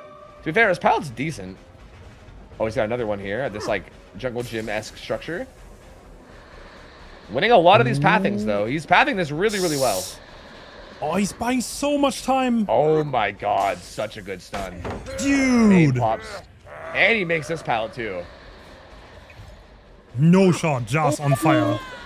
Yeah, Pedro messes up that swing. I think he's dead here though, right? I mean, maybe? No? Oh my god, I thought we were gonna see like the Xeno situation round 2 for a second. I was getting scared. I can't lie to you. But Pedro clearly concerned with the gen progress. Doesn't even want to stop the hook. And yeah, rightfully so. Lots of progress here. That's just Dragon's Grip. There's no eruption coming down on that kick. That was just Dragon's Grip. He just wants to get some regression there to stop that from popping.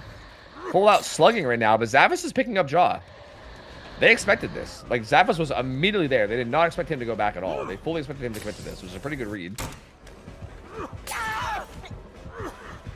Oh. Oh, Petrol's in trouble. He's dead for sure. Tried to force lock, but couldn't get there, I think. Yeah. And how much progress do we have there? I mean, we see Jaw on that gen. The HUD sadly doesn't show it. Yeah, I don't think that gen was very high. I think it was at like 40 or 30 maybe.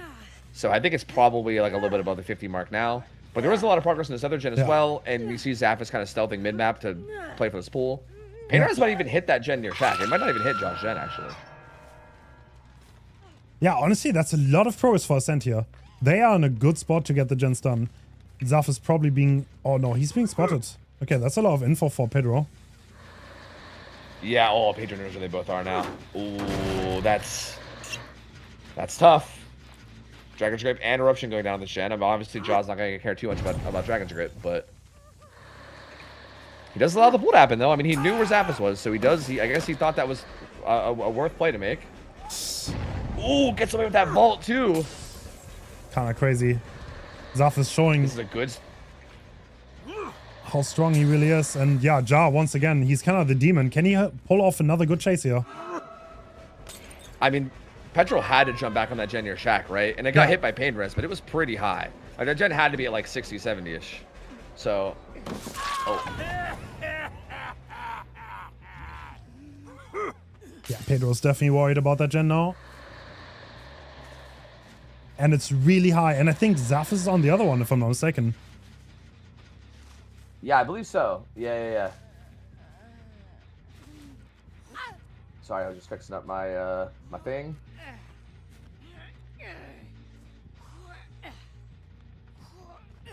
And yeah, pretty high prog, but like this is still gonna be pain res. It's gonna interrupt it. They're not gonna be able to get it done.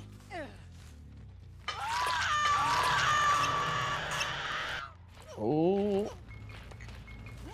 I'm a little surprised. Like, I guess maybe it's just just you know what position they had at the time. But it's interesting that the two gens that they got high prog were these two. When we have that one gen way out there in the middle of nowhere, right?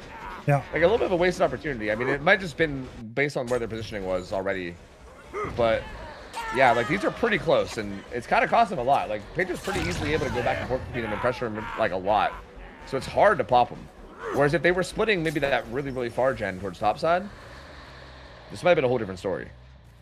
Because we're kind of like, we're bleeding a lot of stages right now. And like, Pedro might even still be able to secure this. This gen's regressed a lot. Oh, this one too. Zaphis triggers Dragon's Grip on the other gen. Damn, actually, Pedro kind of stabilizing a lot here, right? Yeah, I mean, everybody injured. You can't really realistically do this, right? I mean, I guess they're trying. Like, can you really afford to play aggressive on these gens with Eruption and Clown with everybody injured? 17%. I mean, they're trying. Do they get this gen done? They're done. I mean, they're saying we get this gen done. But like, if this is painless... Oh. Yeah, I don't think they do, dude. I don't think they do. Oh. Wait. Pedro, what are you doing? Wait a minute, maybe. Bro. Oh, but they stopped doubling. Dude, it, that pain rush was so big that my stream died. That's actually crazy. Yeah, I got the other feed started working for me, by the way. So I don't know. But if your whole stream is dead, that is very unfortunate. No, I'm back on YouTube. Sorry.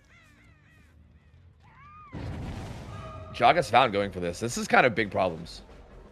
Like Jaw's kind of playing for this, but he gets spotted. What's Petrol even do? Does he go for it too, or does he just sit on a gen? I feel like he maybe just sits on a gen. I feel like you have to risk it here. I think you have to just play aggressive and be like, okay, if you commit the Jaw, we pop the gen. If you don't commit the Jaw, then he gets the pull. Yeah, I think that's what they're doing. Yeah, Pedro knows it. He's going to the gen now. It's a good, smart play here. Taking very good advantage of the fact they have such high gen progress. The problem here is the unhook comes in, and then what? Like, Yeah. Pedro definitely making the right calls here.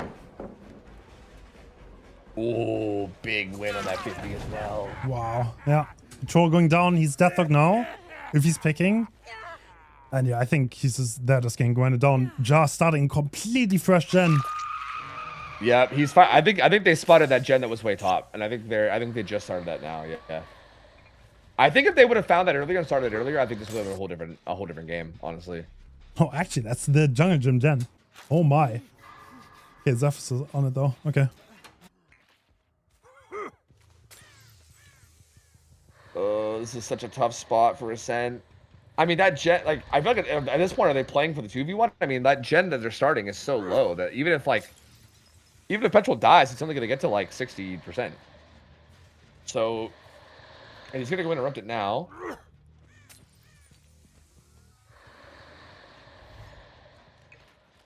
Zavis makes nothing though. There's just nothing to make, bro. Oh, 17% haze, clown. I gotta give it to Pedro. This was, I feel like Ascent, at least at one point this game, were like looking like they were in a scary position to get all the gens done, and I feel like Pedro has just like slowly and methodically just completely denied everything. Like this has been so tough, man. I feel like this has got to be very, very tough for Team Ascent to just like feel like this was like right there, and then you just cannot get it. Just cannot get this last gen. Okay, goes out. I mean, this gen's got to be getting close to like regression limit, right? Yeah.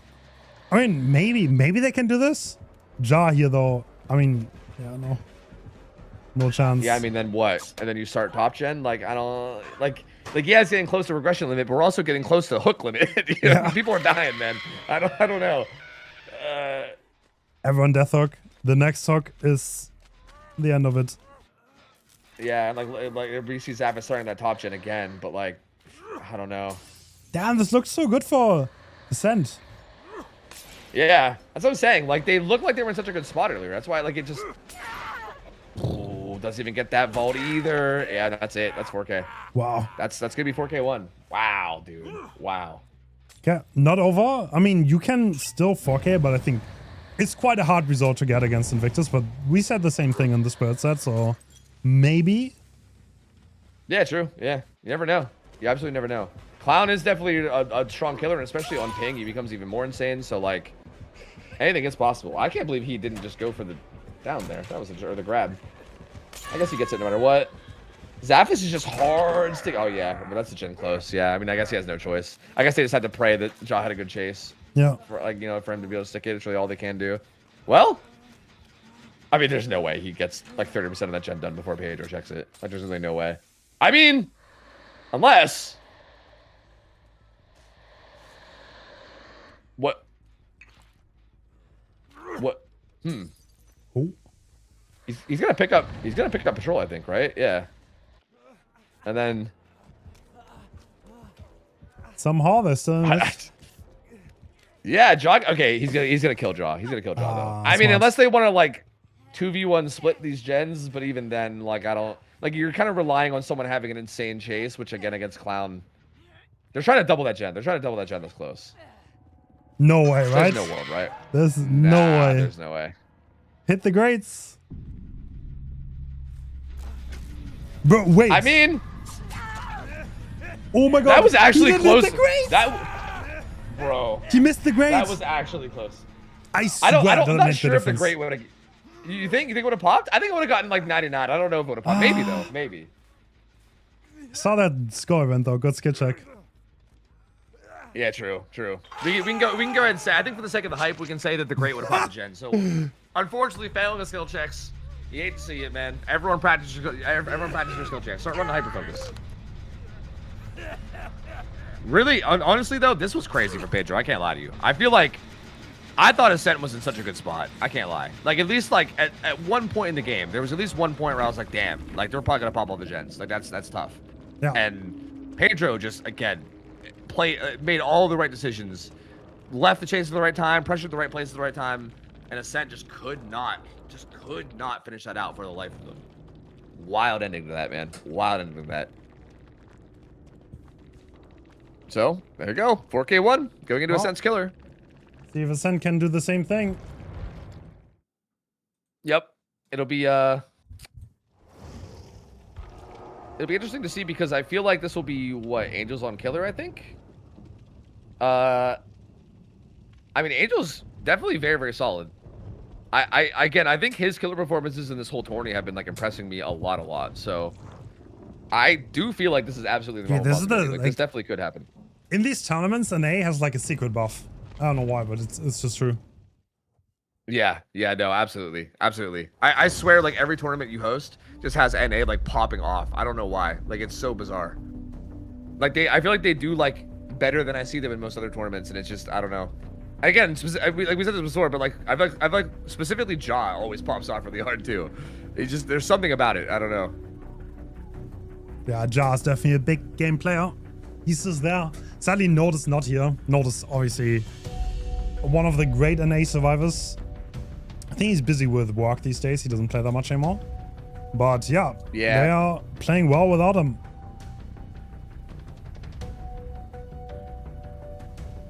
Yeah, pretty unfortunate for their roster, but yeah, I mean, everyone else has been playing great. Like, I think Petrol is a player I'm not, like, super familiar with. I don't even know if I'm saying his name right, but he's been impressing me a lot, too. He's been playing really, really well, so... Like, again, Note is, like, maybe one of the, like, you know, like, one of the, like possibly one of the GOAT players from NA. Like, he's so good on Survivor. But, yeah, I mean, they seem to be doing pretty good even without him. So, yeah, I mean, very, very impressive to see.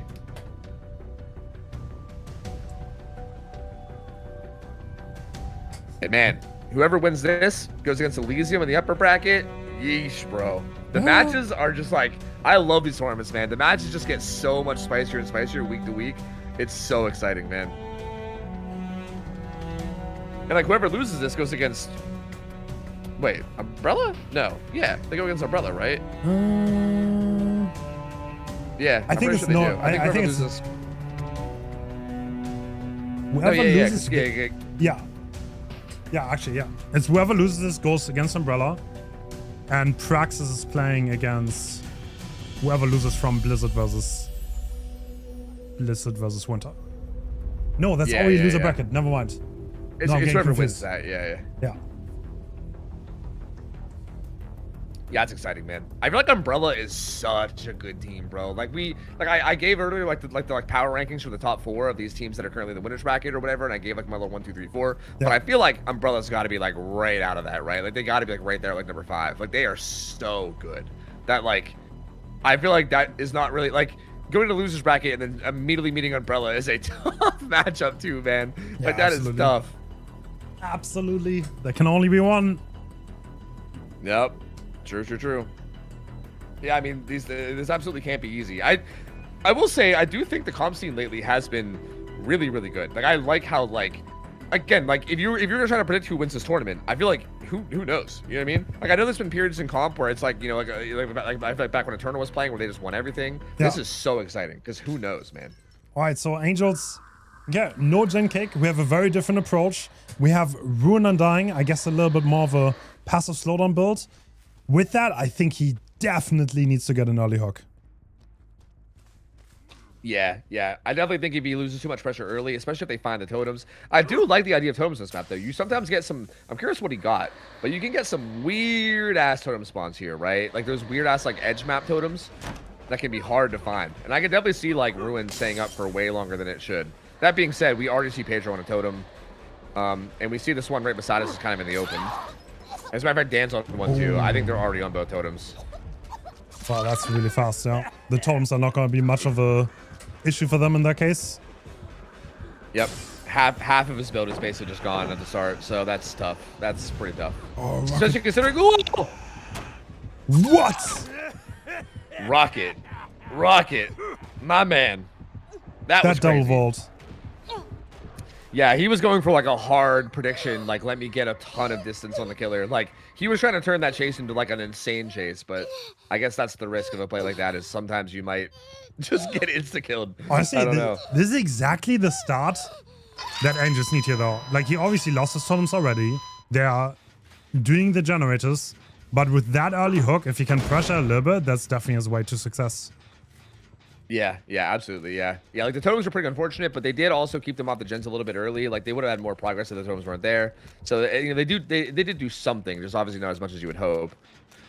And yeah, I mean, depending on how this plays out, they look like they are currently just 3-splitting though.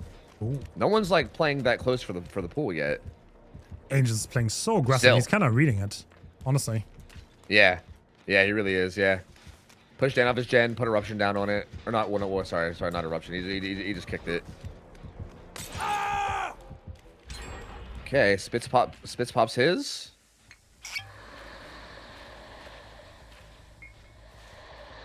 Oh, okay. Is he just gonna go for the Let's look at trade? the 1-for-1. Yep.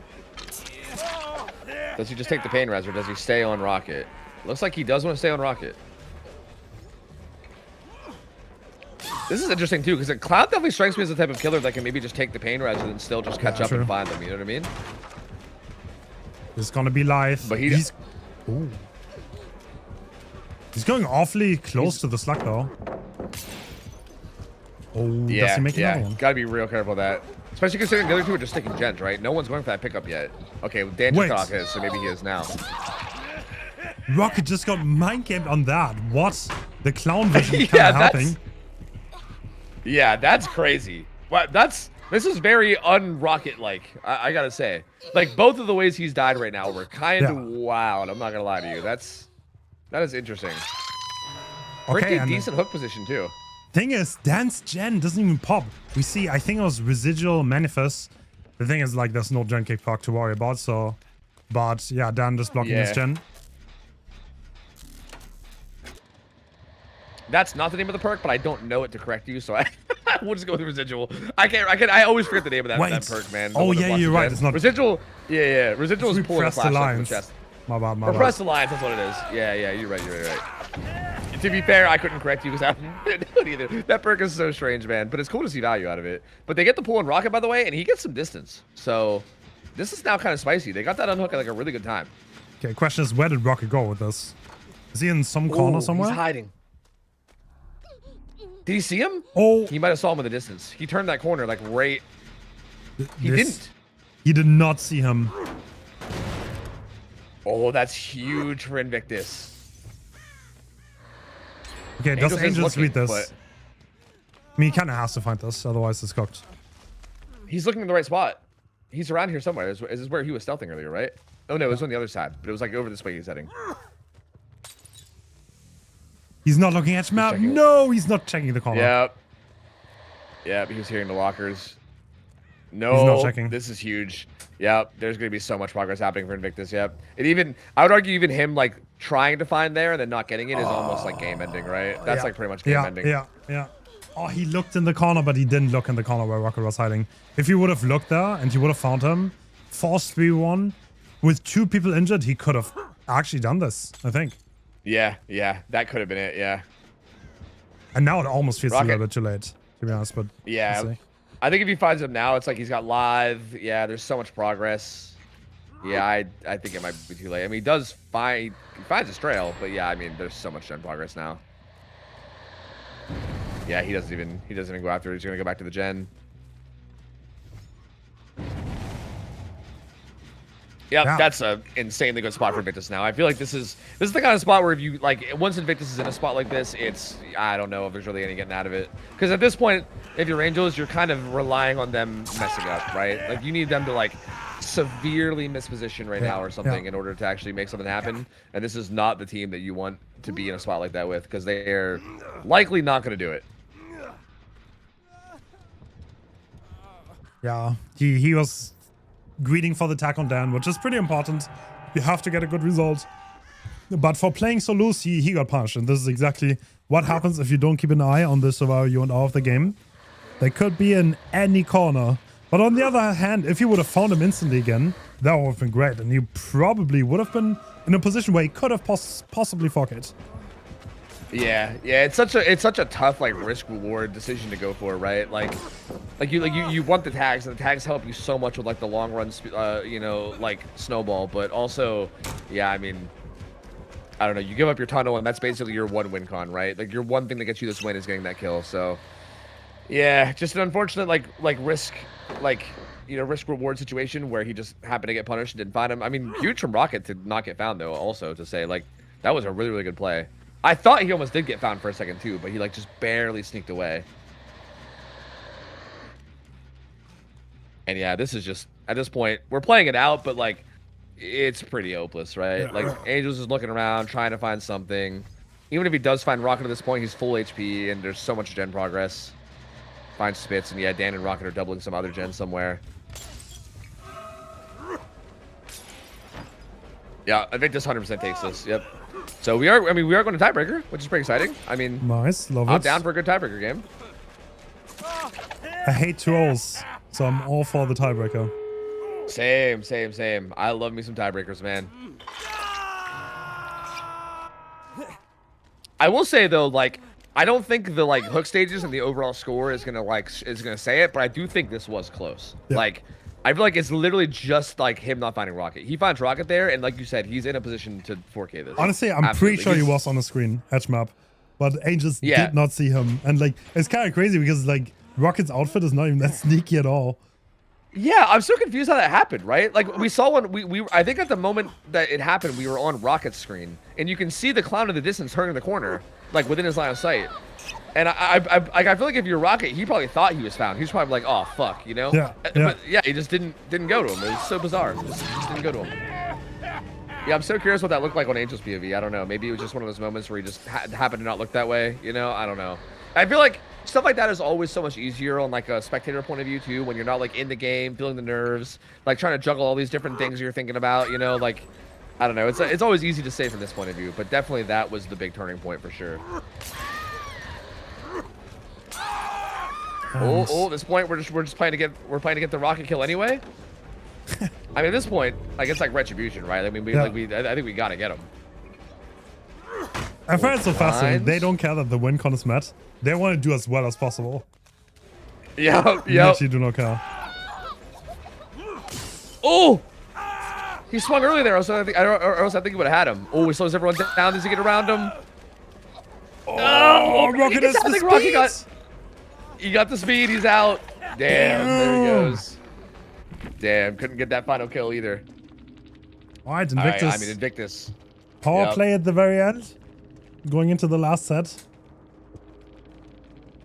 Back to the old ways, man. I mean, that's the Invictus that I feel like, you know, kind of. I was going to say that's the Invictus that we know of, like, being, like, unstoppable. But really, was that really that unstoppable? I mean, again, I feel like they did play a little sloppy in those early chases. Like, Rocket died in some situations that you would not expect him to die in. I do still feel like going in the third set, this is still up in the air. Like, I feel like that was like one character find away from being a tie. I still think Ascent absolutely is in a good position to maybe still pull out something here. I don't know. Yeah, and the tiebreaker is the good guy Chucky. We've seen it earlier. It's on Dead Sands. Gonna be interesting. I don't know how comfortable the killer players are on this killer, but we're gonna see. Yeah. Chucky is such an interesting set, man, and especially like Dead Sand, right? Like I don't know how much this killer gets played in comp in general, but and like especially on a map like this, it's a little bit more unknown. This will be one of those like, I think like adapting on the fly type situations. You know what I mean? And I feel like I think both of these teams are going to do a pretty good job of adapting on the fly. I don't know. Like they're both very capable teams, and I feel like, I don't know. It'll be interesting. Yeah, I mean, so far, the only set we've seen of this was the one earlier where everyone's ping was really high, and I feel like that makes it so much harder. This will be the first one where, well, I guess these guys are still cross ping, but maybe not as bad as cross ping as like the Asia Russia setup we had that we had earlier. I will say though, in that set, both Swatter and Pig made Chucky look I mean, Chucky is a very deadly killer, but like on this map, they made him look especially deadly. Like there was not really much the survivors could do. I agree. I wanted to point that out. They played insanely well. I would be surprised if both of those killers can like replicate that kind of performance. Yeah, same. It's like hitting every slice and dice is really hard to not slip up somewhere. And if you ever slip up, you have a long cooldown. The survivor is going to be on the other side of the map. That's going to be hard to come back. Yeah, it's definitely very punishing when you mess up for sure. Like, especially with survivors like these that will take advantage of it. They'll take their distance. They'll go where they got to go to be in like a better spot. Like, it just costs you so much. Yeah. And again, yeah, like you said earlier, we just saw like almost every single one of them landing. So we never really saw it come into play. We just saw kind of dominating games from Chucky's, but this definitely could be the other way around. So I don't know. I mean, I've seen Pedro play Chucky at least once before. I'm not sure about Angels. I don't know how comfortable he is. Yeah, I feel like I've seen him play him before too, but I can't remember when. But yeah, I don't know. I mean, I've also heard that, I mean, do we know if it's going to be Pedro on? Is it going to be Nightlight? I feel like Nightlight could be playing Chucky as well. I'm not sure. I'm not sure which. I'm pretty sure Pedro think Nightlight plays him. Actually, I'm not sure. Yeah, I don't know either. I can't sit here and pretend to know because I really have no idea. Yeah, it could be either one. I mean, I think either one can do fine. And that's the thing. I feel like when it's up in the air between Pedro and Nightlight, it's like, you know, GOAT number 1 or GOAT number 2. Like, who really cares? You know what I mean? Like, either way, I think you're gonna have a good performance. I think Angels is gonna do well though. I think his killer matches have been, like, again, that last clown one was a little unfortunate because of that one lose. But I will say, like, for him to even be in that position where it was like one character, you know, one survivor find away from being a snowball means that he's been doing such a good job. Like, he's been snowballing on them. We also saw Invictus get 4K'd to a Spirit earlier on this map. And I mean, Chucky is kind of just like Diet Spirit, right? He's like Spirit at home, kind of, in terms of how he works, right? Just like strong chase, but not a lot of mobility. So, could see something similar here. All right, and Angel's going fast. We have Agitation. We have no turn back the clock. This is a completely fresh build. Nobody brought that earlier. Yeah. Keck's already in a locker with head on. Interesting. Oh, I thought he might go for a double scamper there. I'm not gonna lie to you. Oh. That was getting a little crazy. All right, Dan playing the double pallets. Very easy to zone though. He does get a good bit of distance towards top, but I mean, is he able to avoid that dash? I don't know. Nope. Comes through. Tried to use the tree to juke, but couldn't quite make it work. And like you said, I think this map is having a situation where people are just getting spotted early a lot. I think it's hard to stealth early, right? Yeah. We saw the same thing here. Dan got in chase immediately. Everyone tried to rotate to the gens as fast as they could, but like it took a minute, right? And now Dan is running into the gens as well. He kind of has to, unfortunately. Oh, yeah. We see 2 gens being crossed there. Dan, I mean, yeah, I was about to say, there's no way that hits. Actually, that gives Dan a lot of time around here. The corner, but yeah, the power cooldown. Look at all the distance he's getting too. I think Angels want to double back that window, hoping for a double vault. Maybe, I don't know. Oh, wins that 52. I think he thought he was gonna revault that. Okay. So Dan winning big 50s there. I can definitely tell the difference in playstyle between like the earlier Chuckies and this one. He's like no power fake at all, straight up sends it, and sadly loses the 50, and it's quite costly in that case. Yeah. Like, I definitely think that's the big thing we saw earlier, was just a ton of fakes. You know what I mean? Like, and it was like throwing them off so much. Yeah, here again, we see just a full send every time. Yeah. Not working out this far. Dan back to full. Nightlight now in chase. This is a really good start for Invictus. Yeah. And the exhaustion perk still ready to be used.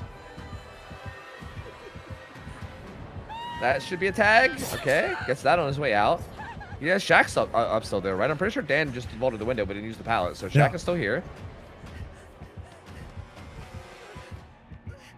Oh, the head-on play from Kexo. Wow. Oh, even more so. Nightlight, so much distance now. That's devastating. A second gen's about to pop. Oh, the W crossed the map.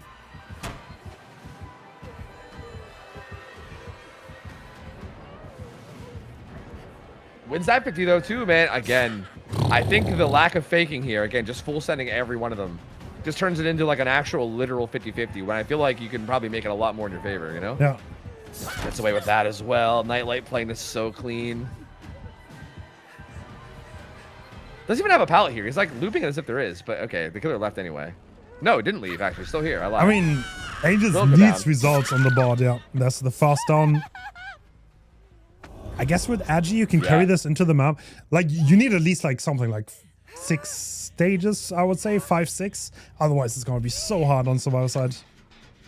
Yeah, I feel like 6 minimum. I don't know. Even like 5 stages, I feel like going into your driver's side, you got to not feel good about. Like, that's rough, man. Like, we've seen how deadly Chucky can be on this map. I feel like, yeah, like, if it doesn't start, like, this is such an insane start for Invictus that Angels needs to try to salvage something out of this. Does seem to spot the rotator here. Finds Dan on the way. Yeah, that's honestly pretty good for Angels. Is that bounce landing? Yep. He was peeking to see if someone else was going to rotate, but I don't think anyone is. Yeah, but now the pause on cooldown again. Little bit, like, you can tell Angels is not that comfortable on this killer. Yeah, yeah. There's like, yeah, there's definitely little things like that that I feel like are a little shaky. Spit's going in now, though. Does Angels catch it? No, he committed to Dan. He got the hit onto Dan. Yeah, this is so far. Again, everything's going well for Invictus. I feel like that was like a late rotation that still worked out for free. Dan and Chase now. Yeah. Oh, tried to go around it, but ended up getting no hits at all. Oh, that's so unfortunate. That hurts. Yeah, that hurts a lot. Dan gets the Shack again. They still are using Shack Pilot, though. Kind of break greedy. away and go for Kexo. Yep, Kexo stuck on a TL wall.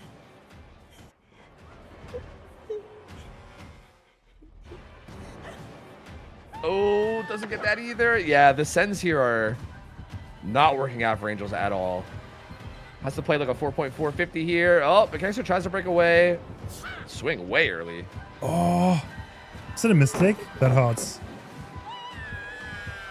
Again, full send again. Okay. Is Angels leaving? No, we're committing. And if you look at the HUD, the last 3 gens are being worked on right now. Every second here is going to hurt so much for Team Ascent. Oh, misses that too. Oh, man. This is all just, it's awesome. It's just falling apart. Here's another down. But yeah, this should be like a pain res before both the last 2 gens pop. But like, one of them is going to pop for sure. Yeah. Yeah, this is looking really rough. This could be an extremely low stage game.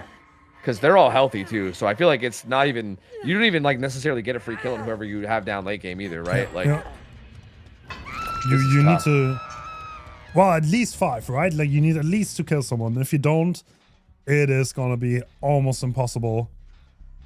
Yeah, I feel like he needs to get like a fresh hook in the basement or something, maybe, right? Like either like Dan or Spitz in the basement, ideally. Like if you don't find something like that here, I don't really know what happens. I mean, he does find Spitz. And gets an immediate hit on him. So this is a good head start towards that salvageable win con. He didn't commit to it though. Oh, Dan's here too. Dan gets stuck on a rock. Oh, actually, yeah. That's a free fast tag. Yeah.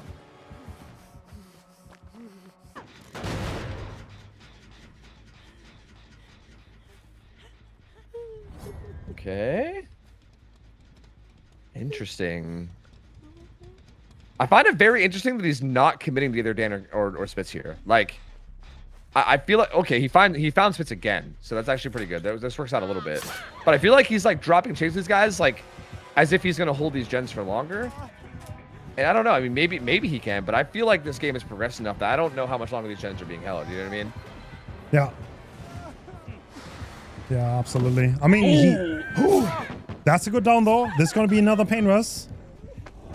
Yeah, and Kexo being here and playing for this means that's one less survivor on gens too. So that does hurt their like endgame efficiency here. Like they're actually not gonna get the endgame off of this yet. He's carrying him real far to this pain res.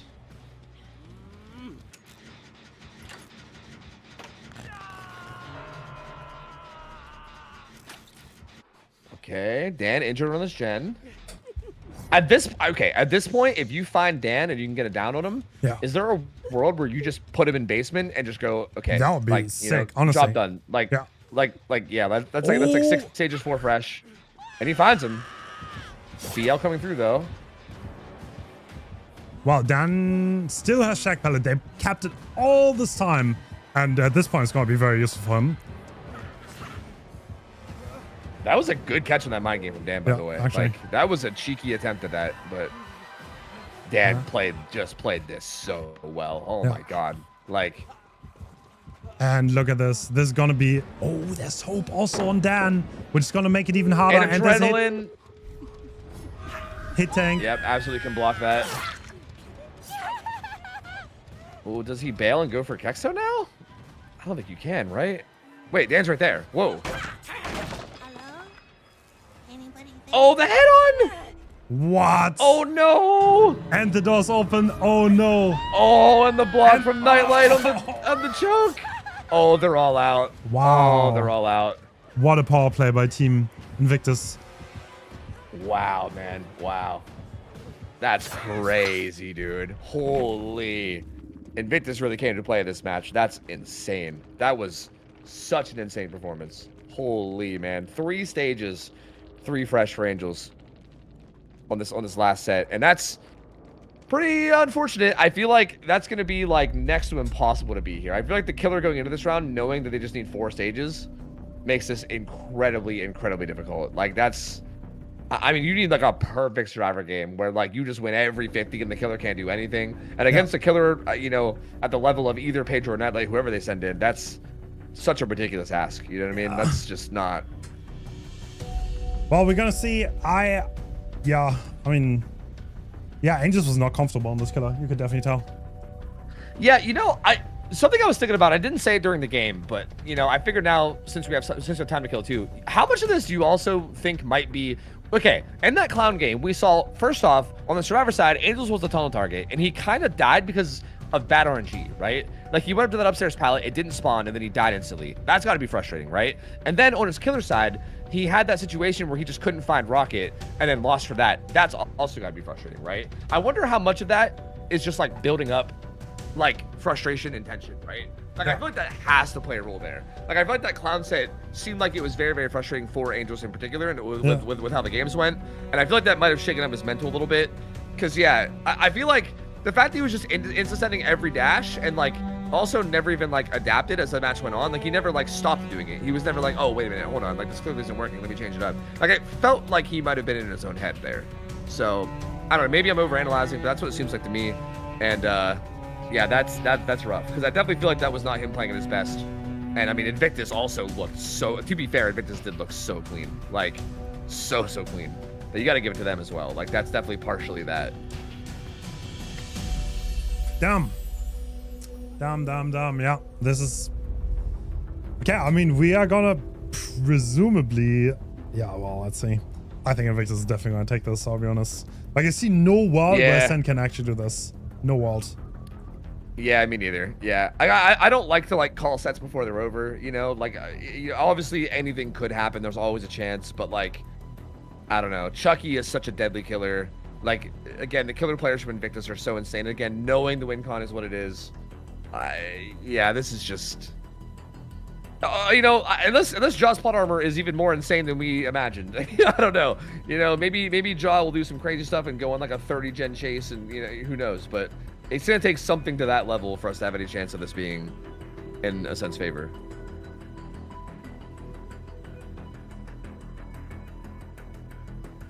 That being said, I do want to remind everybody watching that whoever loses this is not out of the tournament yet. This is the winner side of the bracket, so it's a double elimination bracket. Whoever loses this will go to meet Umbrella in the losers bracket, so they're not out of it yet, but they do have another tough match ahead of them. Like, whoever loses this immediately goes to another very, very tough team. So obviously you don't, you never want to lose, you never want to be in that position, but they at least won't be gone, right? Yeah. The winner will go on to face Elysium and be in a pretty good spot going forward. That's gonna be a spicy match, to be honest. Yeah, that is. It's gonna be so good. I'm a little curious. I didn't. This is really on me. I should have just, like, taken the time to read this, but unfortunately I didn't. How are you handling the, like, losers bracket coming out and playing the winners bracket? Like, for instance, if the losers bracket team beats the winners bracket team, do you do like a whole another, like, best of... Yeah, like the grand finals. Like, is it like, I know there was some tournaments that were doing, like, the like the winners bracket team got, like, an extra win already or something. No, if the losers bracket team wins in the final, quote unquote, the winner bracket can choose one set they lost and replay. Oh, okay. Okay. So like to give some advantage back, because you're absolutely right. If you come from the winners bracket, you have never lost.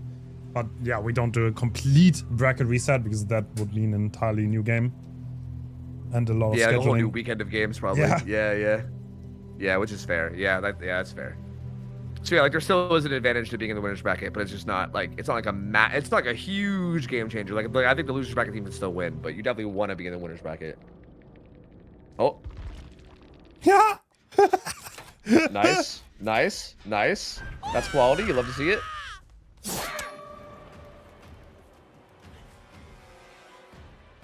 I feel like that was a little Easter egg we got there. I like that. That. That was cool.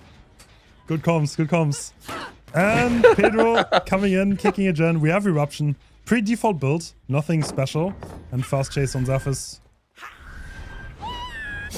Yeah, fast hit though. Like that's what I mean. Like right there, same. Like immediately we see that difference with like Pedro faking his power a little bit, getting Zaphis to like corner up, and then taking advantage of it. Like that's that thing we were kind of missing a lot last game. Pedro already feeling very, very comfortable. Oh, yep. That's clean there too, Zaphis.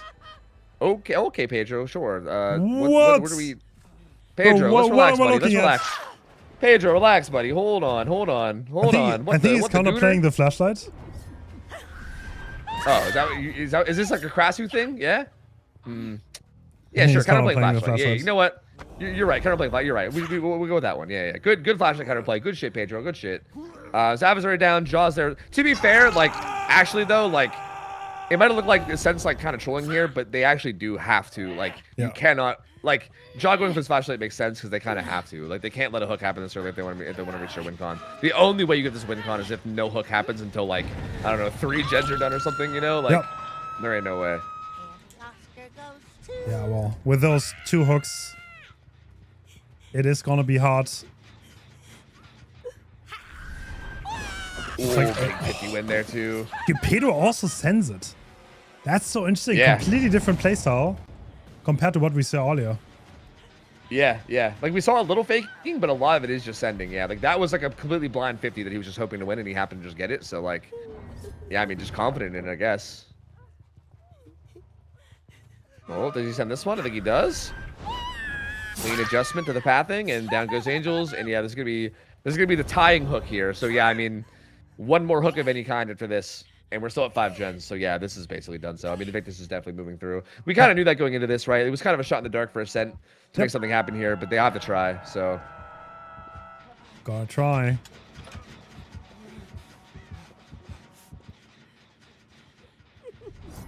I gotta say though, this best of 3, like this Chucky game obviously was like a bit more one-sided, but like that Clown game was really not as one-sided as it seemed based on scores. And obviously the Spirit game was looking so clean for Ascent. This overall best of 3 was still like it was a bag. Ascent did so well here. Like I don't feel like this didn't feel like the kind of thing where I'm like, wow, like Invictus completely dominant over Ascent and they have no chance. Like this definitely looked like if these guys find each other again in the grand finals, for instance, like it's anyone's match in my opinion. Like this was so close. Absolutely. I mean, Zephyr's such a great chaser, man. Love watching him play. Yeah, Zaphis is so clean with it, man. He's so clean with it. Does go down eventually, though. I mean, Chucky, there's only so much you can do here against a Chucky, but he was playing that window phenomenally. We're still at 5 gens. I'm not sure how much progress there's on the map or what they're even doing or what they're pushing. It looks like a lot of them were just kind of resetting during that. There was a lot of pressure early. I mean, that's officially the loss.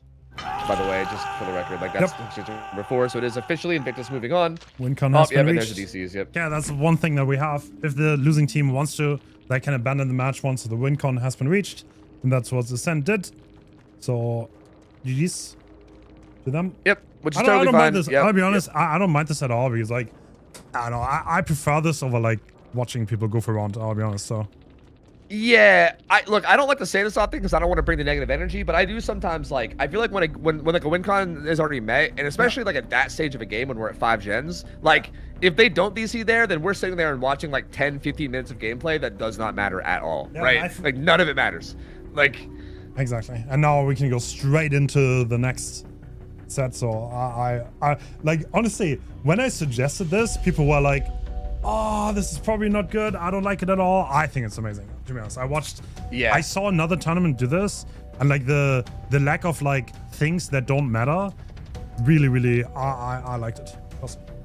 Yeah, it speeds up the pace. I've actually been talking about this for a long time. I'm surprised people don't do this more. Like, I don't really see an issue with it. I feel like especially as long as the casters are clear about the fact that, like, you know, like we just have to make sure, I think, to keep saying this. I think forever going forward, for the record, because I think as long as the casters are clear about the fact that it's not like a rage quit. It's not like they're like, you know, shrugging their shoulder, like just like it's like a rules thing, right? And it's totally fine, and everyone just accepts it. Because yeah, I do think the like slow play of a match that's already over is like a little.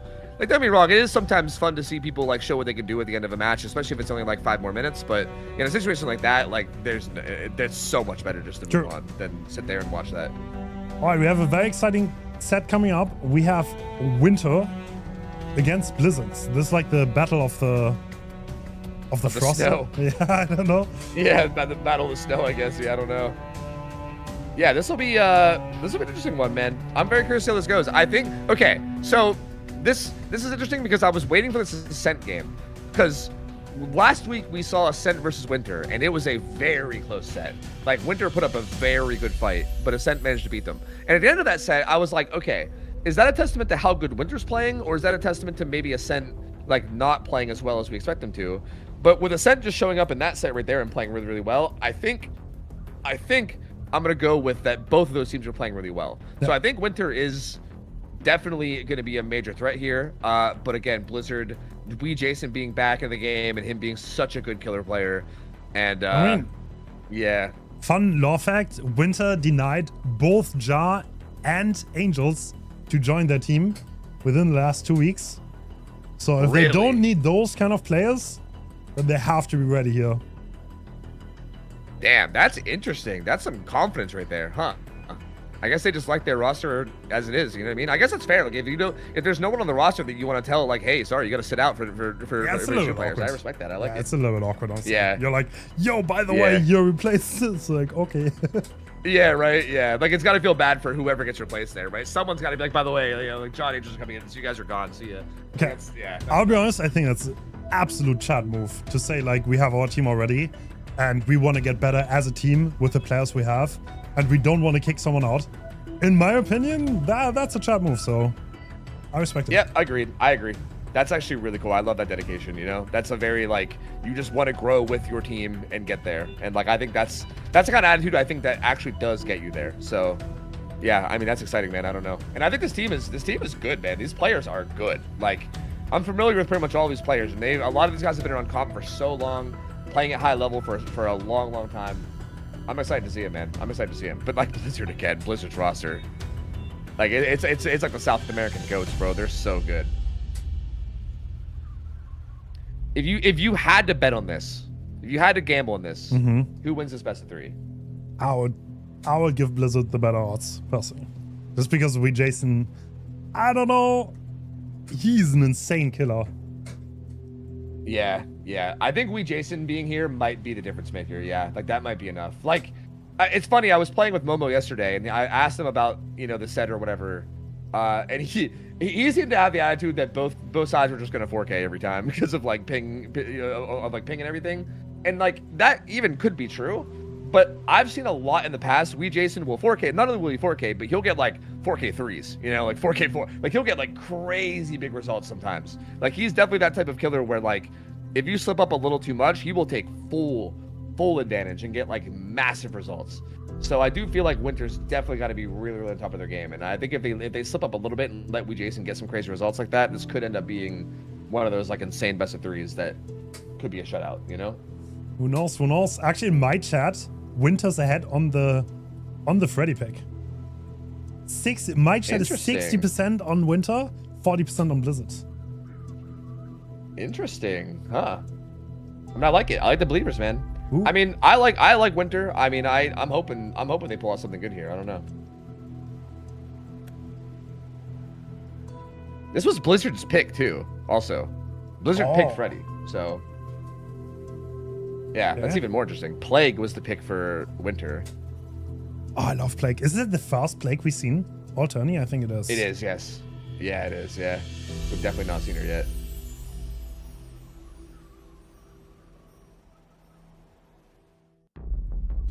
Yeah, was that? I don't know if I'm crazy. Was that CT behind her? I mean, I feel like it's probably Suffo, right? No, I feel like it's Suffo.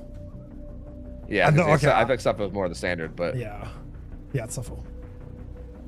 yeah, that makes more sense. Yeah. Yeah, I haven't. I mean, I feel like playing Suffo is just a really good set. I feel like I actually haven't watched that set in a long time. It's been. I feel like it's been a very, very long time. But that'll be a good one to watch. I'm excited for that. One of the Here we OG go already. ones. All right, Jason's going in, and he's kind of known for crazy picks on the perks. And I guess no corrupt is a little bit crazy. Setting up all the pallets. Yeah, that's very aggressive. Ruin, no corrupt, and then he's got sloppy eruption pain rush. He kind of has that like ruin eruption thing going on, where like only one of them can be in play at a time. But you kind of have it as a fallback. Julian's already on a totem, so they may have already found it. I highly doubt they're cleansing a doll. So, I mean, interesting. They have to rotate anyway now, as it looks. Wait, what? Oh, he has the add-on to teleport. No shot, and the killer instinct actually gives one of the survivors away. Oh yeah, does he have the one where he teleports on fake pallets or whatever? Like Yeah. Yeah, that's sick. Okay, so that's the spicy pick I think we're seeing, right? Yeah. There's always something from Lee Jason, man. Yeah, he's a little bit of a That's a cheeser cool for sure. Ooh, Kenshi playing the shack pretty well for now, though. Probably just gonna throw his pallet. Again, first chase so important that you'll probably see every player just play as safe as they can first chase, right? No chances. Go to the strongest pallets you can and just drop them. Ooh, it's Fat Shane, but he's not in chase anymore, luckily. Jason left. He doesn't have. Oh, he doesn't have ruin anymore, so hit and run a little bit risky here. But it looks like he just wants to kick the gen with the eruption. Play it slow. Yeah, probably just waiting for like a more ideal chase in like an area that isn't super great. But so far, only gets one hit. Well, to be fair, finds Kenshi now, and he doesn't have Shack Pallet anymore. He just has the window. I mean, he is like alarm clock awake though, so he can't be hit with powers for a while. But that Pallet did nothing. So he does have that freedom of not dealing with any of Freddy's power for a little bit, but he's only going to make it to like a not super great filler. So he's got to make something happen here. Big, see what he does on the 50 here, and yep, cannot win it. Cannot win it, unfortunately. Oh, still had 5 gens for the first down, but the 3 split is coming along for Winter, so Jason has to get some value out of his box here. Yeah, he saw the aura on that survivor bottom. I think it was Acid, I believe, or no, it was Momo. Yeah, he saw the aura on Momo. And Momo, oh, he queued up the fastball fast enough. Nice. Oh, loses that 50 though. So he'll get hit and go deeper top. Just getting away from the hook. And we see Jason just heading back. Yeah. No one going for the pull though. They're just slamming gens right now. True. Momo gets immediately back on a gen 2. They seem not interested at all in going for this.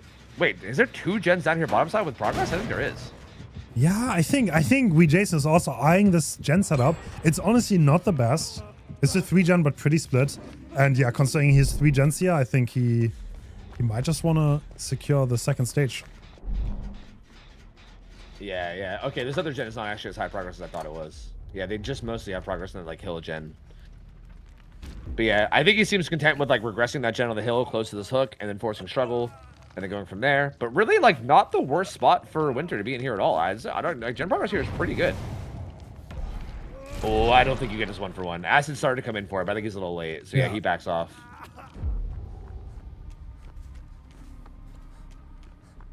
All right, now it's up to Jason to pressure the map because Momo and Julian are doing gens quite aggressively here, and yeah, he has to interrupt this, which will give Acid a chance to get this pull. Yeah, it does take advantage of this though. I mean, it might be a little late, if at all. If at all, do they even go for it? Is there a world where they just let him sit even longer? Okay, he gets it now, but that was pretty late. I mean, Acid doesn't take a free hit for it, but like also Kenshi has no distance. He's gonna make it to this pallet in the middle, but I would argue this pallet isn't even really that safe against Freddy on high ping. Oh, does he make it around or is this not too much? He's gonna be. Oh, barely he's making makes it around again. Oh wait, good patience. Oh, Great Kenshi play. played that so good. Wow. Can he make main window though without dying? I don't know. He's gonna get snared. I think he does not make it. He's gonna try. Oh, what the? What? What? He tried to hurdle it, bro. Whoa, wait, he did it too. Whoa, what is wrong with that window? What is wrong with that window? Oh my god. I think that window might not be real. I think that might be like an interdimensional window, bro. That was terrifying. I don't know what that was about. One thing to consider. Gens? Oh, no. Oh, wait. Yeah, the gen pops. So the 3-gen is not active anymore. But yeah, Kenshi dead. And Momo's still injured, so can they get the reset here, or is Jason gonna find it? Oh no, he finds it. And Julian has to try to take a hit. He faces through him though with the snare. Oh. Yeah, body blocking against Freddy very, very hard because when he pulls out the snare, you can phase through people. And he took advantage of that really well against Julian and gets that down onto Momo. Ascent has a good bit of progress though. Like, this is like a good way. Like, I think that was a good way to start the 3v1 for Jason. But I still feel like, bro, is this guy okay? I think it's the spectator lagging, to be honest. Yeah, it might be. Because like the players have lower ping to each other than the spectator. No, I think it's the spectator lagging. Yeah, that could be it. I guess that's a good point. I think the spectator is from Europe, right? Yeah. And we're watching people from like South America, and then I think that does make sense. But this is not a horrible spot to begin in the 3v1 for Winter now. Although now it's kind of getting worse. Ascent gets found here. That's gonna force a rotation from Julian, which is gonna stall gen progress for a while. Oh, bro. Okay, yep. That vault. Yep. Yo! I mean, oh, whoa! Oh!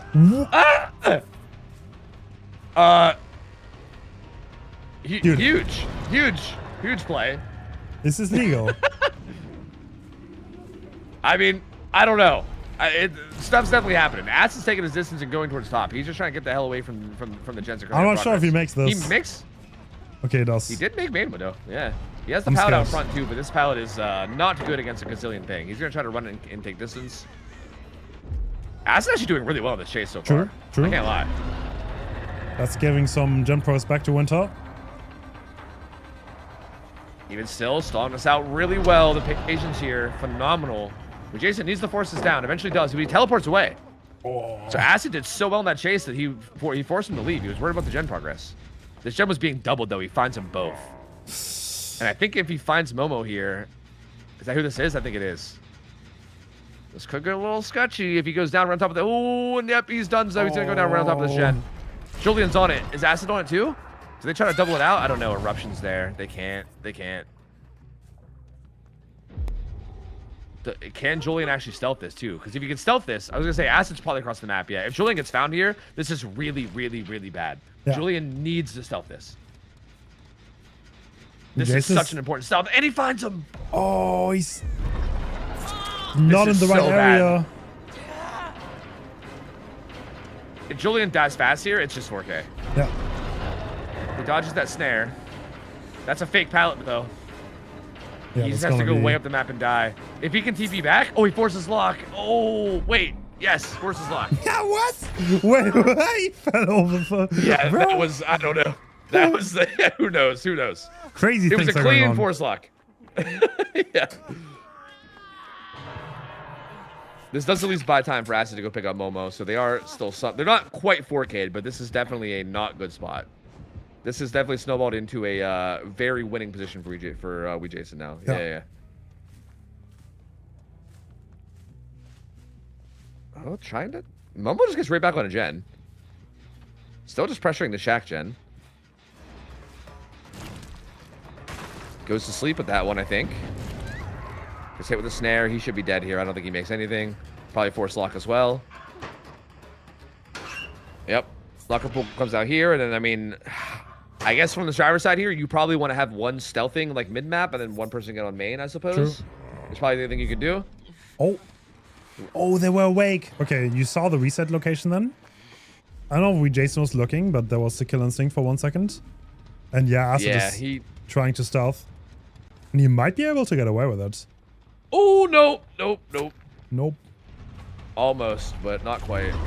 Whoa, this is wild, bro. I think the Spectator's game is dying. Yeah. Acid does so well in these chases, though.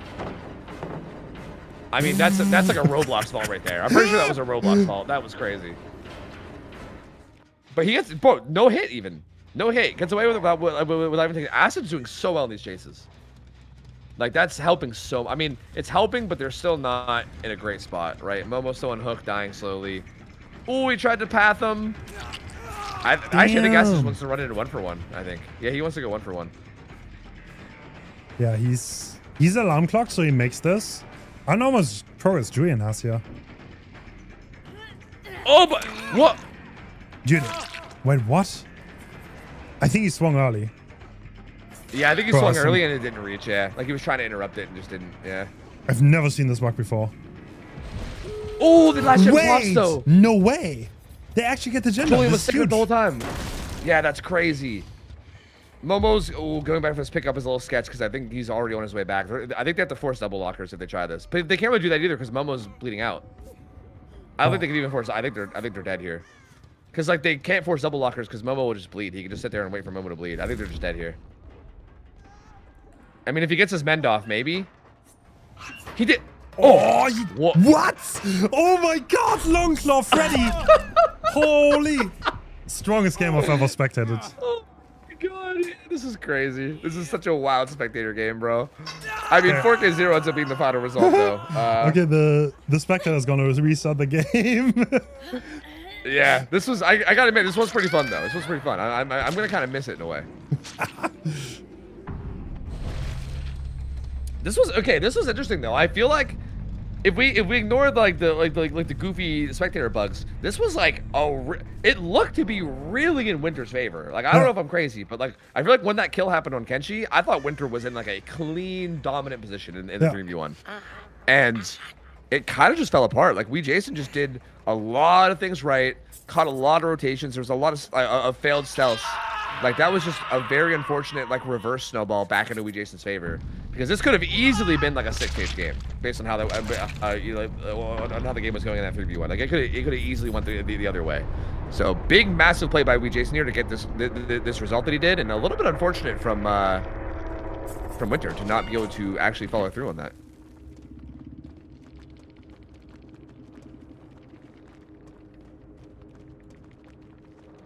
I guess the question now though is like, I don't know, ping being high and everything. How likely is it to actually get a 4K? Like, I don't think 4K1's out of the question here. Like, I really don't. Like, that was a good result from Jason. Don't get me wrong. Like, that was definitely like a good, solid result for the first game. But I don't think this is unreachable. Matter of fact, I think this is extremely reachable. I think Freddy with high ping on a map like this could definitely get like a 4K1. I mean, you definitely need your chases to go your way a bit. Like, I think if you have like maybe one chase that goes too long, maybe you're in trouble. But outside of that, not a bad spot to be in, I think. My chat has conspiracy theories that was not the spectator. Oh, crazy things. I think it was. I think it was Jason. Yeah. I mean, nah, do they not realize how much insane complaints would be coming your way if it was the players? Like, I think we'd be hearing about it. I've never seen. I feel like if what I've never seen that before. Yeah, me neither. Yeah, that was wild. But yeah, I don't think there's a world where like the players would not say something if that was like if what we were seeing was what they were actually seeing. There's no way they're phasing through windows like nothing too special. That one swing on like Acid or whatever where he like missed and then like 2 minutes later like connect. I don't know what that. It was bizarre, bro. I don't know what that was. It was all over the place.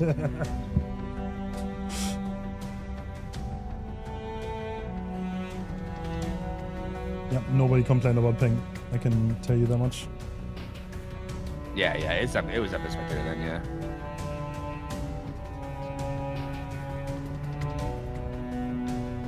Man, all right. Well, the survivors now from Blizzard, they gotta get outs, man. They can't just pop the gens. They have to actually fully get outs now. True. I mean, we've seen Freddy pop off in previous rounds here. I mean, it's anyone's game.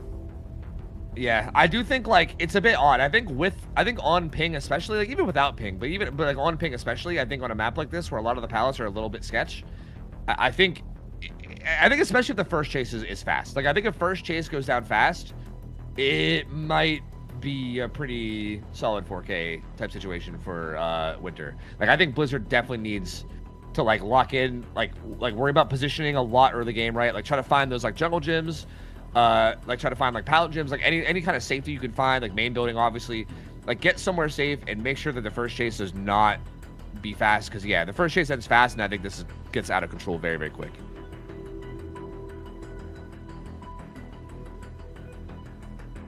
Also, what do you think? Are we gonna see Momo here or Julian on killer for Freddy? I think it's Julian. I'm not sure. I already peeped.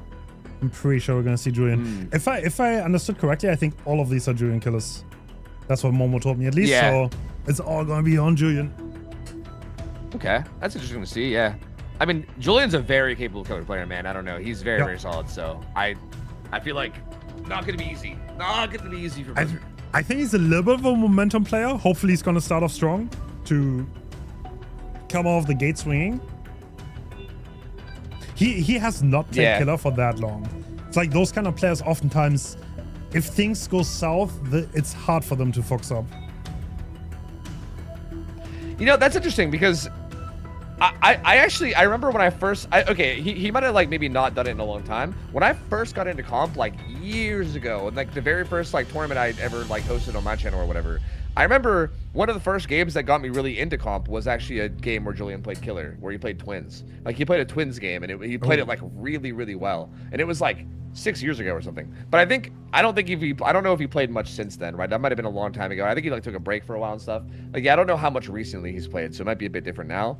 But I do have like a very distinct memory of seeing him pop off on twins a long time ago. So I know he's very capable. All right. So this is a very standard build from Julian with Sloppy, Eruption, Corrupt Painless. I don't think any add-on surprises either. The survivors spawn by the main building. That's where they want to spawn, and we find someone going away from it. It was like power found right away. That claims pallet. Oh, yep, that claims pallet control though, which with ping is pretty good. Yep, hard to play around that. Pallet gets hit. Strong hit. He TP'd right on top of him. What? Oh, he didn't even catch it. He didn't even catch it. Oh, that's the fast start we were talking about. Uh-oh. Oh, Power did not pay attention to where the TP went, and is it even worth pain wrestling? Yeah, I feel like this is just a good hook position. You can just take this hook position and then just play around these gens that have progress here. Wow, that's exactly what Julian wants if he wants to reach this 4K win condition. Yeah, that's such a good start. Like you were saying with him being like a momentum player as well, this is definitely a big, big start. And look at all these gens up here you can control. Is there a full 4-gen top? I can't tell. Was there 2 on like the... Yeah, there's like top, mid, and then 2. And then also main. So yeah, there's like 4 gens on the top side up here that he can hold. Oh yeah, that's so gross. They're coming for the unhook now, but they don't get it for free. Yeah, he actually backs away. He backs away. Ooh, almost got that pallet hit. Close. Dupe avoids it though. Yeah, I mean, not much gen pressure coming out from Blizzard here. I mean, I guess they're three splitting now. Yeah, but they had to abandon ship on that gen right here that's regressing, right? They had to give that one up, and then to run down the map and start pressuring. And even right there, we saw them kind of coming for the unhook and then to bail, which also hurts their gen efficiency. And now they're for a double save. Oh, okay. I mean, they will get a clean double save. They got body block. Oh, so it ends up being a 1-for-1. This is so bad for Blizzard. Great job, this is bad. Pala has this pallet that's not very good. He's going to try to play his distance. He probably still has a little bit of endurance left. What's he do here, though? He has this pallet. I guess he plays that one. Pallet pretty solid, especially with Shaq or with main window. Does Julian just... I was going to say, is there one where Julian just stops snaring and he starts bloodlusting? But I feel like the snares are still probably worth it. Oh, he didn't see it! What? Pala! Bro. He must have... He just ran across. Yeah, he did. We literally saw it on his screen too. That's so. That has to be nerves coming in. Yeah, that's got to be nerves. Yeah, he must be nervous. Yeah. I mean, that works out huge for Julian. I mean, I think if your team went there, you're feeling fine about that. You know, they pop a gen bottom. This 4-gen top is still completely untouched by the looks of it. 0 progress here. Damn. Did you hate to see it? He's gonna be mad about that later. Yeah, for sure. That's a tough mess up, man. He has so much distance too, and just gave it all up. Must have thought he saw something he didn't. I don't know. That kind of stuff happens sometimes. And now we have 2 injuries as well, which is going to make this unhook situation even more. That being said, Jason just runs in injured and gets it. Wow. Okay, well, Power. That's a little. This is one moment to shine here. He needs to make this count. So that's endurance for this vault. What does he reach here? He's eye loop. That's pretty decent. Gets the stun too. Bro. That's big. That's a good start to it. For the stun on eye loop. Oh, but the slowdown is brutal. He makes that. Good patience. And Jason is getting picked, so this could be. Oh, he's breaking now, but Power still has the main building loop. Back to main. Yeah, back to main.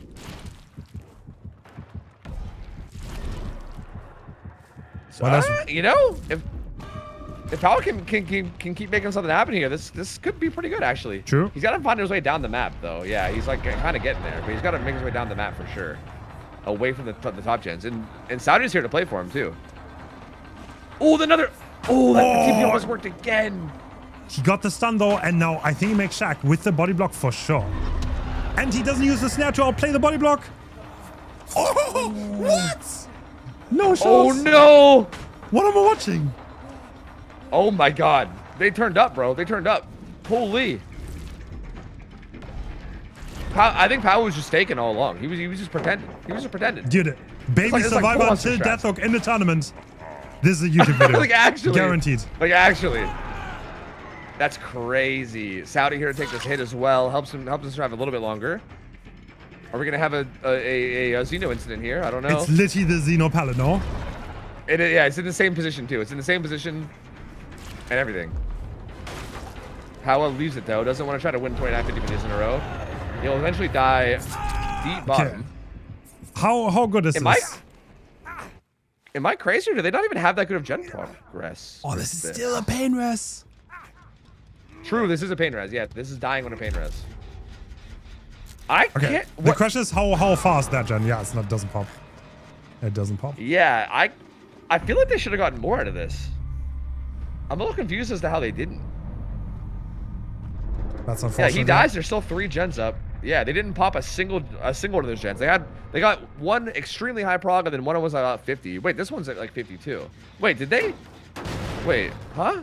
Were they doing 3 gens and then they started doubling at some point? I think that might have been Jason's gen before I traded. Oh yeah, you're probably right. Yeah. They will pop that 1 gen now that they're doubling.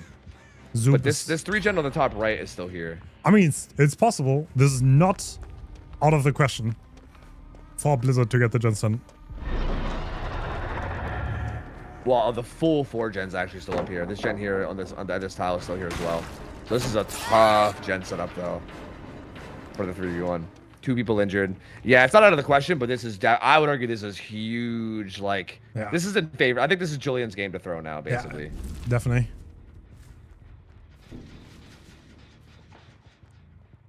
Catching some scratch marks here. 2 people injured. You got to be thinking they're going to be going for resets.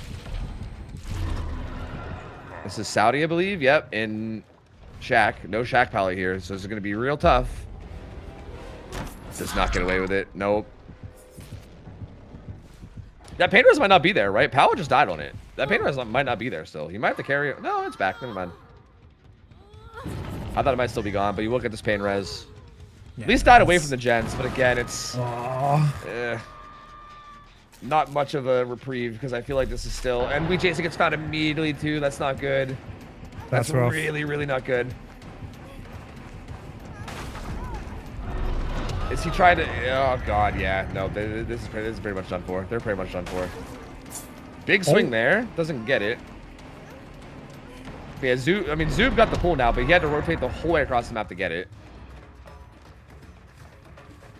And now we're staying on Saudi, who just has his like little double windows, like nothing really too crazy.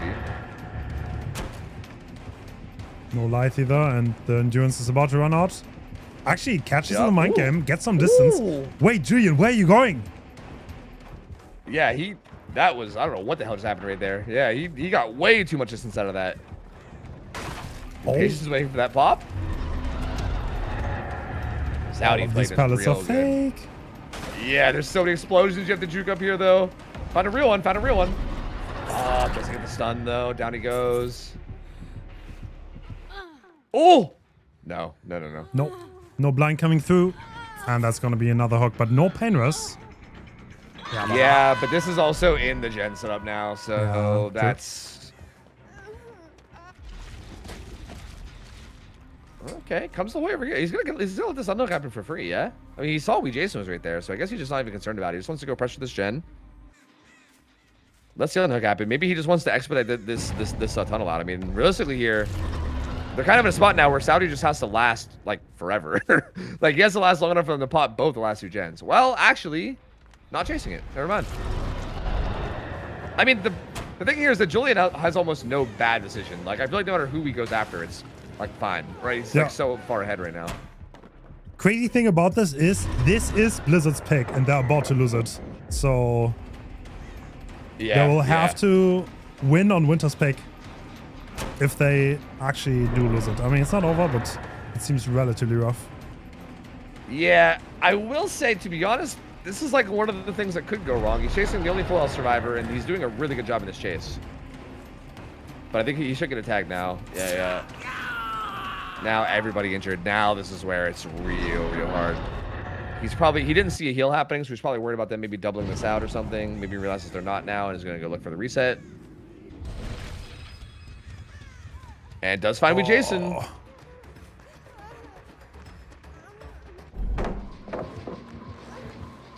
Oh, Ada has been spotted. She's Death Hook. Oh, yeah. Death Hook survivor. Only an LT wall is all is here. She takes her distance again, though. So many times do they are they getting away with these jiggies while Julian's trying to do like little elaborate mind games? Yeah, he's kind of again once right again. Here. Yeah, he's giving distance on loops where you should play it safe. You should just walk after people. Yeah. Especially on crossplay. Yep. Zoob is gonna pop that jet. Smash it too. Smash it with the map. He got stunned to edge map. Oh no. Did I cast a custom? You might have. You may have. How far is this progress? Okay, almost nothing. What? Okay, Wait, how's there no progress on this? I think there's progress on this one that he's walking by right now, I think. Oh yeah, barely a little bit. Yeah, that was. I think Jason was working this one earlier. Oh, that's still so rough. I mean, 3 gen, everyone injured. Yeah, and the 3 gen is still brutal. Like, they got rid of one of them, but like, again, dude, them popping that last gen on their survivor side ended up being so clutch here. Because like, the fact that they need to pop this last gen to even get a tie is so brutal with how bad this gen setup is. Slowly getting rid of all the resources too. Like, we're running out of pallets on the map at this point.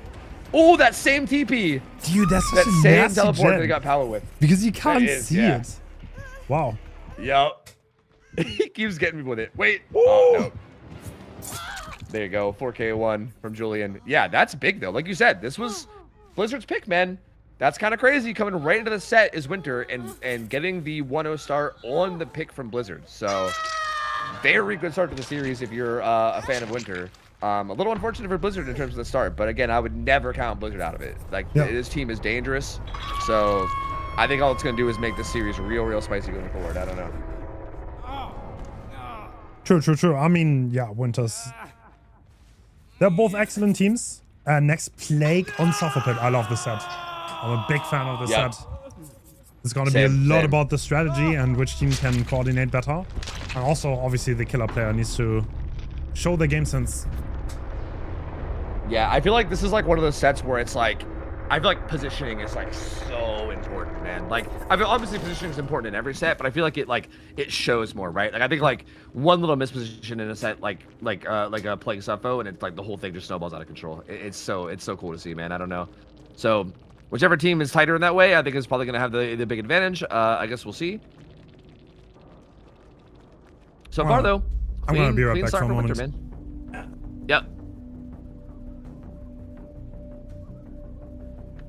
Oh, also, I think we're keeping Julian as killer, by the way, as Plague, so we will have another Julian killer.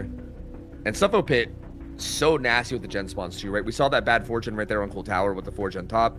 I feel like Everyone probably knows by now that Suffolk Pit is like that map, bro. Like 100% that map where gen spawns can be really, really rough. These teams should know how to play around it though. It's gonna be a lot about death spots and your positioning and how you play around like the gens that spawn, and whether you like avoid going down in those areas or like how you play around it.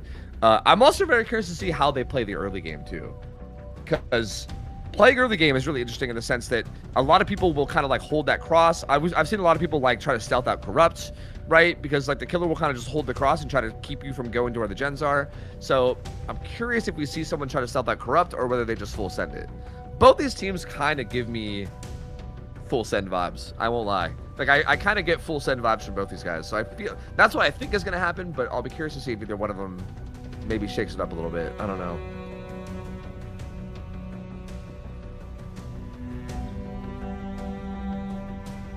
Also, I love that they updated that card to mention that steel is a brain rot. They just call it a brain rot. I didn't know what steel was, but now I know that it's something brain rotty. So thank you for that. Yo, W Wait, staff, by the way. W staff. Did you ask what steel a brain rot is? Yeah. I didn't know what that was. I think before it just said steel, and I didn't know what it was. Then someone told me it was like something brain rot, something. And I don't know. I was told it was some brain rot thing, but I have no idea what it is. So I don't know. I think it's a Roblox game mode, but I don't know what it is. I have no clue. Yeah. I'm not. Look. I like to like pretend I'm not unk, but I'm definitely too unk for Roblox, bro. There ain't no way. I don't know. I played Roblox. I tried it once like a month ago. It's actually pretty goofy, but yeah. I think I'm a little bit too old for that too. I'll be honest. yeah. I think we gotta accept it. At some point we gotta accept it's like, it. Like the Gen Z jokes are kind of like out of control. I won't lie. Like with like, I don't know. It's like it's just not funny. It's like, I'm sorry, but 6-7 is just not funny in any way or form, or like I don't know. I don't want people like it. But that's why it's funny. I think the fact that everybody gets mad at it is what makes it funny. Like I kind of get it in the way that I don't. Like I get it that I don't get it. You know what I mean? I don't know. Like, I've just learned to accept. Okay. Yeah, I've learned to accept that I don't get it. Okay, fair. All right, Julian, looking at his gens. What is that gens? Oh, that looks like a top-heavy gen setup. Yeah. I need to peek at it a little bit longer. No, I think there's just 3 up here, right? And like if to the right. It's kind of like 2 mid-map.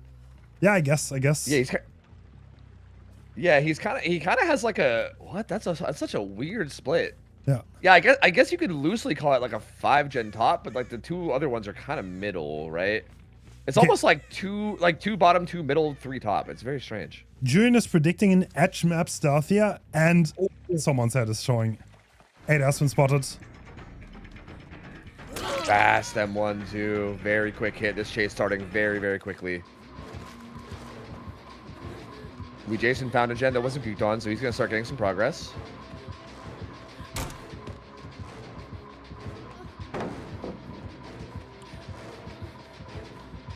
Okay, fully committed to this main chase for now. Oh, kind of stuck at this pallet. That's not very good though. Oh, and Julian just sends it. Oh, Wait, was the there. hit tank though. Oh my god, I Yeah, didn't see that huge coming. hit tank. Wait, does he have anything? He kind of No, just he came out does. of nowhere. Oh yeah, this pallet didn't spawn, did it? Oh yeah, he's just dead. He's just dead. They don't have that much gen progress either. They have like barely anything to speak of. This is looking pretty rough, I think, for Team Blizzard. That's such an early top down. side immediately. You can puke on the circus if he wants to as well. Doesn't actually puke on him. Okay, now he does. I think so. I think maybe he got reminded. But yeah, they got a little bit of progress on the bottom side, but that's it. So not as much progress as you'd hope to see for the first down coming through. I mean, Plague is the other type of killer where the first down can get delayed for quite a while, right? She is pretty much pure M1 outside of, if she occasionally gets her power here and there. Speaking of power, one of the fountains, I mean, Julian has double apples, so he has 3 powers on the map right now. So he isn't opting to go for any like longer power usage or anything, just going for a lot of powers. I feel like that's a very aggressive build. And considering how fast you got this down, that's probably really good in, like in combination with this really aggressive build. I think if he plays this right, this could get out of hand quickly. Well, okay, the survivors do have a little bit of an opportunity to maybe delay a little bit by stealthing. Someone's on the main pallet. This has not been broken yet, so this could buy a lot of time, especially against the Plague and Power. Oh, actually, is that enough distance to make mid-map? Oh, it's gonna be close. If he like sends like some Hail Mary pukes, now he's not going to though. He's just gonna follow and play safe, I think. That one was not really going anywhere. But yeah, I mean, Saturday does make it down the map, to be fair. Makes it decently far down the map. I mean, I think this hook can still come it blinded themselves.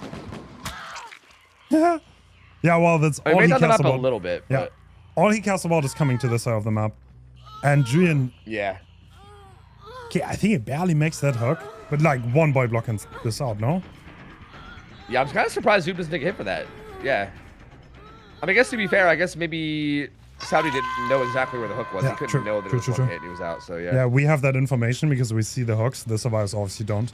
The hook could be in that tile and then it wouldn't be enough. Yeah, exactly. Yeah. So unfortunately, just weren't able to catch it fast enough. And yeah, that hook ends up being in a pretty good spot. Yeah. They're trying to pressure these gens top now. This is kind of tough. I mean, what do you do here? Do you fast pull again? Like, you might have to. But again, this is where Apple's crazy, and I think Julian knows that. He's gonna go. He's gonna grab his pull. You kind of. Yeah, this is so tough now. If you don't pull this now, you can't pull because he's gonna be in front of the hook with the puke. But even now, what is Ada realistically gonna do? Run through the killer? Probably not. Looks like that's what she's trying to do, basically. I mean, not exactly through, but she wants to get bottom, I guess. I almost feel like maybe she should have maybe just went main and tried to play distance on main. I don't know. Like, it's hard. There really is no perfect decision. She's gonna go down under pallet. Oh, that's a great position. That rock. Oh, gets spotted though. Can he continue to play for this? It's very risky at this point. Zoom's also there, but he might be a little bit too far. And Julius is gonna pick. Yep, he gets the kill. 3 gens still up, man. They popped one of these gens top. So they did get one of these gens top, to be fair, but like, this is an awkward gen split. There's still like a big clunk of gens all up here, and like also just everyone being injured right now, and like this is where things can snowball a lot, like very, very quickly. I think I just started to. He still has He's still got a pool too down here. True. Yeah, honestly, can he just play aggressive and play for the kills here? I mean, oh, we are trying things. Yeah, it doesn't work out. Yeah. Zoob looks so confident on these loops. Yeah. Zoob looks clean here, man. Does a really good job there, pre-throwing that and getting his distance, not getting hit. He's gone. Julian did take his last power now, so at this point, if they like last this power out, then Julian has no more power for the rest of the match unless they give it to him.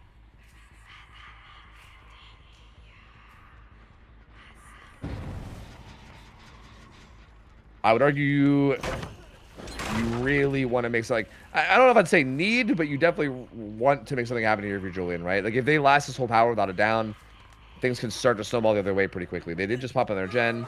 Down does happen though. Yeah. And he saw this Jack Gen pop. He wants more. He knows someone else is here. Might as well, man. All right, I mean, like, you already have the power. True. They have to be injured here, so they probably are somewhere around. Oh, actually, they just straight went on to another gen. Never mind. Yep.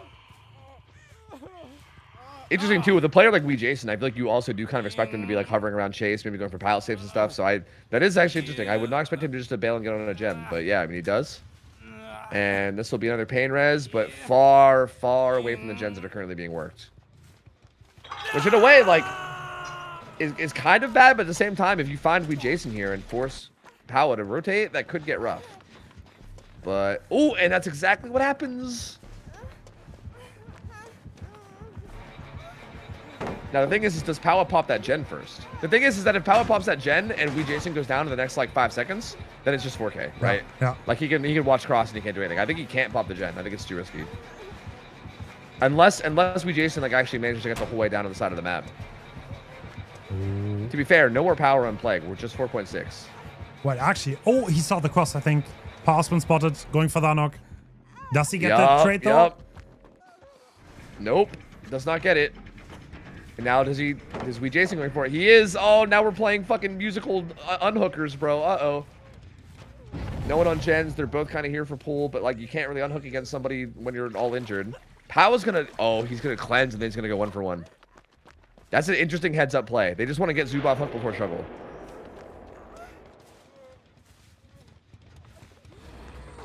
Does he even get it before struggle? Big body Julian, bro. Oh my god. Oh, he goes struggle. Did he? Yeah, he did. He did after the hit. Oh my god. Wait, big pain body res? Julian. And pain res interrupting main gen. And he has a power over there if he wants to grab it. I mean, I don't know. Grabbing it gives him so much distance. I think you maybe just stay on Zoob, but Damn, that was. oh, that worked out so well. Yep, incredibly body blocking, and Zoob kinda needs to have a chase here, otherwise it's over. Didn't go to Shack pallet right there? That was maybe he didn't realize it was thrown. That was a bit odd. Because now I don't think he makes this, does he? Oh my god, he does. Oh Wait, my does god, he get pull now? No, he doesn't. He doesn't. No, yeah, he's still zoned away from it, unfortunately, so he can't get it. But that does give him some distance down the map, at least. Yeah. I mean, is there any way they're gonna get the last gen on here? Yeah, I feel like Zoob has to last so long. Yeah. Like, so long. Like, unironically, I think Jason could just not go for the pull. Okay, he does. Oh, endurance way block. Yeah. Not bad, not bad. Jason can bail and go get on gen now. But I don't really know what the progress is like on their gens. I don't know if there's much of anything, to be honest with you.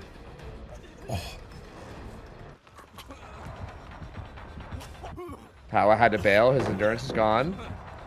Does Power take a death for him? He does. He's going to take a death for him. That is gonna reset Blalas. And are we gonna stick to Zoob? Or we're gonna take the hook, okay. Well, at some point you have to care about Jason's gen.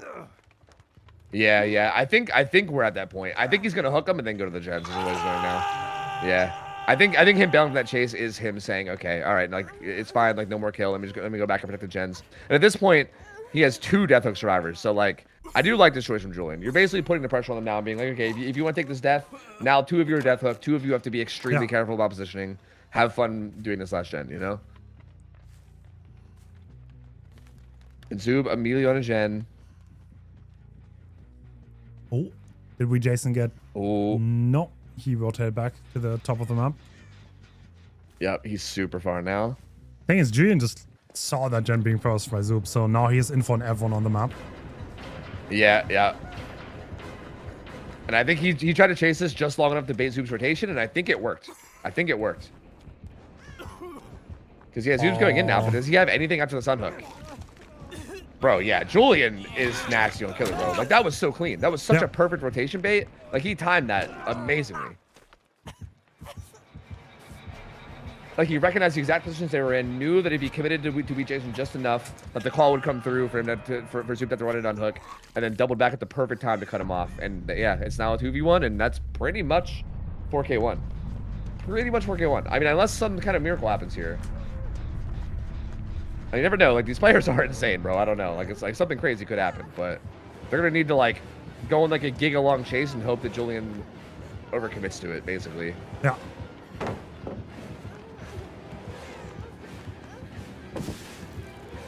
Ooh! Wow, okay. I mean, Jason with his like 300 ping getting away with that double vault. That's crazy. if he wins one more 50 here, which he does not.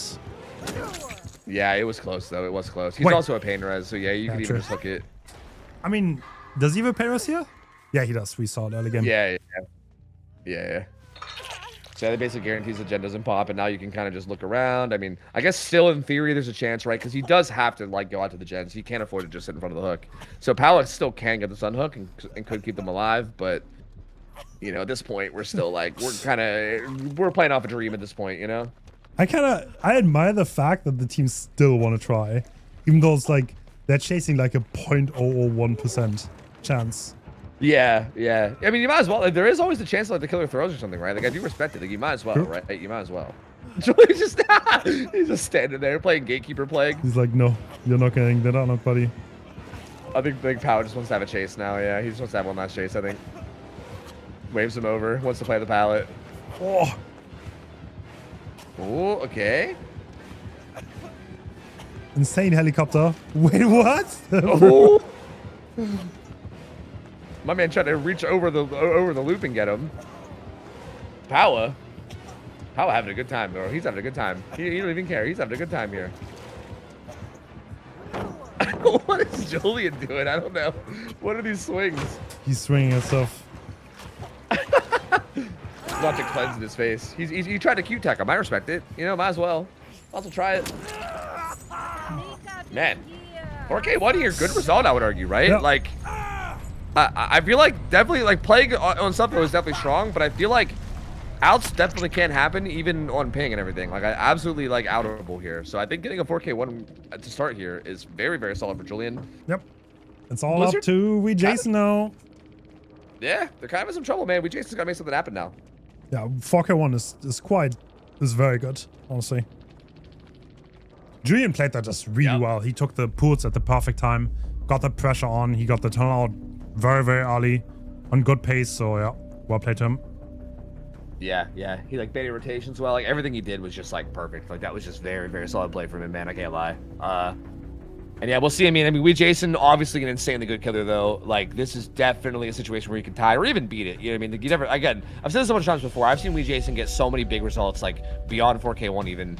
Like, you slip up a little bit too much, and he's the kind of player that will absolutely try to snowball it into huge things. So, it is possible even to get the win here, not even the tie. I mean, not super likely, but at least possible. And we'll see. I mean, Winter did play that last game, though, really clean on Survivor. Like, I mean, I feel like once I got into the 3v1, it got a little rough, but they still, like, played pretty clean to get there. I think as long as Winter has a good, solid game, they could just put it away right here. Gonna see. Yeah, well, if they play well on Survivor, 4K is pretty rough on Plague, honestly. It's not that easy to get 4K if you have a good start. Yeah, yeah. So I think the start is going to matter a lot. We did see, like, again, a lot of that last game came from Julian, like, beelining into the map and immediately finding somebody stealthing, right? Like, that's such a, like, I feel like if the survivors are going for, like, a stealth play when they're trying to, like, stealth out Corrupt or whatever, and they just get found right away, that's so rough. Like, no one's in a position to get on to get on gen right away. Like, all your efficiency kind of goes out the window, and you kind of have to, like, scramble to start getting on gens to start, you know, making things happen. So that was just such a good start last game for Julian as well. If we don't see a good start like that this game, might be tragic. Well, maybe we Jason has some kind of cheese build for this occasion. We're gonna see. Maybe Rapid Brutality Plague or something. Who knows? Gets very unlikely, yeah, but true. we're gonna see. Yeah, you never know. Yeah, like something wild. I don't know. Yeah, I mean, we Jason does cook up pretty interesting things. So I hope so. I hope he has something nice. I think that'd be cool. My mind's open to it. I want to see something spicy.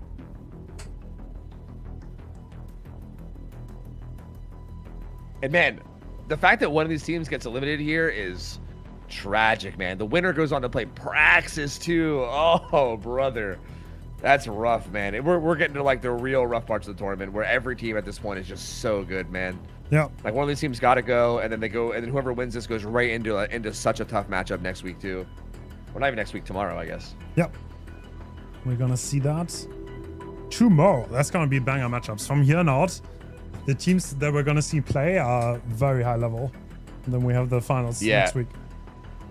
Yep, every match is, like, brutal now. Yeah, I feel like on, like, I feel like maybe, like, the week one, like the very first day, like in, like, the single elimination stage was, like, there was some matches that were, like, a little bit one-sided. I feel like from here on out, every single, like, best of three is like, dude, who knows? Like, who knows? Like, it's such, like, I have no idea who to call, like, the favorite, and, like, you know, who has a good chance of winning. Like, anyone can beat anyone. It's so spicy. I love it.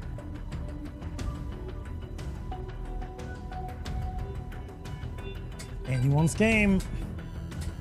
Yep. Yeah, I'm gonna predict Whispers. I don't know why, but I feel like he's gonna bring it. Yeah, that's interesting. I've seen Zeno brought that a couple times, and sometimes it won him the game because he could find someone stealthing. Like, especially if you hook someone and someone's trying to stealth on the other side on the same map, it can backfire pretty hard. Oh yeah, that's true. Like okay, so like, you mean if you hook someone, like, the corner of, like, one of the one of the sides, and you look for them in the other corner? I didn't think about that. That would actually be super gross. Yeah, that could actually be kind of insane. That would be so cool to see, man. Like, if Whispers wins the game for somebody, I'm gonna get so hyped, bro. Yeah. I will get so hyped. I've seen it happen. Zeno did it, so maybe. Yeah, I mean, yeah. I feel like Zeno and we Jason are both kind of, like, are both very similar in that way, where they just do stuff, bro. They just bring weird stuff and they make it work somehow. Yeah. So, you know, maybe. Who knows? Yeah, I just want to answer because someone in my chat was asking, by the way, so I'm just going to answer out loud anyway. But yeah, the tournament is going into next weekend too, right? Tomorrow is going to be another, I think, 4 games, right? I believe either 4 or 3 games, I think, tomorrow. And then, then next weekend will be the actual end of it. I think tomorrow we have 3 games, and then the next weekend we have a few, and then on Sunday we have the grand finals. Yeah, we didn't want to go. We didn't want to go for like crazy long days. Yeah, which I feel like is nice, right? Like I feel like, you know, like the fatigue of it all, you know, like I don't know. I think it's better this way. I mean, we had one, but like it's kind of hard. There's always like everything has like a disadvantage. It's like hard to make things work with the schedule. So we had one long day at the beginning, but that's it. Yeah, which is totally fine. Yeah. I think I really like the way you guys scheduled this time around. I think it's pretty nice for like players and, you know, like casters and staff probably included. Because that's the thing too, like the staff behind the scenes is a big thing as well. We don't see that, like how much they're having to deal with, like the delays earlier and how they have to deal with that. There's so much. Things always go wrong. That's to be expected. All right, we Jason is in. Yep. Okay, no big surprise. We have a very, very default build here.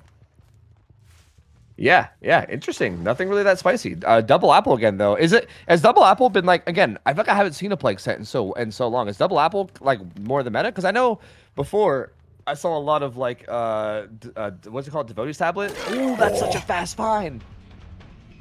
I mean, I guess shut up, Tofu. Stuff's happening, bro. Holy, that's crazy. Yeah, I think double apple is kind of the standard that most people bring. Amulet kind of fell out of meta a little bit. And looks like he knows someone rotated, and he wants to find them. Actually, does he know someone rotated? Did they even rotate? They're actually, they're healing Julian. So I feel like probably not. I feel like if they were rotating and playing aggressive, they probably wouldn't stop to take time to heal. Yeah, true. Against plague, you know, healing against plague in general is kind of funny to see. I can't lie to you, but yeah, they must be trying to slow play it. Yeah, Bond is a crazy pick. Yeah, that's wild. That's really interesting. I mean, I know they're pretty limited on perks, so, you know, like, they're just running whatever they didn't get value out of, but yeah. Ooh, that doesn't land with the Momo. He's got that Ada Wong protection. I like it. You love to see it. Yeah. He'll get hit by that one, though. Can he even drop this? He's gonna have he's gonna have a teammate throw it for him. All right, well, it doesn't work, though. Got hit too. Jason reads it like a book. Yeah, that was actually such a good read, because I feel like you can probably hear Momo taking the corner, right? So the fact that, like, he heard that and maybe still thought to respect it is pretty crazy. Momo's just going to die corner now.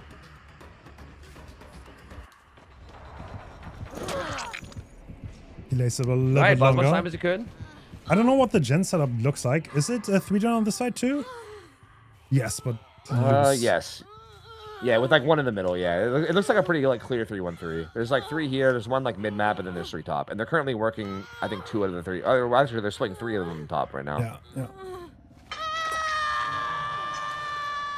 There's a little bit of puke on the way out. Yep. Okay, yeah, I think there's a lot of progress. They are splitting the 3 gens that are on the other side of the map. And now the question is, what is Jason going to do? Is he just looking for an unhocker that doesn't exist? Wait, he's just... Oh, okay. He's playing extremely aggressive. Yeah, he came right. I think this is a really good read, because the survivors were not in position for unhook at all. I feel like they seem like they're in a position where they want to just, like, trade hook stages. Wait, he's going to see every single one. The other one is on main. Oh, yep, he's going to know. He's going to know. He's going to fully if he know goes what their to strat main. is then. Yeah, he knows. Did Julian sneak by right there, though? Like, he kind of did give an opening there. Julian might have snuck by. He might be running down there right now. Did Julian take that? Yeah, he did. Oh. He did, yeah, he's there. He's getting that out. This is actually a pretty decent pull. Yeah, it'll definitely be a trade. I mean, Julian is not going to be out of here alive unless, I don't know, some crazy body blocks happen. Yeah, no, he'll run back and forth Stalker 2, and this will be even more progress happening topside, so... Topside gens are going to get obliterated. It's more just, I think, at this point, it's more of like, okay, those gens are going to pop top. It's just how do we get a striver out of basement and get these gens on bottom at some point mid-game, right? That's gonna be kind of the concern now. Yeah, I guess you will need to fork it, though, so... Like, trading hooks is nice. Is he going to take that power? Really? That's a crazy move, honestly. Yeah, I don't know how I feel about that. I feel like that was the fact that you know that they're all over topside right now. I feel like you might want to save that for... Oh, there's someone going deep top with it. There's someone in basement, and he doesn't know. Team Winter kind of out-rotating right now. Yeah, Nano is coming through. This feels like maybe he was trying to make a big read here again, maybe thinking that they were going to sit on gens again. I don't know. This was a lot of that unknown for free in basement is interesting. I mean, yeah, I mean, he gets a down here. Oh, it was on Momo, to be fair. yeah, this is not bad because now Momo really has to watch out. He's Death Hook, and yeah, he's going to take the Pain Rest on him. And still, I don't think the gens on the bottom side are touched at all, so... Yeah, yeah. But that is like the last remaining 3-gen though too, so like it's a little tough. I mean, I think at this point, I think we're relying a lot on Momo dying. Like I think if Momo doesn't die, it might be big problemos. Yeah, true. Wait. Although, I don't even know how Julian? this happened, but Julian got caught out of Shack. Yeah, what? How this even happened? I don't even know. Hold on. That's a Okay. big opening being had. Yep, and this will be another pain res as well. On top of this gen now that had progress. Like, it's kind of starting to fall apart. I don't know now, and I'm not so sure anymore. Yeah, that was a big Starting to get a momentum little shift. sketch. He's like, now Julian's Death Hook literally so deep on the side with the gens. And yeah, how is he gonna get out of there? Like, Kenshi is still full health, I guess, so they have that going for them. But now he's also infected.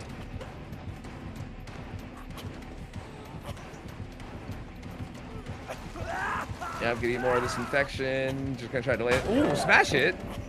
Takes the blind and set to the distance, though. I don't know how I feel about that one, but Dude, he had to get that. I guess I he don't couldn't really know. go much anywhere.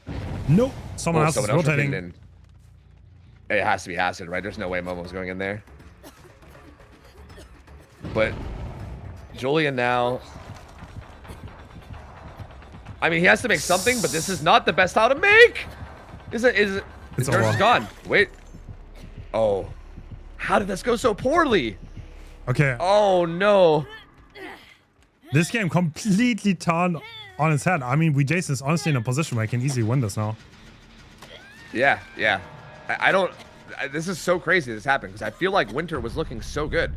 And then I just don't even understand what happened. Like, now all of a sudden, everything's... I don't know. This is wild. And yeah, now everyone injured. He still has... I think it's just this pool, right? Yeah, I mean, if he kills I think that was, Momo... That was Momo, yeah. Momo's right here. Yeah, I mean, if he kills Momo and makes it to a 3v1, like, what do you even do there? Wait, actually, he's not killing Momo. Interesting.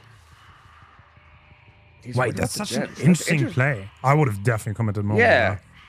Right? And Momo's gen is such high progress there, right? Like, you leaving Momo means not only does he not die, but you also probably lose that gen. This is such a weird decision. Huh. Oh, I wonder, is that gonna backfire? Ooh, gets it down on Kenshi. Oh, I guess he just wants this to is hold this snowball. 4-gen. Oh, no. Yeah, Acid's in some trouble here. He does have his pallet. But yeah, no. Is not able to make anything happen. That's a crazy snowball. Bruh. Sweet To be Jesus. fair, if they Yeah, can- that's the no. win. That's the win. Yep, that's it. They won it. Yep. That's what I was talking about, man. I mean, you mess up like one too many times against Wee Jason, and he will absolutely snowball it into something huge. And yeah, Winter unfortunately played a little bit too sloppy here. And man, crazy. I feel like it's like happened so fast that it's like hard to even recognize where it happened. Like, that's so wild, man. Like Momo getting caught and getting put on a second hook, and then Julian like shortly after getting caught at Shack and getting hit for free at Shack. It's like I don't know exactly how it even happened, but like it just like instantly went from like Wee Jason's in a tough spot to Winter's about to die. Like then Kenshi, so quickly, the man. only full health survivor gets found, gets put injured. Yeah, that was string of bad decisions coming together. They kind of had it in the middle though. They played so well. Yep. That was such an interesting match, man. That was such an interesting game. But Blizzard ties it up, bro. So we're going to another tiebreaker, the last tiebreaker of the night. Doctor. Interesting to see, man. Doctor 2, that's such a good set. I love Doctor sets, man.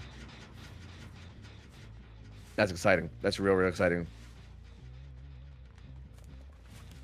At this point, I think we're just looking for Acid's body, right? Doing the old Sabo Jake. Classic Jake players, bro. Classic. Classic.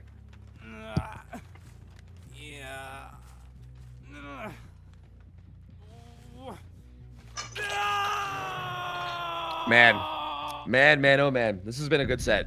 This has been a good set, dude.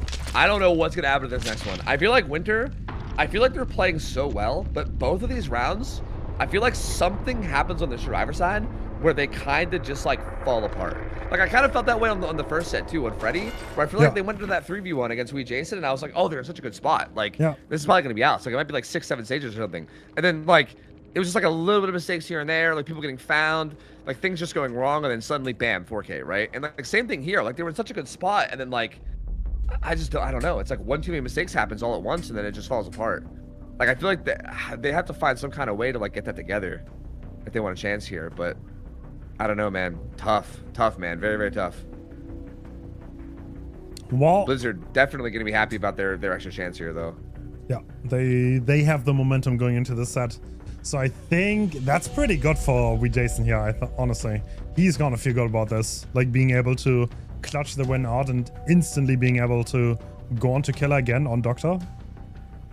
Oh yeah, 100%. Yeah. Like I think the momentum's gonna be in his favor here for sure. Like I'm sure he's gonna be feeling good. Like Winter also might be a little bit upset at that, right? Like you gotta think like, you know, Julian being like, bro, I went and got that 4K one. Like what the hell? Like, you know, like it definitely mental wise gonna be big advantage going into this for Blizzard. So we'll see if Winter can kind of hold it together and make something happen here. And they have to go right back on Survivor too. So yeah, they gotta find a way to reel it in and make something happen here.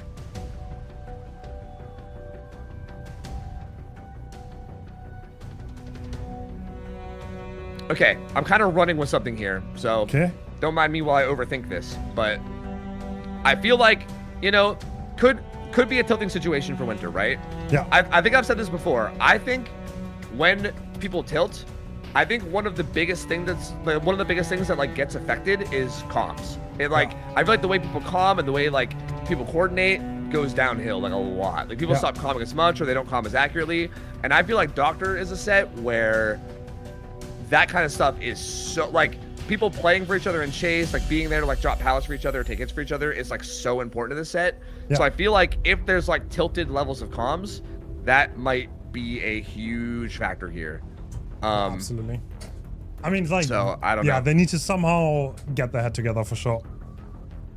Yep, for sure.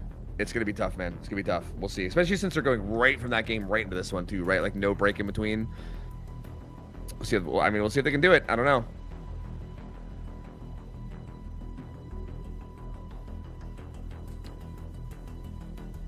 I'm excited to see Wee Jason playing again, though. I know he was like gone for a little while. Like he was like taking a break from comp or whatever. I don't know what happened, but yeah, actually, I know he was like not around for a while. It's really nice to have him back. I can't lie. Yeah, I love watching him play. He is such an exciting player to watch. Yep, same. So maybe we're gonna see some cheese. Maybe like you never know. But like if someone innovates on Parks, then it's definitely Wee Jason. Yeah, exactly. Yeah, he's definitely the kind of person to do it.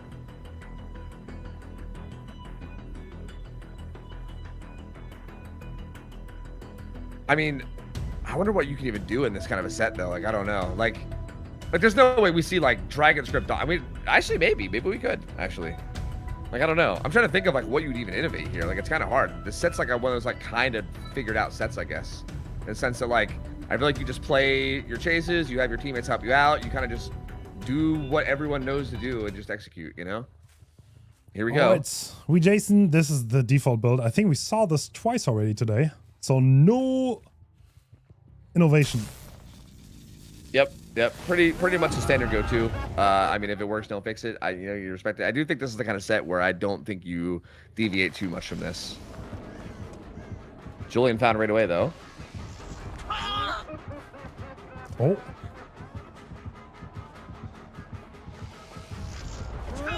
Julian going that around should be here. At least one tag. Yeah, that's gonna be it. Julian knows he's not gonna aim for the window, but this is where Rapid Brutality kicks in, just to make that second tag a little bit easier. And for the record, no one's rotating in here, so they're just leaving Julian on his own to play this chase. Interesting decision, to be honest with you, because he is gonna die here eventually, right? There's no way for him to stay alive here. Wee Jason just keeps shocking and going for this. Although, is delaying it quite a bit, but he should be dead right here. Yeah, this should be it. Fast down. But I mean, decent progress though, I guess, all things considered. Not the worst. Oh, that Painless might come in before they finish the gen. This is gonna be close. Oh, it did. Yep, that was a double too. Yeah, they're not gonna be able to pop that. I actually thought they were tripling, but yeah, they actually were doubling that gen. So they only have progress on 2 gens. Neither one of them's pop. They don't pop yet. And Jason comes in to interrupt too, so he's gonna stall it out a little bit more as well. 5% kit going down. He is playing so aggressive, not really interested in camping at all. He just wants to get the pressure up. Yeah, interesting to see. Oh, going back now though. Okay, going back now. That's actually smart. That was probably enough to bait the rotation. I think Momo was actually, Momo did rotate for it. Yeah.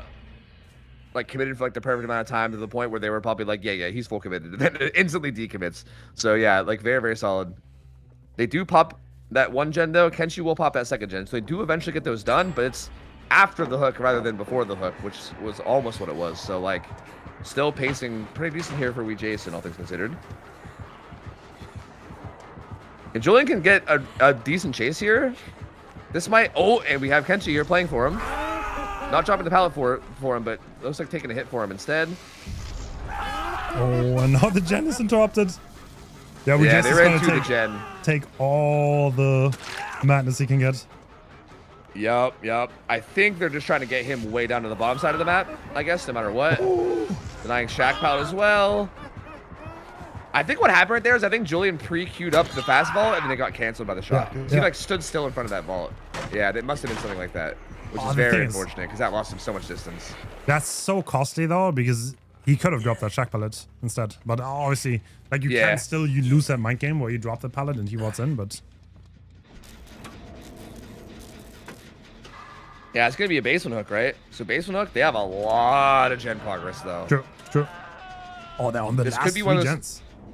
Yeah, this could be one of those situations where the killer kind of like baits himself into thinking he has time to tunnel and then ends up getting kind of destroyed by it in the end, right? Like that could end up happening here.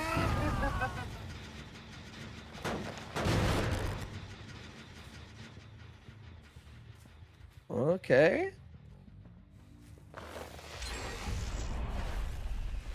Finds a chaser on the acid. Interrupts his gen for a bit. Doesn't take it though. Does want this kill on the Julian. How do they play around this though? I'm so curious how they play around this. Like, is Kenshi in there getting the unhook? He is. Kenshi didn't go in there to get the unhook. Acid took over his gen at bus. Did Kenshi just stay in basement? I think he did. And he's gonna go for him. Wait, this is actually pretty big. Julian gets out of this now. Wait, this is such a weird decision. Oh, how do you get a... I mean, I guess he's playing for stages now. Maybe it's not that wise to go for the tunnel out. Like, if you look at the gen press, it's probably unrealistic to, like, tunnel someone out and then still contest the gens. So that might be Jason admitting defeat here, that he's not gonna get the 4K or anywhere close. And yeah, wow, that gen is almost done already. So Team Winter, amazing gen pressure. Yeah, this is looking really good for them. He did commit really hard to that tunnel out, though, to the point where, like, now we're in such a tough spot trying to salvage something. Like, that hook on Kenshi wasn't even a pain res hook or nothing, so they still have a lot of progress in that 1 gen.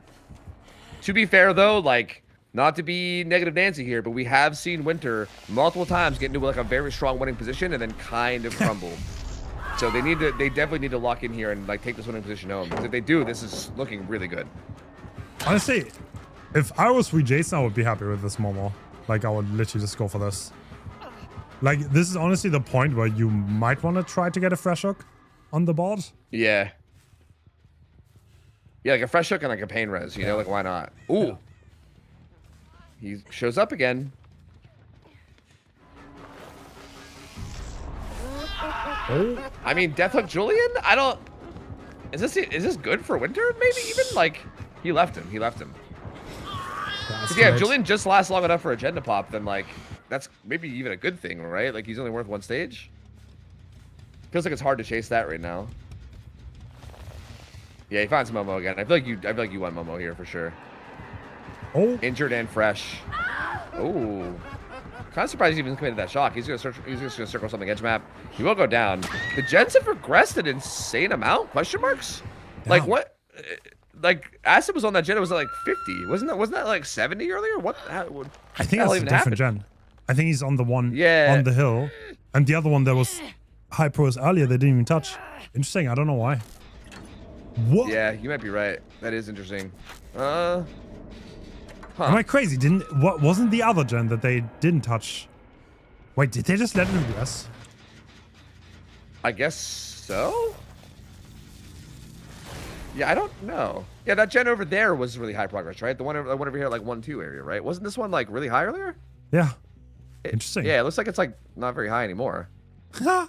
Huh. Oh. Well. Well. Okay, I mean, that gives Jason a lot of breathing room here. Honestly, like, I don't know how they have this little gen pros. That's a little bit surprising. Yeah, right? Like, it's kind of, how did this even happen? Like, this is so strange. Huh.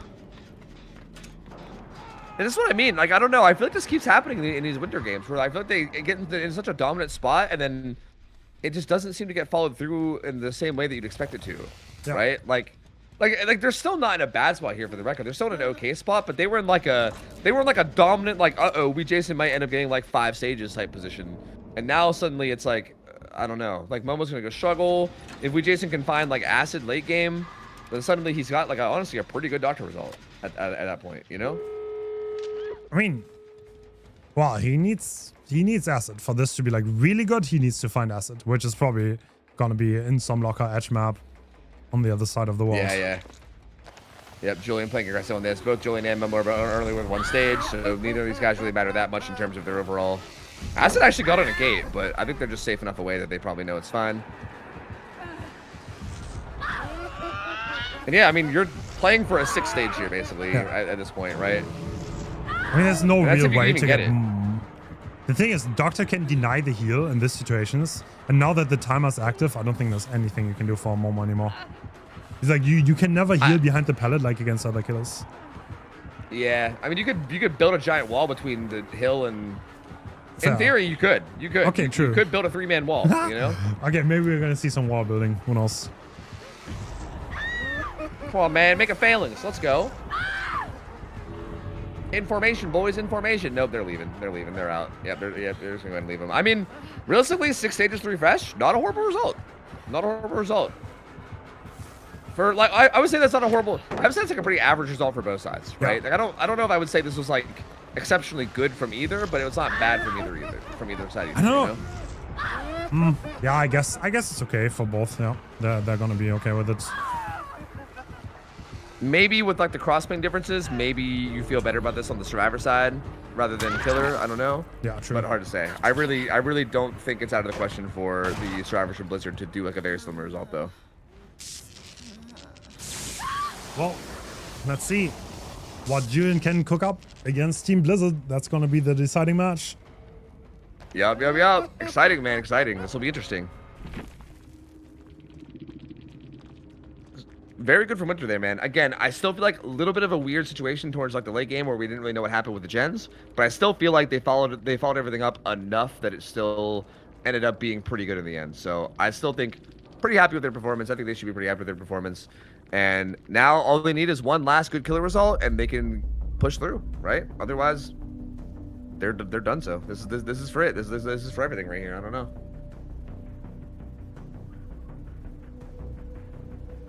I will say, going into this best of 3, like I know I even asked you towards the beginning. Yeah. There was part of me that was like, maybe thinking that Blizzard might just like 2-0 them. You know what I mean? Like I know, like Blizzard's such a strong roster. They've been like proven to be strong, like consistently strong. Blizzard kind of feels like this team where like we know they're good, but they've kind of had like a little bit of rough results here and there lately. Like it's a little bit like an unknown. Like maybe they play well, maybe they don't. I'm very impressed with how they're playing. Like I'm very, very impressed. Like the fact that this went game 3, the fact that they're in a position right now to win this, like regardless of how this goes, even if even if this doesn't go well and Blizzard's able to clutch it, I still feel like Winter played really, really well. Absolutely agree. Yeah.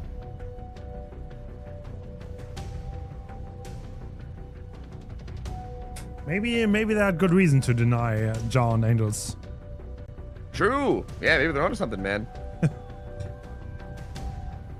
I mean, I do feel like synergy is so important, man. We were actually having a discussion about this. Like, this is a little Shadows having earlier whenever we were talking about iPick filling in, right? I would fill in for Elysium, and I was like asking, because I had some like comp players in my chat, right? So I was just like having a little discussion about like how much of a difference does it make, right? Like if you have, like, for instance, iPick is an amazing player. I mean, iPick I think is a special occasion because he also did play at Elysium in the past. But let's just say it wasn't iPick. Let's say it was like, I don't know, some random other really good EU player that has never played on Elysium.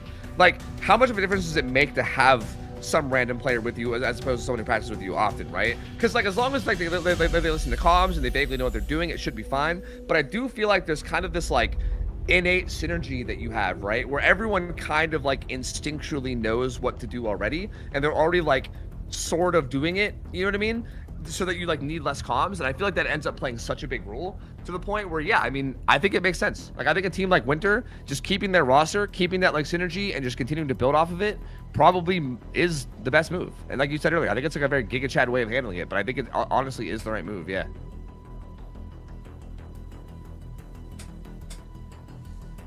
Well. Is there any chance maybe we see a different build? Let's see. I think Julian is probably going to go with the default. It's kind of crazy that everyone had the same Doctor loadout. Yeah, I mean, there's a chance we could see Rancor, right? True.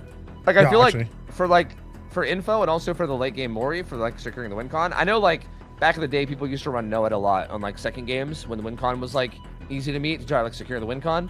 And for the record, I'm so glad to know it's banned everywhere now. Like, that was a thing for so long when I first got into comp, but I always hated it. But I feel like Rancor has kind of become, like, the diet Noed in that aspect, right? Where, like, I don't know, I think we saw it on one of the sets maybe earlier today or yesterday. Yeah, earlier today on Deathslinger we saw it. Yeah. Where it can kind of help with, like, that late game pressure, right? You get the obsession down, you get some instant stages, and there's nothing they can do about it. So we could see something like that, I think, maybe. But that's probably the only thing I'd expect to see differently. I feel like tried and true is probably the way to go here, you know? Probably. And we're going to see. What are we going with? Oh, we're safe. Nice. Yeah, save instead of sloppy. Interesting.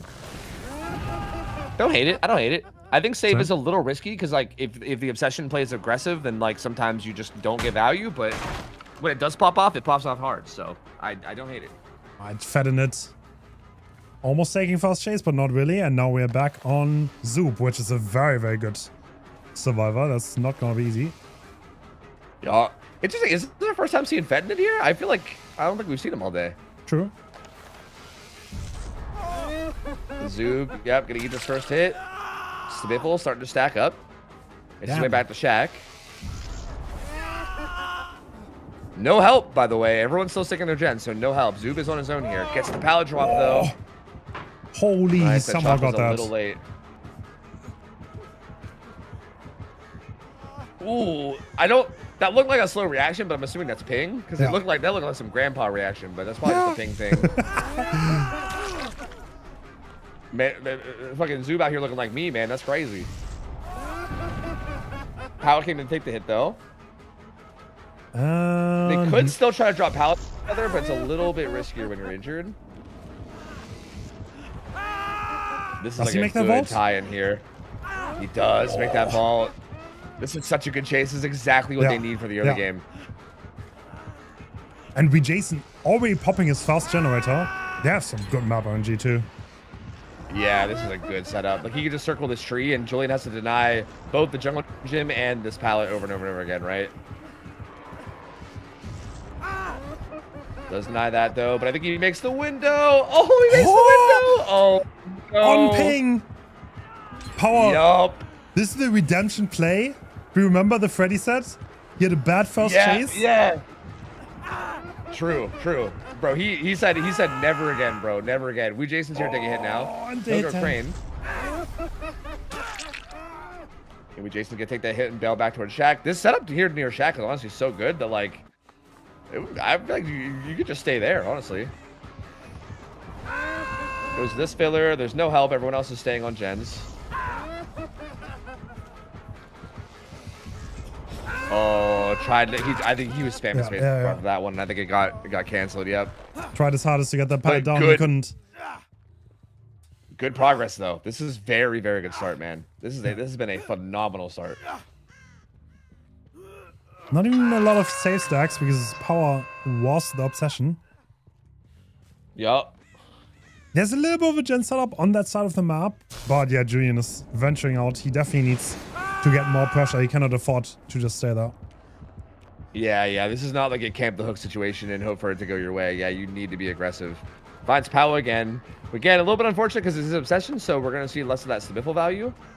This is where, again, like sloppy was what we usually see. It's more consistent. Like a lot of these hits that came through, that got reset would have been slower with sloppy, but Julian just trying to How swing it's through fighting that pallet. chases. Yeah. yeah, he's just dominating these chases, man. He's coming back towards hook now. Who's he find here? Zoob, right? Yeah. But again, this setup over here is just so good, bro. Julian doesn't even want to chase it. Yeah, no. He's just like, no, not again. He's getting PSD flashbacks from that chase like 5 minutes ago, bro. He doesn't want it. Especially in the full Earth Survivor. Yep. Dude, do you Finds actually Power want to... again. He really likes power, doesn't he? Yeah, apparently. Power doing so good here with his pathing, though. Ooh, dodges that shock. Tries to take the distance away from there. He should eat one hit here, but the third gen just popped. They're already pressuring the fourth. Yeah. I think... Oh, yeah, Jason's currently being healed, yeah. I mean, it's still anyone's game at this point in time. He doesn't have to pull a miracle here. He only needs a few stages. Jason there to take a hit, and he's going to break away to chase him, I think. Yeah. Jason not a pain res. That save the best for last is never going to do anything, though. Yeah. It's what I was... dude, I think like save is just such a risky perk, man. Like I feel like if you get in positions where like the obsession is just the best chase, you either even drop it or just accept that there's no perk value. And again, shocking late there, and Jason gets the pallet throw. That's so brutal, bro. That resets the whole chase. That's so brutal, man. Yeah, that has to be rough because Julian has to get someone on the hook. Very, very fast. Yeah, this is starting to snowball out of control. I feel like we're getting closer and closer to WinCon being met here for Blizzard. Shack Pallet's still up too. So they still have that to work with as well. Oh god, Blizzard is looking so dominant right now. Fednit gets found here. I mean, he needs... Yeah, well, is this head on? Does he expect it? Yeah, I think he went around He it. definitely went wide. Yeah, he went wide. Yeah, he went wide around it, and it was head on. There was someone in there. I think it was maybe Powa. I couldn't Honestly, tell. you could have actually... That's gonna be a hit though. Ooh. Nice. You could have maybe like tried to get a free hit and take that, but I guess Julian was wiser and he got the down anyway. Yeah, true. Yeah, but yeah, I mean, like a hit for rapid could have also been really good. Yeah, that's a hook, probably a pain res. But Zoom's got high progress. I think Jason's on a gen 2, right? He must be. We haven't seen him in a while. The HUD's a little bit buggy, but they might both have gens very high right now. That's Jason's gen and main, I think. Yeah, and I would suspect that that's very, very high. I think we're getting very close to endgame here. He cuts off power from the unhook, and that's Jason's gen, and Zoom's out the pop too. Power just leaves. He says, "Whatever, man. All the gens are done." Okay. That's gonna be hard for Julian to meet. He needs to down power and then get someone else on the hook afterwards. Which how do you do that? Yeah. Like this is too late. This is also like insane RNG, by the way, for the survivors. Yeah, it really is, man. It really is. Yeah, I mean, at this point, if you can get like somehow find Zoob and get him on the hook, he's full health. I don't even know, because you gotta get someone else on the hook and also secure their death. It's not happening. They're all out. They're all gonna be out. That's gonna be it. Blizzard actually does win this. Wow. That is actually generational RNG. They had 3 jungle jumps, I think. No, I think. Yeah, I think so. Wow. Yeah, that's wild, bro. Holy. Yeah, that RNG was crazy. I can't lie. And like that setup near Shack was nuts. So, like the jungle gym into the filler into like brutal, bro. Brutal. Wow. That was a great series. And Blizzard's gonna take it in advance, and that means that Team Winter's sadly out. But GG's to them. They played well. Yep, very, very unfortunate. I feel like they had a really good tournament though. They played really well. It was really good watching them. I feel like they're definitely a team to keep looking out for because yeah, they played really well. But you know, it is what it is. We gotta lose people. So tomorrow we're gonna see Elysium versus Invictus. We are gonna see Umbrella versus Ascent and Blizzard versus Praxis. And yes, that is it for today, Tofu. You're gonna be there tomorrow? Yep. Absolutely, I'll be there all day. So yep. Okay. So whatever you want me for, I'll be there. Sign me up. Sure. All right. GG's. Yep. GG's. Thanks for having me. Have a good one, man. Later. You too. Yeah, you heard it. Thank you so much for the organizers. I appreciate all of you behind the scenes that made this event possible. That is very kind. And thanks to the donators too, all the staff. You know how it is. And we're gonna be back tomorrow. Strong and fresh as always. I'm gonna post the schedule on Twitter later. All right. See you guys. Bye bye.